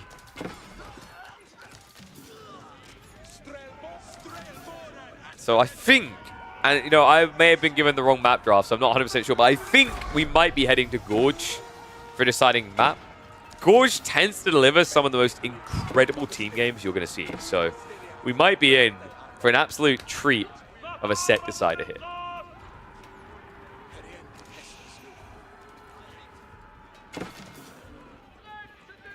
One go for White Tower? No, you go for King's Palace. Like, there's no pressure on your side. Like, White Tower would be the most dented play imaginable in this game. There's no pressure on your side of the map at all. You get to be greedy. Because then you just inflate yourself to a point where you can win the game easier in 5 minutes, right? You do White Tower when you're pressured. White Tower is just so awkward in team games because it might protect your base, it doesn't protect anyone else's. So you need to be based at the win condition for your team. It's why I'm not usually a big fan of English in team games, because they tend to be the most selfish civ that exists in AoE 4. Even more than HRE, right? What happens with English is they take a very long time to essentially just wall themselves in a corner and let their teammates die.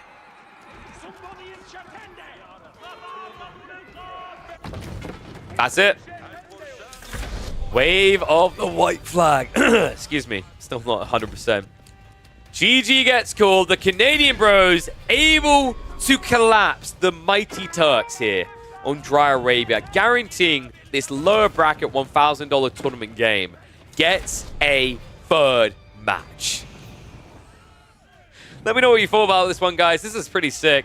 Really weird kind of formation having both the cavalry players on the front line, but credit where credit's due, man. It paid off. Even off that early pressure, Puppy Paw set the tempo with this Ibid pick. Ibids that seem to quickly becoming true kings of the team environment. I'll see you in the next one. Oh. Crazy bloody game. So let me have a look here. They're in lobby now, so we'll be able to hop in a second. I need to... I haven't named those last ones. What do we name the game one? I'm trying to think what the... Excuse me. Pardon me. The highlight with that would be...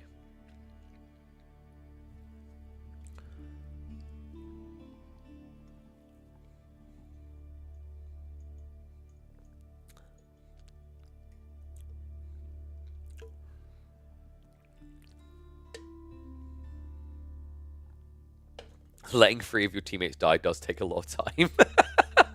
Spoken like a true English player. You clearly have a secondary account when you're not Frenching.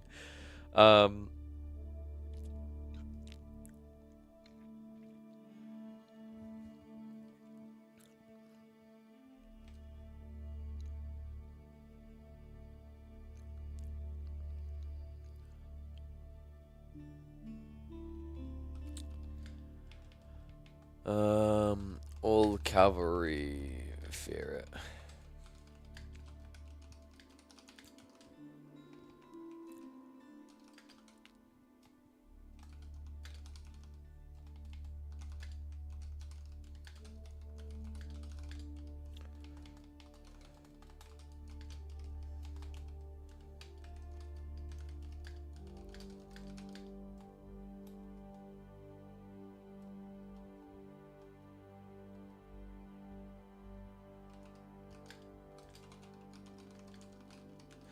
Well, you're right. I have been ROP, but for a different reason. Right, so... What do we call that game one? I mean, maybe it's just not uploadable, right? Maybe it wasn't good enough to be uploaded. It's a possibility.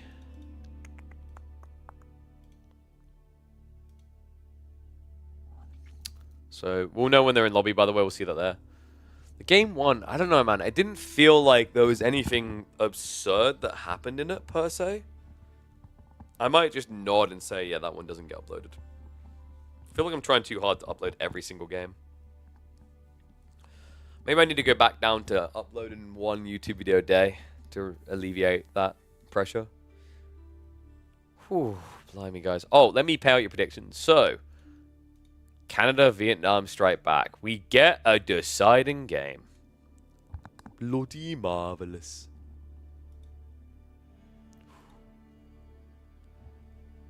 Whoa. I can confirm, by the way, the codeine has kicked in. I feel so much better now. Holy crap. Yeah, it's like the pain. I don't know. Like I said, I'm weird with pain because I don't just like. I try to avoid rushing towards pain relief and whatever.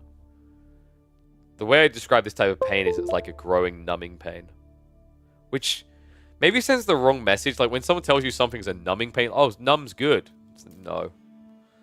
It's like the words I'm using to describe it, but it is pain. Okay, I was right. Rocky River is the final map. We're getting GG. GG are kind of cool, man. I think they have a lot of flexibility in team games. There's a few different strategies we've seen used by, I believe it was the Chinese squad, where there was the fast Imperial into infantry. There was the all-in castle. We've yet to see the cavalry comps, which are really, really strong. I think actually, like, I hope Puppy Paw is attuned to it because I think people are sleeping on it. Going into Imperial and playing into Cav, playing into Yuan Raiders is busted now with the Dali horses.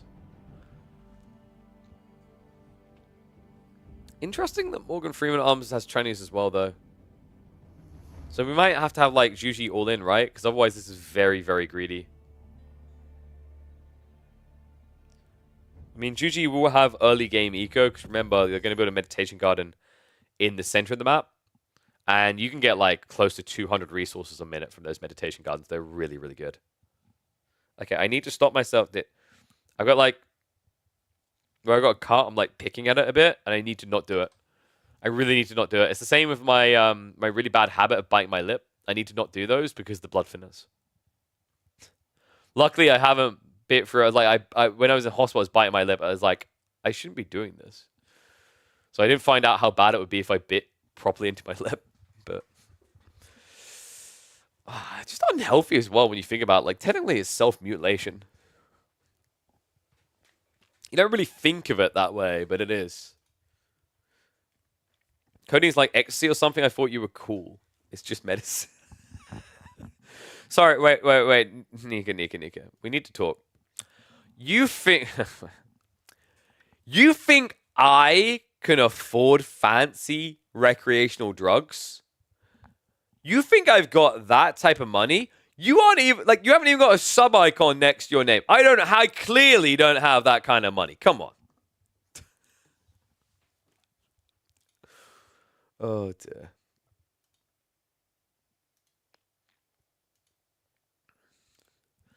No, I'm not rich, folks.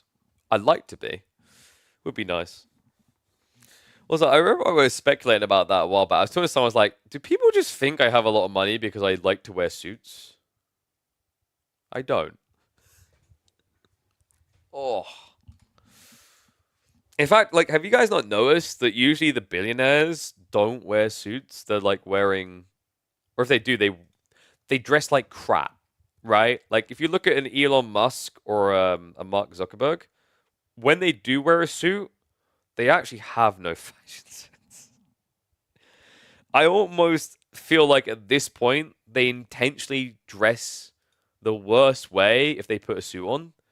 Because it's almost like a statement in itself. You know what I mean? Right? Like, it's almost like their way of spitting on the idea of, like, fancy suits and how they look nice. Billionaires buy expensive clothes that look like normal clothes? Yeah, exactly. I'm just very smart. Like I've talked about this before, dude. Like I'll find people who they'll be selling technically like a pre-owned suit, but they've never worn it, and they'll be selling it for like 10% of what it costs. That's how I get my nice suits. Just smart. Wow. Logical. Smart sounds really arrogant to say about yourself. Oh. Like, what was it? I had that really nice beige suit I got the other week. Dude wore it for like a wedding once, right? You know, like here's the thing, right? If someone's selling a beige suit that they wore once to a wedding, they looked after it. Because when they buy for those type of things, they're like, "Ooh, beige, gotta be really careful. Stay away from like red wine, everything else, right?" There's no stains, there's no damage, nothing, right? It's a £300 suit. I got it for £20. I have my really nice Claudio Lugelli shirts, right? Claudio Lugelli shirts, if you look them up, you'll see they're about 150 quid new. I find people that have basically worn them once selling them for 20, 30 quid. And the thing is, those people, if someone can afford Claudio Lugelli shirts, it's in that category of like, they look after them sort of thing, right? Suits kind of annoying to wear? No, only if you buy full boxy polyester ones, which is the mistake a lot of people make. I always go for at least half wool, or preferably full wool, cotton, these type of things, linen. They're very comfortable. I also think that a lot of the uncomfortable nature of suits is self-imposed. People feel uncomfortable, therefore they are uncomfortable. Does that make sense? Right? But when you get comfortable with something, like for me, I like it. It's quite nice. It can be very cozy, especially nice when you think about like make sure you get shirts that are full cotton instead of polyester, right? Very big difference because it's not polyester is not breathable, right? So I feel very comfortable in a suit, therefore I am comfortable, right? And I find it very stylistic. So it's like a puzzle. I'm like, oh, I'm gonna have a different color waistcoat. I'm gonna have different color trousers. I'm gonna wear trainers. All these things, right? That's what makes it nice. I used to wearing baggy outfits, and when I do wear suits, it doesn't feel right. You just gotta get the right fit. Like you're talking to someone who's sitting here wearing like loose shorts right now, who wears like trackies at home. I get you, but like they can be just as comfortable. Suits are impractical if you actually have to do anything. Depends on the suits. Really does.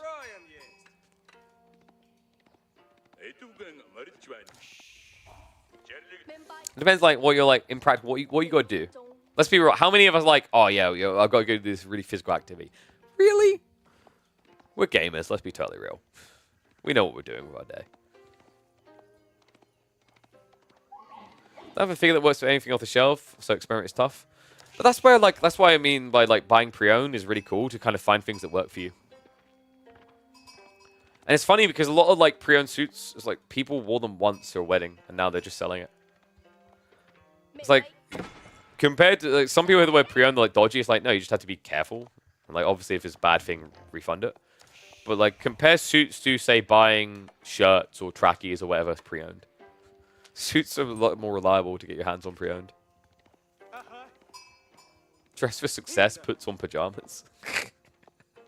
Dude, I dress for success, puts on pajamas is I want to marry a millionaire wife and stay at home. I will be a trophy husband. I gotta get used to pajamas. Do suits impress or wacky clothing does it more, especially with tech guys? I don't know if it impresses. It's like, it's how I impose my style. I'm very unique, I think, with that. Like, if anyone who's seen me, like, dress up in suits and whatever, you may notice there's a lot of colors quite often. That's intentional. I like to try and get as many colors in as I can without breaking the color wheel, right? Without making it look bad. And then, like, you know, one thing with me is I wore shoes for my friend's wedding as his best man, but me, I typically won't wear, like, formal shoes ever in a suit. That's another way that I impose my style, right? So for me, it's like finding my style, what I like. All right. Should we get ready to get underway, though? I'm going to drink, one second. I'm going to drink some more of this Protein Works because I'm actually getting hungry. Guys, Protein Works really good for stopping that. Exclamation mark Protein Works. Check them out. If we get enough sales, more money into show matches. That's my promise to you guys. So Order up. I've already been getting messages from a few of you actually about how much you love the products you got your hands on. So glad to see it's resonating with you. Tailored suits. I mean, sometimes, yeah. If you got the money, tailored suits, right? But I don't go tailored suits. So you know what you do? You train your body to fit into the standards. My condolences if you're one of those freaks with like an arm 4 inches longer than the other. Jesus. All right, anyway. It comes down to this. One game to decide the fate of the Vietnamese Canadians and the Turkish. One will fall. One will technically still be likely to fall because we are in the lower bracket rounds of Fields of Blood here. Rocky River to figure it all out. And I'm excited, guys, because we have got Zhuji. Zhuji, I think, are going to be the Civ that has changed the most with all the changes in Season 9. It's just going to take time to arrive to that conclusion. With things changing for other Civs and also the cavalry dependency they can lean into in the late game, I'm really excited to see how this Civ's going to develop. Opening is a bit peculiar, though. To secure the center of the map, we've got Puppy Paw massing spears. He's doing this for a good reason. Zhuji got discovered a while ago to be RNG broken on Rocky River. If you get a good spawn, you can get upwards of 200 resources underneath a meditation garden. In team games, it's even easier. Oh, yes. Tap that into my veins. That's going to be, what are we at, 108? 120 food, if I'm not mistaken. 120 food, 25 gold, and about 10 wood from that Medi-Garden. Food is a huge deal this early on in the game, especially if your follow-up plan is a fast castle build. It could have been more insane, by the way, but the catch is you want it on your side of the map, so it's less likely you lose it. Remember, this is not the olden days when Zhuji were first released. Meditation Garden was broken because your opponents couldn't kill it. If they killed it and you rebuilt it, the resources doubled. That's been fixed now, so players have got a lot more tame ever since that. Love the fact that we got Eric being nearby as well. So they're kind of funneling the resource gains into a similar area. Should make it much easier to defend their interests. Elsewhere on the flanks, Puppy Paw's bro Wham is going to be playing as the Japanese. And I imagine we're looking at standard fast castle build. Dr. Falcon has gone for the Dervish build. Okay, this game just keeps on delivering. I'm such a big fan of this. It's so funny the way he's using it as well. He knows that Wham doesn't want to have to idle the villagers because he won't have enough damage quick enough to kill the dervishes before they get pulled away. So he has to kind of just let it be. And over time, this is going to force a repair. That's really cool. So why go dervishes here? There's a really cool play here, folks. You're playing with Cav Civs. The logic is now you can heal them. You've got Rus Knights, you've got Mongols with Keshiks, you've got Byzantines with Keshiks. And all you need to do is keep these dervish just a little bit back. If they can't be sniped, this is kind of like the old school Ottoman feudal build where you build mass spears and then you get your hands on the imams and you just win the melee mosh pits because you had this AoE heal. It's even more effective in team games because most of the time in team games, people have to be Cav. And the only person who can add in range Cav here is going to be Wham in Age 3. But I think Wham's going to feel pressured to add in Mounted Samurai. I hope not. I feel like he needs Onimusha. We'll be able to find out soon, though. Wham, about to have what he needs for the tech. And yeah, here you go. 156 food, even higher. Sorry, did I miscalculate somewhere?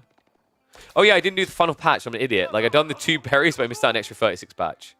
So yeah, 156 food, 9 wood, and 25 gold. A solid, what was that, 189, I think it was? My brain isn't working right now because I just got a bunch of pain in my foot. That's my excuse. God, I've got that excuse for like 2 weeks. Yeah, 190 resources is pretty wild here. But that's the power is usually on this map. I wonder if it is going to be used for greedy play afterwards. Because right now, Puppy Paw isn't leaning into a fast tech. Instead, he's going for more greed. Second TC added in by the Zhuji. The interesting part is he didn't bother going for the Song Dynasty before doing this. We've got Sister to the first hill. Okay, this game is getting cooler and cooler. Tavsen, because he went for the Keshix, he's going to be full cav anyway. This map is way too big to justify playing the Golden Horn Tower. Because, yes, sometimes you will get Keshix, but also sometimes you are going to end up with a big wow, it's the Golems. And Golems will take way too long to cross this map.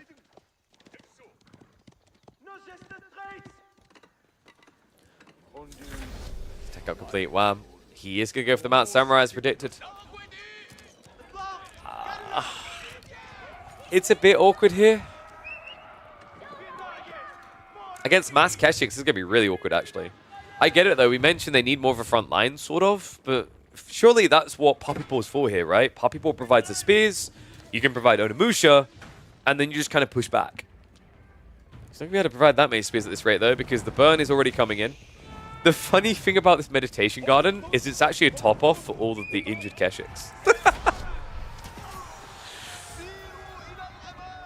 Where's the Dervish, by the way? It looks like one of them did get sniped, so big mistakes being made by Falcon for that to even happen at this stage. Shouldn't really be happening this early. Does at least have one for the AoE heal. How did you guys vote, by the way? I did put the votes up, right? Oh. Oops. Yeah, sorry, guys. It's a bit late for the Gamba. This is gone, though. That OP Meditation Garden should not be lasting very long here. Kind of surprised, actually, that Sassy hasn't peeled off the injured Keshix to top off. But remember, he has got the Dervish, and the Dervish does provide the AoE healing. They could just snipe it. The problem is there's just so much cavalry. Look at the heals!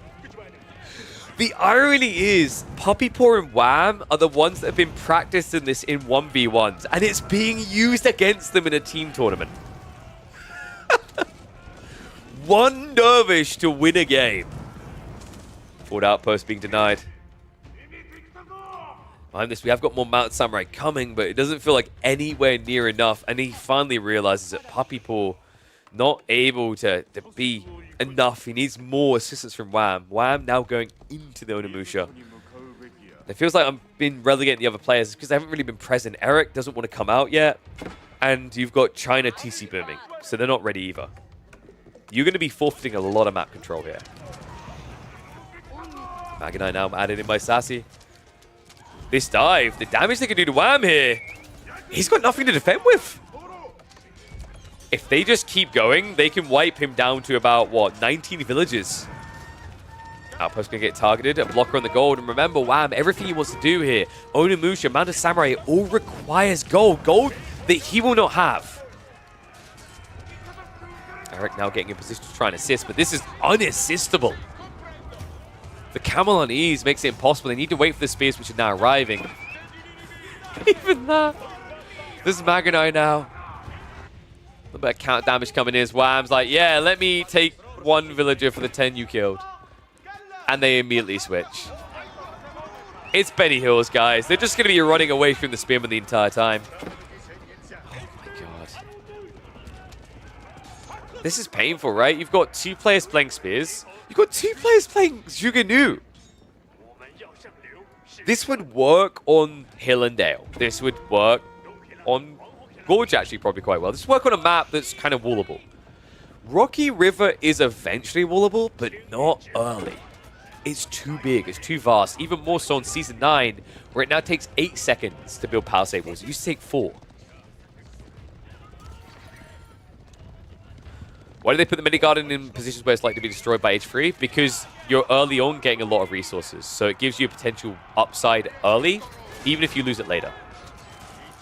Makes sense. Like, percentage-wise, your per minute increase this early on in the game, having it, huge. At 15 minutes, the loss of it disappearing, your economy's much stronger, right? So it does make sense. It's the same logic as why would you go for a Desert Raider for free at the beginning of Feudal Age, right? It's trade-offs. Later on the game, these numbers that seem big at the beginning are quite small. Right, if I said you're getting 200 extra free resources at 40 minutes in, it doesn't sound very good. If I say that at 5 minutes, it sounds broken.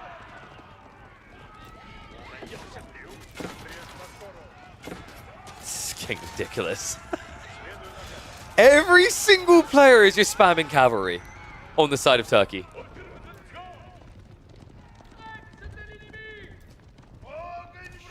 Zhuge numbers are good, right? So I think they've weathered the storm. Their economy is bigger. This has been a cool play, but there is a big what now, I think, for the Turkish guys. They've done damage to Wham. They've rubbled and ruined him, but China collectively, both Jushi and Chinese, are going to become a problem soon, so they need to find a way out of that. Tech up is now on the way. High trade house coming in from Ibi. Oh, get your numbers in, folks. That looks like a juicer. I like how this is just a game of passive resource generation. Will it be the meditation gun? Probably not.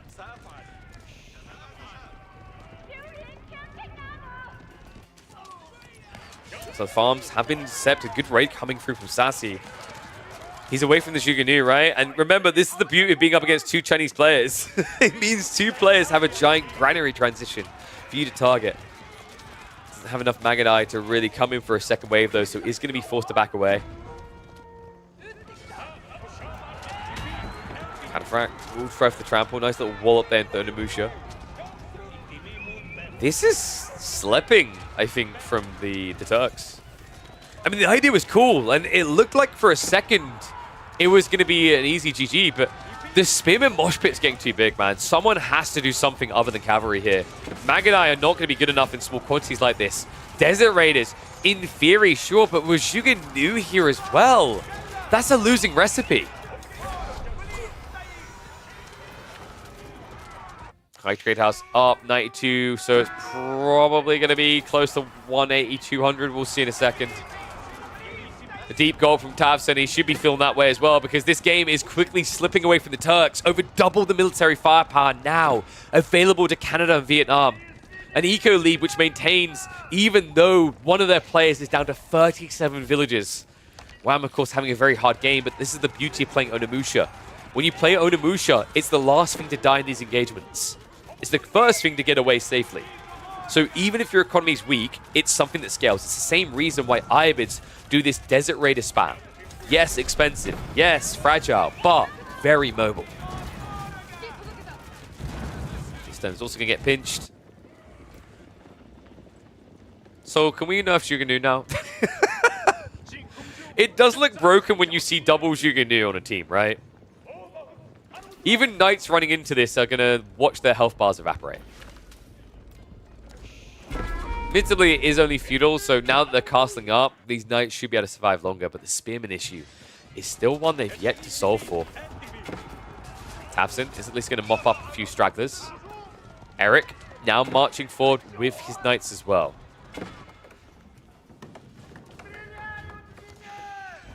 Alright, ones if you think the Turkish are going to win this, twos if you think Vietnam, Canada's got it. Show me your biases.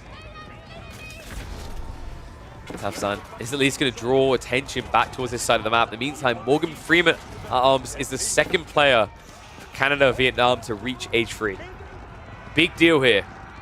With this many Zhuge Nu, it's a huge DPS increase, but also now access to crossbow, a counter to this max cavalry strat.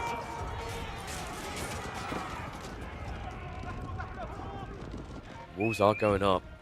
From Ibi on this side, a lot more defensive from Puppy Paw. They're prepping for potential trade down the line. It's also protection for the back farms. They may have mistimed when to do this. Ibi arriving perfectly to stop that wall going up. Spearmen are coming in for the backstab, but for the time being, this is enough Knights to dive in. A lot wave behind this. Good interception by Tavsan. We'll keep Morgan Freeman arms further away. We have got relics returning, so this is what's going to inflate Wham's economy, right? He's suffered a lot.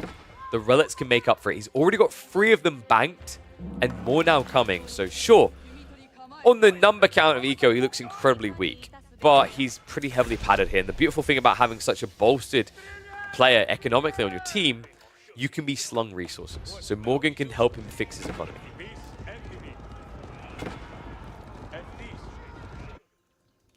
Of course, Sassy getting ready for the classic. Mongol trade, probably the strongest type of trade in the game, next to, what, a Basset trade. So he's layering himself for that late game. No Farimba yet. We've had like 3 Marlin games total in the tournament, and no Farimba. Only 2 of them, I think, were on the newest patch. Both of them were Fulani. Counterfight raid. Big hit here. However, the wrong player. Remember, green is the one with 100 economy. This isn't going to end him. You really need to find either blue or purple. Well, good luck finding purple with that many villages close by to each other. TC now being dropped, so this is going to be the recovery arc for Wham. Walls are going up. Only Palisades, mind you. Yeah, Farimba needs a buff, guys. Like, TLDR for Season 9, I've only seen like 2 games of Farimba, and they were both on the preseason. Even with any additional changes they've put in, even them fixing the bugs, Farimba's still too underwhelming. Maybe if you play like a hyper long, yeah, and I agree, at least go multi-TC, I can see it working. But it's very difficult to give up Fulani. The timing it gives you is incredible. So Onimusha now on an interception route here. Tafson is at least going to try to find the villages, but starts to feel like he's being baited. Remember, this is the cool thing about Onimusha. They have the Kaburiya. Gives them the extra movement speed to chase this formation down. Kill it off. Grand Fulani Corral too good. It's a combo. Grand Fulani Corral is probably still too good. I don't think any Civ should have that much safe food so close to the starting TC. It's so freely accessible. But also, Farimba needs to be slightly tweaked. Farimba should probably still be old Farimba with the new effects. So you choose a unit, and you can produce 5 of them.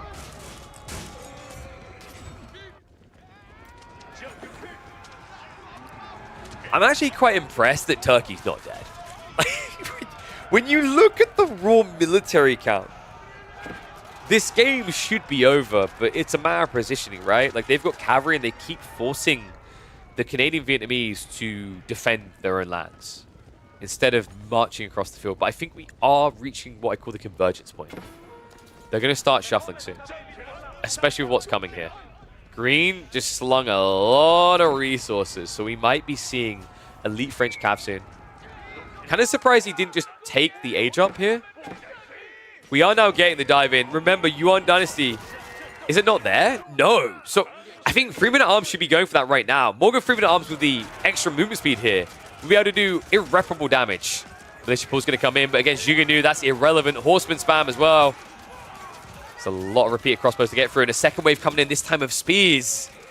Ibi barely holding on to his own base, and now the overflow as it starts to hit towards that economy. You can't afford to lose this either. Remember, if Ibi starts to flop dead, it's going to ripple into the backline trade where 2 players are reliant on this. Right now, it is Falcon, but soon Sassy's going to be adding in his own. In fact, the first wave just came through.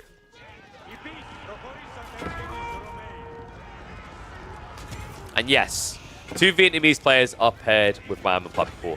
The rules for this tournament is that you can have 2 nationalities maximum. So it's kind of a Nations Cup, but we didn't want to be too... I really drilled this into Clearman. Don't be too restrictive because some countries just don't have enough people. So that also left the possibility if someone like BC wanted to play, they could. For example, Baotun, even though there's enough Swedish people to make a pretty good team, he decided to join the Taiwanese squad. Sprint way down the way, so H4 is coming in from Morgan. Onimusha getting ready to dive in. I think the Doomsday Hour fast approaches here. Puppy Paw has arrived in the base as well. Oh my god, Ibi's going to try to go to sleep tonight, and he's not going to be able to. He's just going to hear in his head.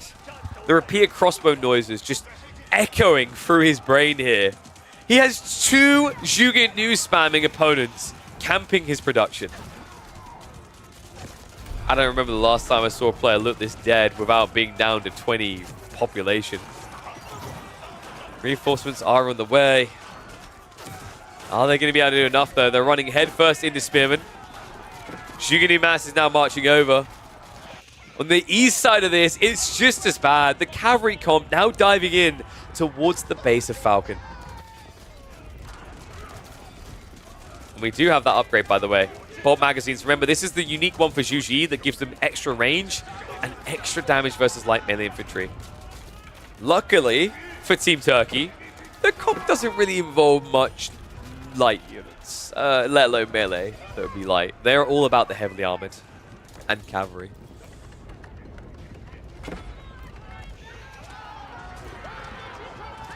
It's getting out of control, surely. I mean, they don't want to wave the white flag, right? Because it's the last game of the tournament if they lose this here, but it's hard to see a way out. The walls are up now. There's not going to be any counter raids. We've got Eric going Age 4. French Royal Knights fully upgraded are going to feel unbeatable here. They're already doing the Age 3. Remember, this was Royal Institute, so 322 health. You can tell someone was a big Dota 2 fan with a 322 meme. Trade now being intercepted. Onimusha are at least going to get culled here by the Magadai and Desert Raiders. But you're looking like you're a player down, soon to be 2. Ibi has been reduced down to 1 military. Tavsan is now hurling what little he has into the jaws of China. And I think we are going to be seeing Canada, Vietnam proceeding through deeper in the lower bracket where things are getting crazy. Remember, not many teams are left at this stage. You've got the Chinese stack that Louis MT formed. You've got another Chinese stack. You've got GQS, which is another Chinese stack. Vietnam, full Vietnamese stack, me and Mike is once in the lower bracket. You've got a full Taiwanese stack with Baltoon in the lower bracket. And then it's going to be part Vietnamese, part Western, and 3D Clan. You will only have one full, pure Westerner team in this tournament remaining in the top 8. You know, we usually talk about how dominant Europe is in 1v1s. Maybe part of that is because the East is heavily fixated on team games. They play a different style, a different mode, and they play it incredibly well. But, I mean, props to them, right? This wasn't just the Vietnamese players playing well. Puppypaw and Wham, especially in that game 2 when they needed it most, stepped up. Everyone played their roles perfectly. And this team has the potential to go much deeper in this $1,000 team tournament. Commiserations to the Turks, though. I think this is the first time we were able to catch them. They had a really cool opening game. I mean, I, for a second, was convinced it was going to be a 2-0 with the way they execute there, but great adjustment coming in from Team Vietnam Canada. Or, as they're named, VNC, which I believe is meant to be Vietnam in Canada. Let me know what you guys think about this, though. Like, watching this more and more, like, double chicken, it just looks so dirty. Wow. And we even have the frags out, right? Grenadiers are kind of cool here. You're up against Mass Cav. I've said before that I like the Grenadiers with the damage buff they can give when they're up against chunky units, because those chunky units are going to last a long time, so it's beneficial to have that extra 15% damage. But I think we'll speed this up now. They're just processing the loss. They're down to 35 military. The economy half the size as well. This is it. This is the end of the row for them. An admirable attempt coming out from SAS, Falcon, Tavsan, and Ibi. But their journey will come to an end in Fields of Blood. If you like what you're seeing here, guys, make sure you subscribe to the channel. Make sure you like the videos. Make sure you comment. And be sure to share them around. Share them on Reddit. Share them on Discord. Let people know this channel exists. We're live 4 days a week. We're uploading twice a day on YouTube. When I'm not working here, you can find me on all the big RTS channels. But yeah, don't stay a stranger, guys. And I'll see you all in the next chapter.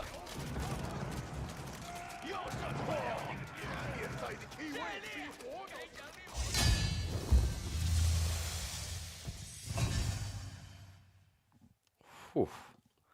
Gold, damn. Well played. GG's, commiserations to the Turkish boys. They put up a good series. I don't think anyone was expecting that to hit as hard as it did. So, I guess we'll get ready to wind down. So I think we've cast a decent amount today. We even got a bunch of 1v1s in, which is really nice. Because we're doing a lot of teams at the moment. So, guys, I will try to get a stream up on Thursday. It's possible, depending on like what my schedule looks like, if some medical things come up, if some work behind the scenes requires my attention to get everything ready, it won't happen. Because remember, we are launching the KP midweek muster on Thursday. It's a tournament format that's going to be running 30 weeks. We're going to be giving $9,000 away in prize balls, $300 a week. Some weeks it will be $600. So I've got to get everything ready for that, which is why I don't want to promise you guys a stream on Thursday. Just make sure you got notifications on here on Twitch or on YouTube, and it'll let you know when I'm live, if I go live. But we will definitely aim to have a stream up on Friday at least, because I think there's going to be a bunch of series already played, and I want to get in, sink my teeth into them, and catch them straight away. So tomorrow's grand finals. Tomorrow is not grand finals. Tomorrow cannot be grand finals. There's too many games to play. So check your schedule. It needs to be updated on Wikipedia. Someone needs to sort that because this tournament got delayed by a week. So team tournament isn't finishing tomorrow. So I take Wednesdays off anyway. So yeah, guys, I will be back definitely Friday, potentially Thursday. And then on the weekend, I'll be casting more Age of Mythology. Is it every Thursday or every day starting from Thursday? So every Thursday grand finals will be. Every week will start from Friday. So the idea is we will have grand finals on Thursdays, and then the next week starts on a Friday. And it's open format scheduling, open scheduling format. So players can basically choose when they're going to play their opponents, but it has a soft execution point. So you have to, for example, play the round of 32 by the end of Saturday, I believe it was. So that way we keep the show moving. So try to be reasonable with players. It does mean also, like, if your opponent is up for it, you can basically play your round of 32 and then play your round of 16, right? So I thought that was a nice way to give everyone lenience when it came to scheduling, to make it realistic for them to play their series throughout the weeks, as opposed to being like, you need to be here for the entirety of Saturday, Sunday, right? It's like, I thought it would be a lot better. I think that'll be nice for a lot of players as well, like ones that aren't able to make it to the later phases of big tournaments. They'll have someone to do on Saturday and Sunday that could earn them money. But let me find someone to raid. Those watching on YouTube and Twitter. Oh, I forgot to go live on Twitter. Whoops. Sorry, Twitter. Those watching on YouTube, thank you for tuning in. Let me just catch up. Love to see more 2v2 and 4v4 content going on. Yeah. 2v2, I think, will be in the nice spot. That's why I talked to EGC about this, why they settled on the 2v2 format. New player to KOE4 and in general, but love your content. Thank you much, Galtham. But thank you, YouTube. I'll see you guys Thursday, maybe.